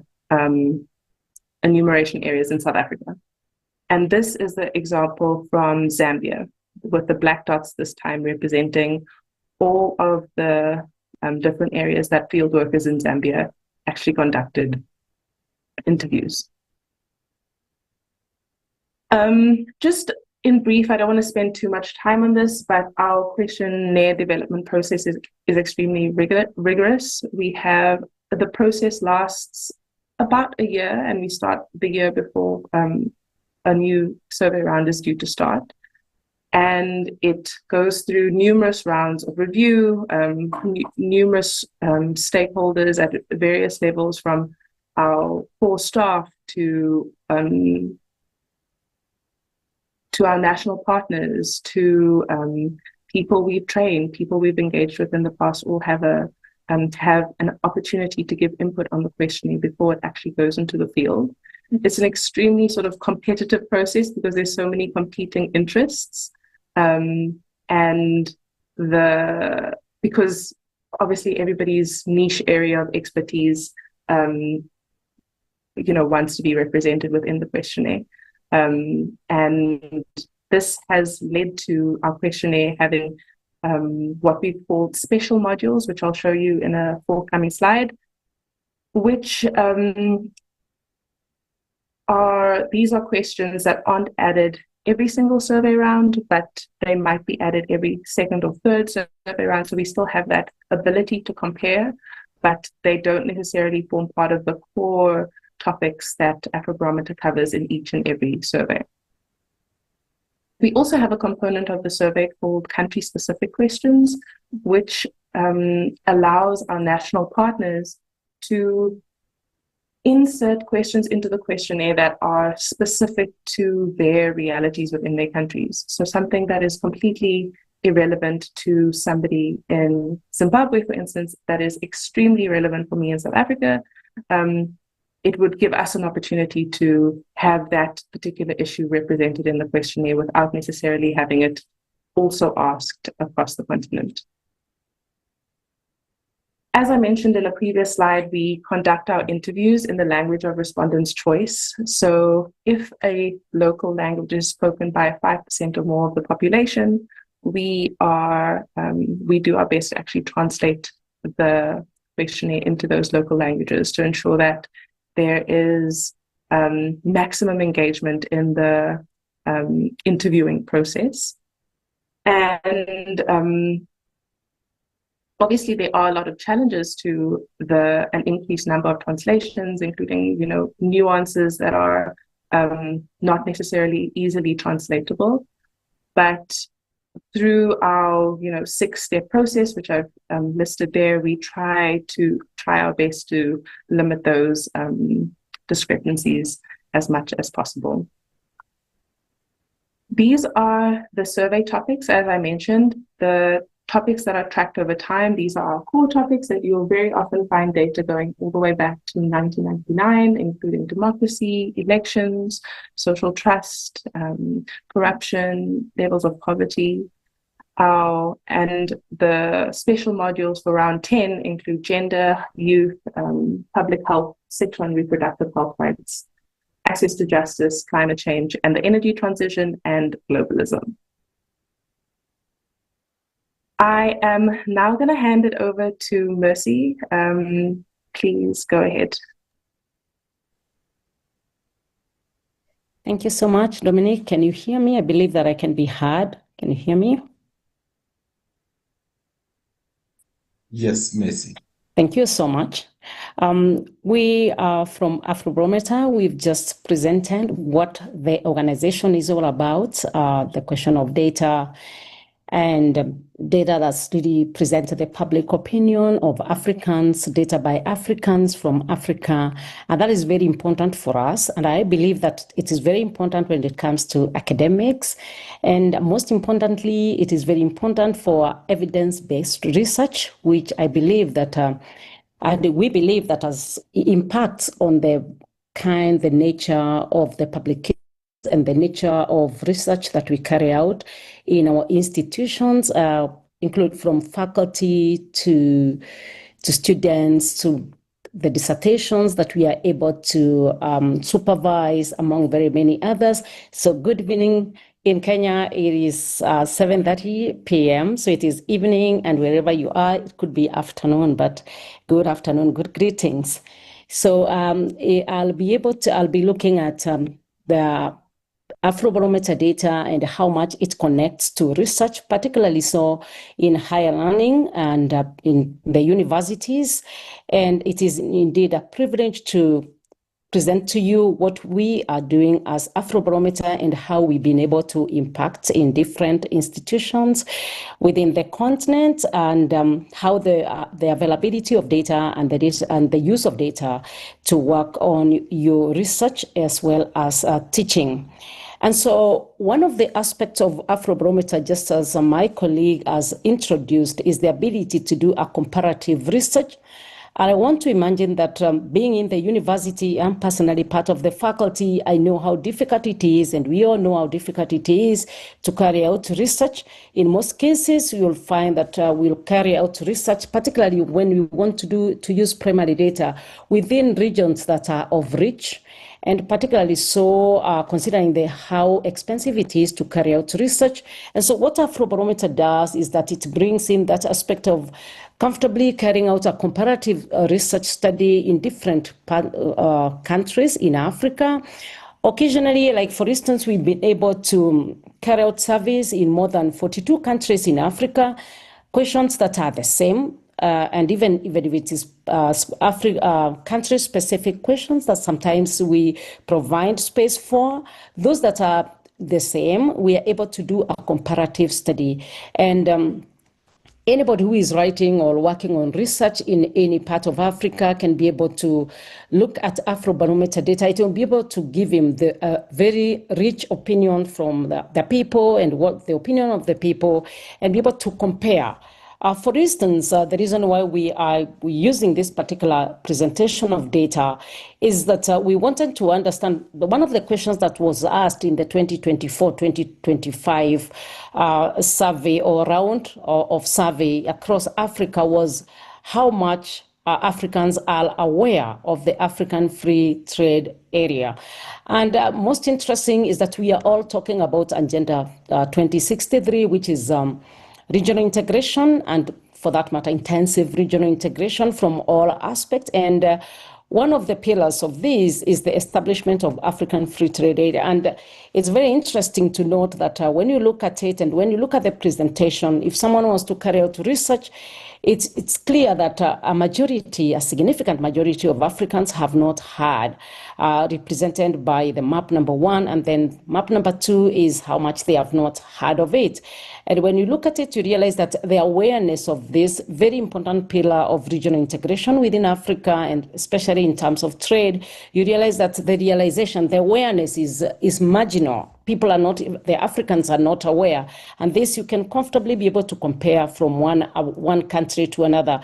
And so when you're rating research like this, you're able to access data from Afrobarometer, which is easily accessible, and you will be able to show and demonstrate the accessibility of this data. And you're able to support your research that indeed, when you talk about integration, when you talk about awareness and ability to use the data and ability to bring the practice into theory, then the data by Afrobarometer becomes very instrumental in connecting the two and be able to do a comparative kind of a study. And so that is very important for us. And as we get out there and be able to get to university outreach, that is something that we've been able to encourage people and encourage researchers and teaching to be able to do a comparative study so that you are not unique in your own country, but rather you are able to compare 42 out of the 54 countries in Africa and be able to see how much the similarities and the differences in public awareness of issues or approval or just basically the opinion of citizens regarding various issues that affect the people. Can you continue? Okay, so when we talk about also comparing countries and the needs in different countries, the same comparative aspect can be used when you're doing supervision and you're teaching and be able to use data-driven teaching, data-driven research, that we are able to present data from different parts of Africa and be able to show, for instance, this is a question that was presented to the 2024-2025, and the citizens or the respondents were asked whether they agree with the statement that they have had enough of that their country's interests have been adequately represented in the African Union. And clearly you can see that there are those that agree and disagree and strongly disagree. That is a significant percentage, like the Congo, they have a whole 37 that completely say that they disagree.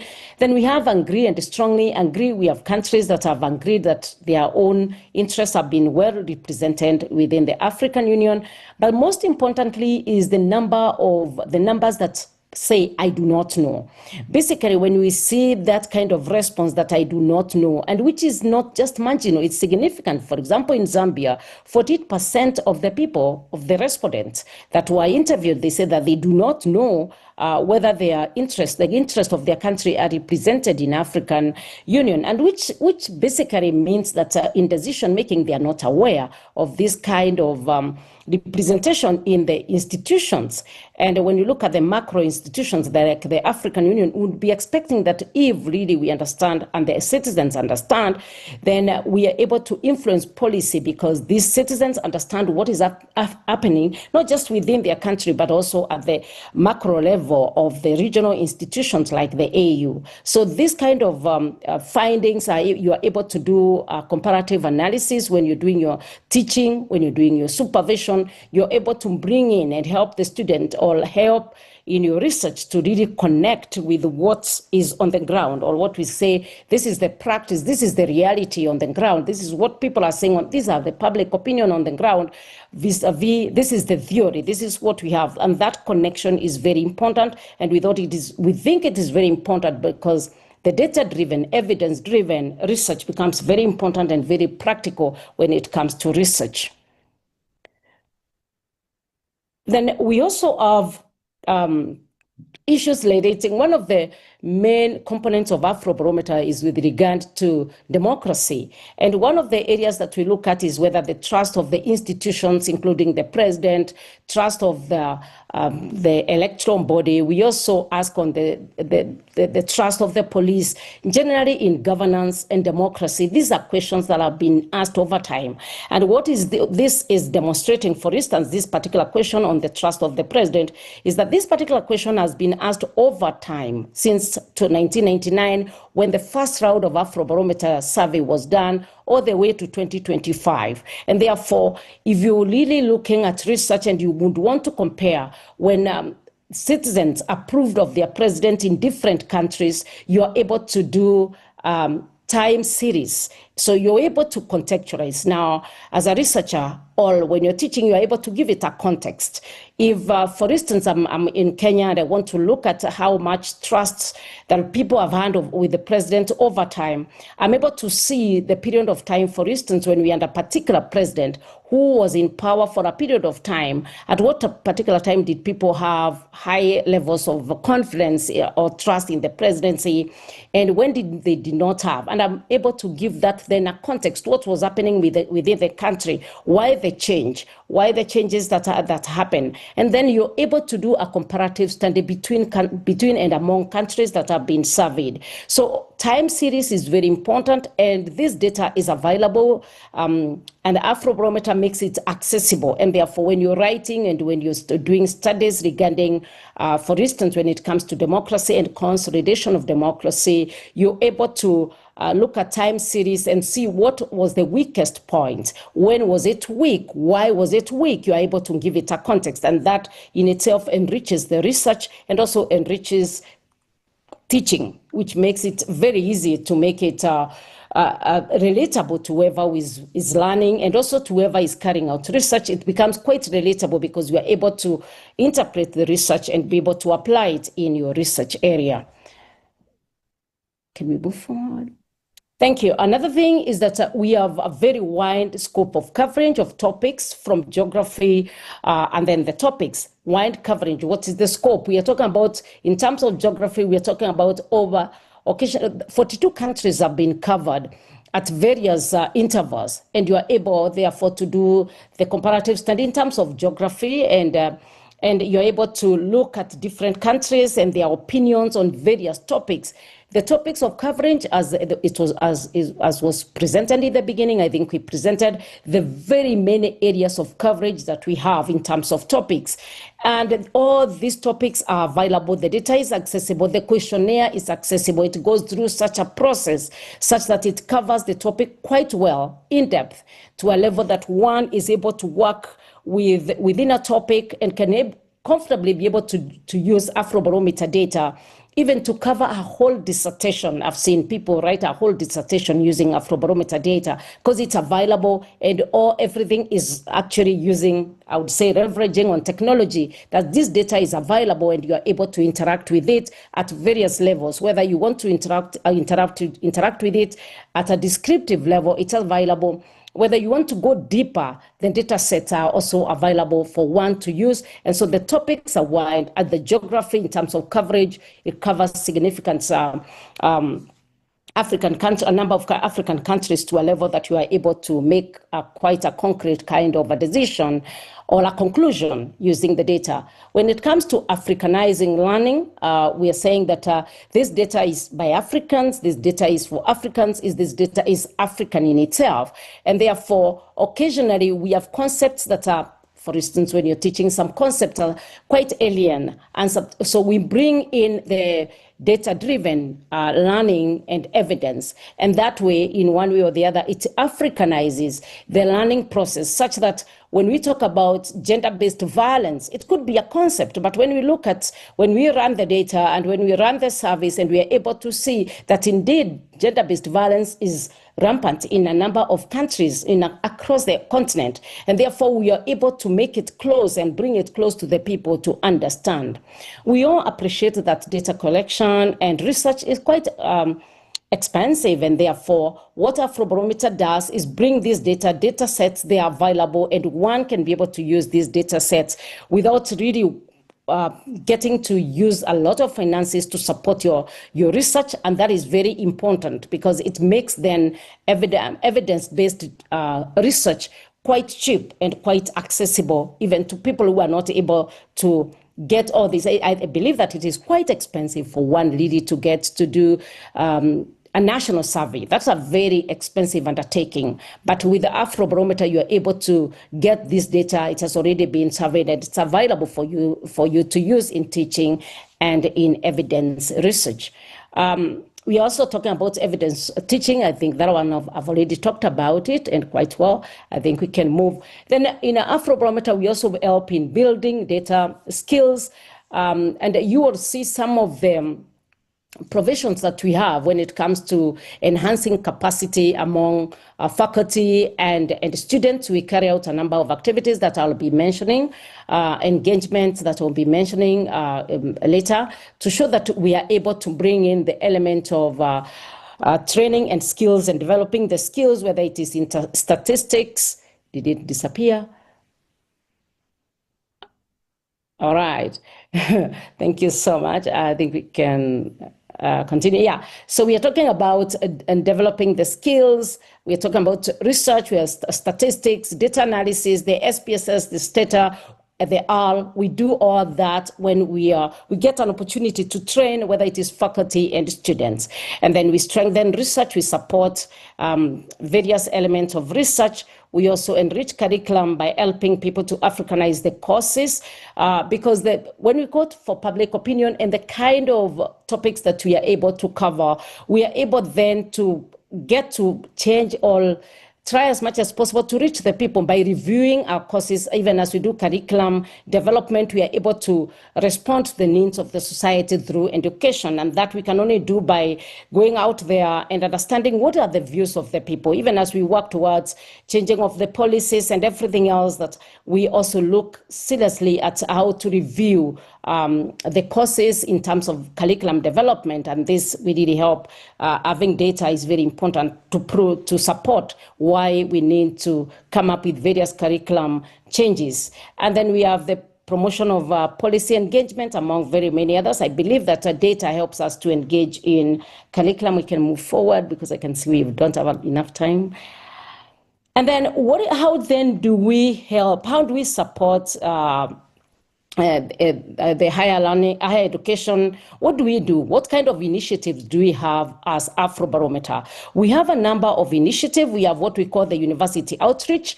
That we have been intentional in this. We've engaged in different universities across the continent, and if we've not got anywhere you are, we'll be getting there. We've engaged in training of the faculty and training the students to be able to access the data and use the data. And we have seen more students and more faculty use data for their research. So that is one of the initiatives that we've come up with in the recent 2 years, and we've been able to engage a number of universities in training. Then we have what we call the Emerging Scholars Workshop, where we look at emerging scholars, we invite them, we put out there, we advertise, and a number of scholars have been able to apply. They are given a whole moment to come and present their research work. We've been able to engage and support them to all the way to ensure that they are able to publish what they have come up with. And we support them in terms of training.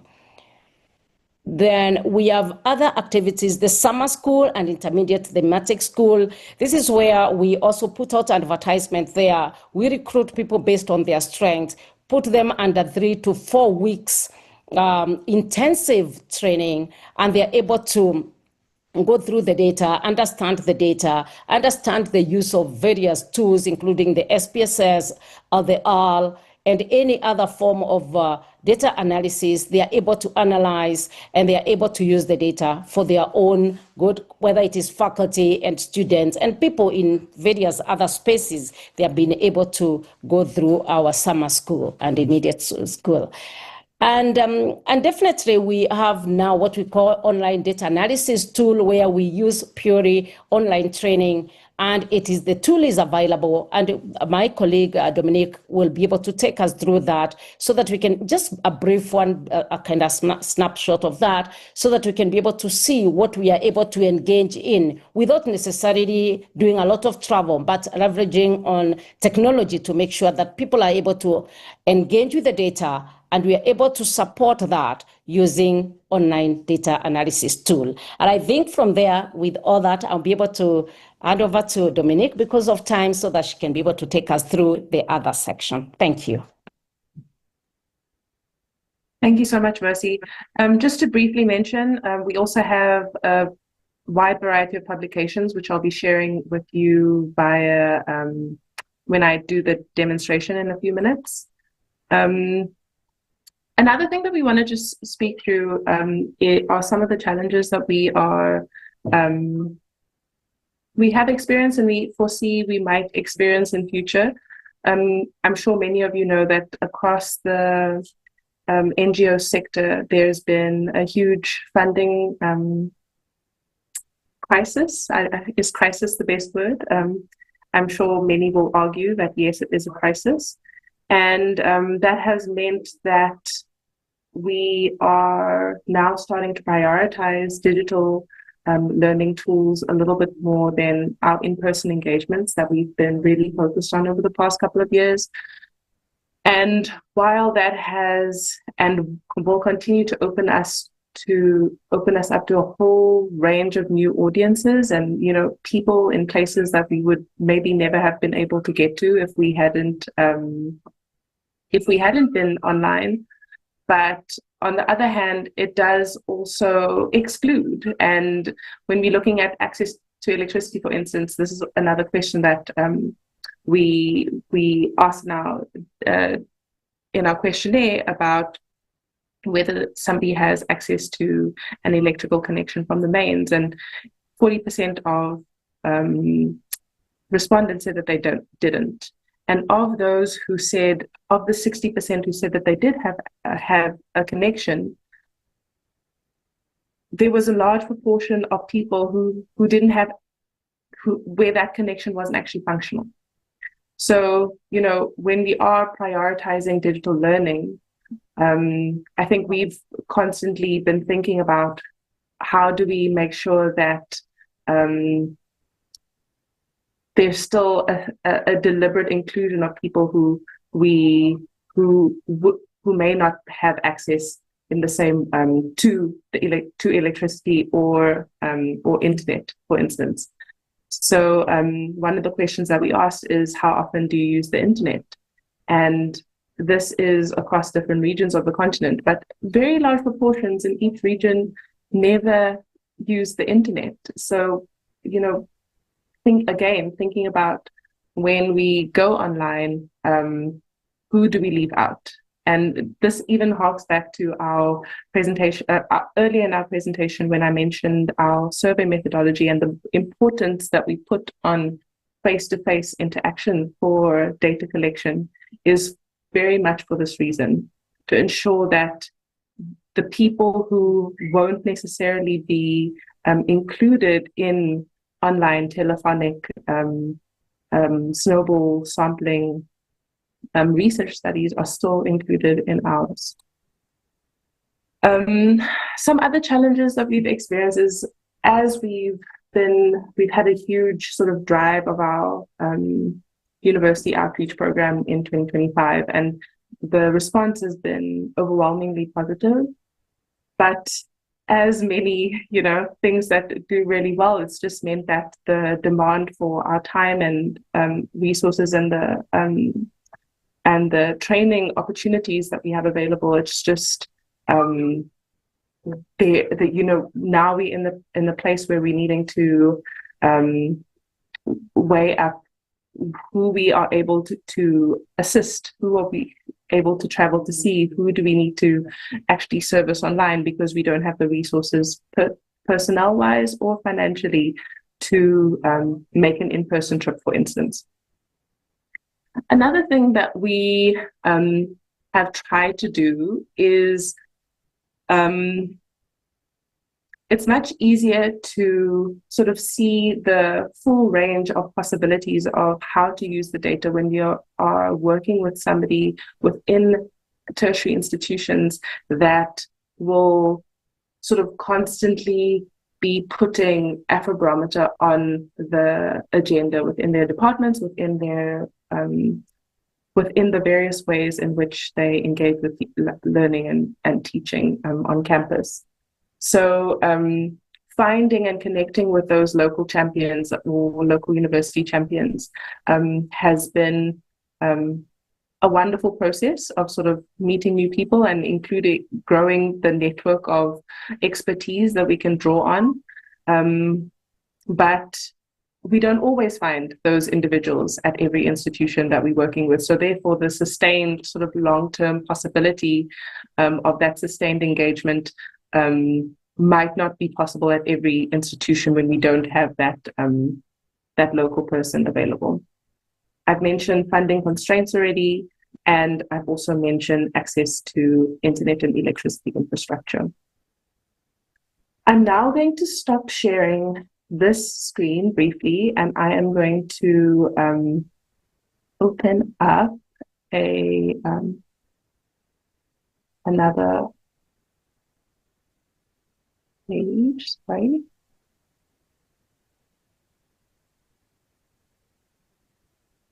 Are you able to see the Afrobarometer website now? Yes, Dominique. Perfect. So I just wanted to show you, we've spoken through some of the resources that we have available. Mercy's mentioned a couple of the things that you will have access to. Before I show you the online data analysis tool, I just wanted to show you where you can access some useful resources that for your own interest, but also if you want to share with anybody in your own networks that might be interested in using public opinion research in their, or public opinion data in their own research. The first thing is the countries. So if you click on the countries tab, sorry, I'm on the Afrobarometer website. I should have started there. And if you, you can follow along at www.afrobarometer.org. There's a lot, so I'm not going to take you through everything, but just a few sort of highlights. First is the countries tab. In this tab, you'll be able to select or see every single country that we have conducted surveys in. And when you click on that, it will provide more information about the questionnaires, data sets, of each of those countries. It will also provide information on the local partner that we work with in the respective countries. So I always say that if you are wanting to do research in a new country that you haven't necessarily conducted research in before, very often our national partners are really great starting points because they, they've been doing sort of nationally representative survey work across the country for a significant amount of time. So their resources and networks are often really great to tap into. And their contact details and website information is available in these country pages. If you click on our surveys tab, you're able to get access to our questionnaires, more information about our sampling methodology, as well as our survey manual. Our survey manual is basically, it covers everything that you would need to know about how we conduct our surveys and how our national partners ensure quality in the fieldwork process. Topics are, will sort of house publications that are relevant to that particular topic. If you're interested in publications, I just want to show you this tab. You're able to search through these. All of the Afrobarometer publications are included here. You're able to search through type of publication, topic of publication, a country if you're only interested in a particular country. And very often it's a great starting point to, especially when you're doing qualitative research and you're sort of wanting to answer the why question that very often comes up when you are engaging with Afrobarometer data and data like it. If you'd like to download any data sets or code books or merge data sets, you can do so from this tab. And before I take you to the ODA, I also want to show you a really helpful tool called the Afrobarometer Training Video Library.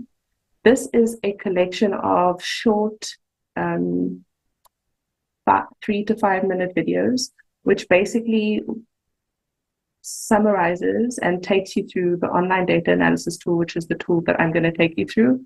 But we only have about 15 minutes to do so. So if there's, I won't be able to cover everything that it can do, but you are able to make your way through these training videos to get a little bit more detail or to be reminded of something that I might have said and moved on from a little bit too quickly. So you can access that through that link. Finally, and just in time, I wanted to show you the online data analysis tool.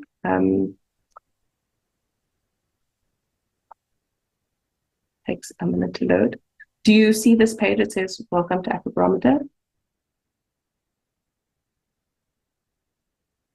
Okay, great. So this is the online data analysis tool. It houses all of the data since 1999 But the beauty about this tool, firstly, it's really available from our website. You click on, just to go back a step, I wasn't explicit when I clicked on it, but you scroll all the way up and you can click Analyze Online. On some smaller devices, like if you're using a smartphone, this top banner might not be displayed. So you can scroll all the way down to the bottom of the page and you'll see Analyze Online again. Either way, it will take you to the same spot. So this tool has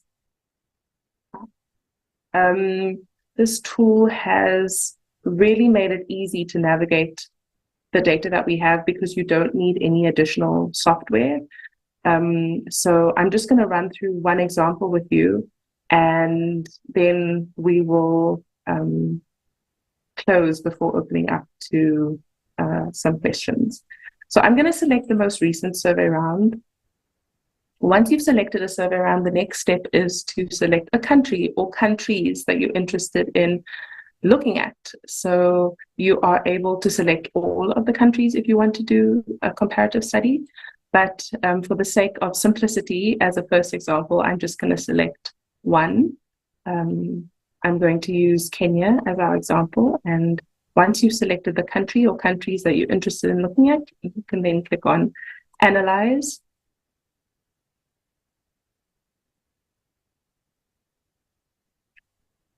And once you've clicked on Analyze, all of the topics that our questionnaire covers will be here. So one of the popular topics that is always of interest is corruption, for instance. And let's look at an example being corruption in the police. So once you've clicked on the question, let me just go back so I can go a little bit slower. So once I've clicked on corruption, all of the questions that are available under that subtopic will show up immediately to your right. I'm going to click on corruption in the police, and this is the data for that question in Kenya.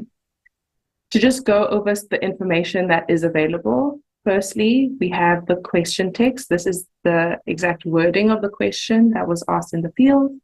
So the question that this data represents is, how many of the following people do you think are involved in corruption, or haven't you heard enough to say? The police. And as I mentioned before, we are specifically looking at this data in Kenya. We have a table first, followed by a chart immediately to our right. And this shows us that we have 3.2% of Kenyans saying that none of the police are involved in corruption. We have 25.4% of Kenyans saying that some of the police are involved in corruption. We have 37.2% of Kenyans saying that most of the police are involved in corruption. And you have 31.2% saying that all of the police are involved in corruption. So you have close to 70% of Kenyans saying that most or all of the police are involved in corruption. Some of the other things that you're able to do with this tool is to cross this data by another variable. So let's say you're wanting to know what's the difference between rural opinions versus urban opinions based on where people are living. Once you've done this, it transforms both the table and the chart so that you're able to see the comparison between those who live in urban areas and those who live in rural areas. So we can see here that when we're looking at all of those who said that all of the police are involved in corruption, 35.9% of urban Kenyans said that all the police are involved in corruption, and 29.8% of rural Kenyans thought that all the police are involved in corruption.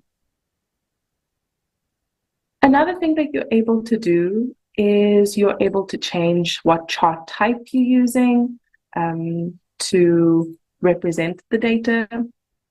You're also able to see how the data changes over time. So if I click on right under this heading, rounds with the same question, you can see all the rounds where this question was asked, right from round 2 all the way to round 10. So in round 2, when asked this question, 16.5% of Kenyans said that all the police were involved in corruption. Round 2 was around 2002, if I'm not mistaken. If I want to see round 7, for instance, 28.4% said that all of them were involved in corruption, and round 10, 31.9%. Now, if I want to, as the example that we used earlier, if I want to see how this changes over time, I can click on time series, and then I'm shown how the data changes over time. And let's say I'm only interested in seeing what the all of them category looks like. If I click on all of them, it will then transform my table so that I'm only seeing the responses for those who selected all of them when asked the question, what proportion of the police are involved in corruption. So you can see that, from 2002, it has increased significantly over time, but since, I would say, 2008, it's sort of ricocheted up and down between 33.3% and 28.4%. If I want to exit time series, I can click on that button again. Another thing that I'm able to do is see the data in a map form. This is an example of the map that Mercy showed us earlier in our presentation. I can see what the most mentioned answer in each country was. So for instance, in Kenya, the most mentioned answer was most of them. In Namibia, the most mentioned answer. In Uganda, unfortunately, the most mentioned answer was all of them. Another view that I can use in this map setting is to see the percentage for. So if I select all of them as the response option that I'm interested in looking at, I can see how the numbers differ across the continent, all of them as the response option.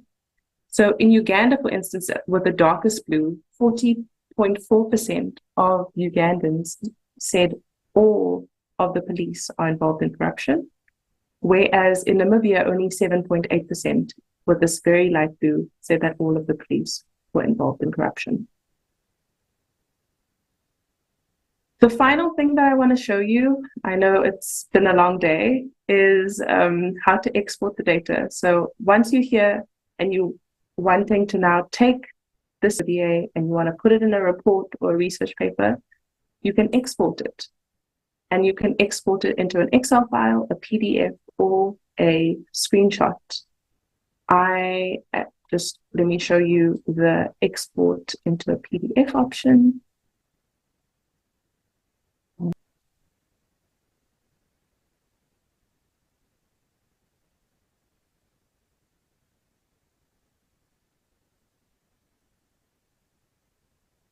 And there you're able to see both the table as well as the chart as it was presented directly in the ODA. So I am going to leave it there. I think lead to questions and answers because there's a lot of different directions that this presentation could have gone. So I also want to leave it to you to sort of steer the remaining 10 to 20 minutes that we have available. Thank you so much. All right. Thank you very much, Dominique and Mercy, for the informative session and also the resources that you've shared with us. Participants, I want us to go to the bottom of our screens. There is a hat, is it emoji partners, and specifically Afrobarometer that has joined us and shared this informative news with us. So let's give them a round of applause. All right. Thank you very much. At this point, we would like to take few questions, if any, so that Afrobarometer will guide us in responding to those questions. So if you have a question, kindly raise your hand and we will invite you to ask your question. Okay. So if we do not have questions, then it means Dominique and Mercy, you give us a clear presentation and we all understand, and hopefully we would engage with the resources that you've shared with us. Ladies and gentlemen, thank you very much. Indeed, data will talk to you if you are willing to listen. And then without data, you are just another person with an opinion.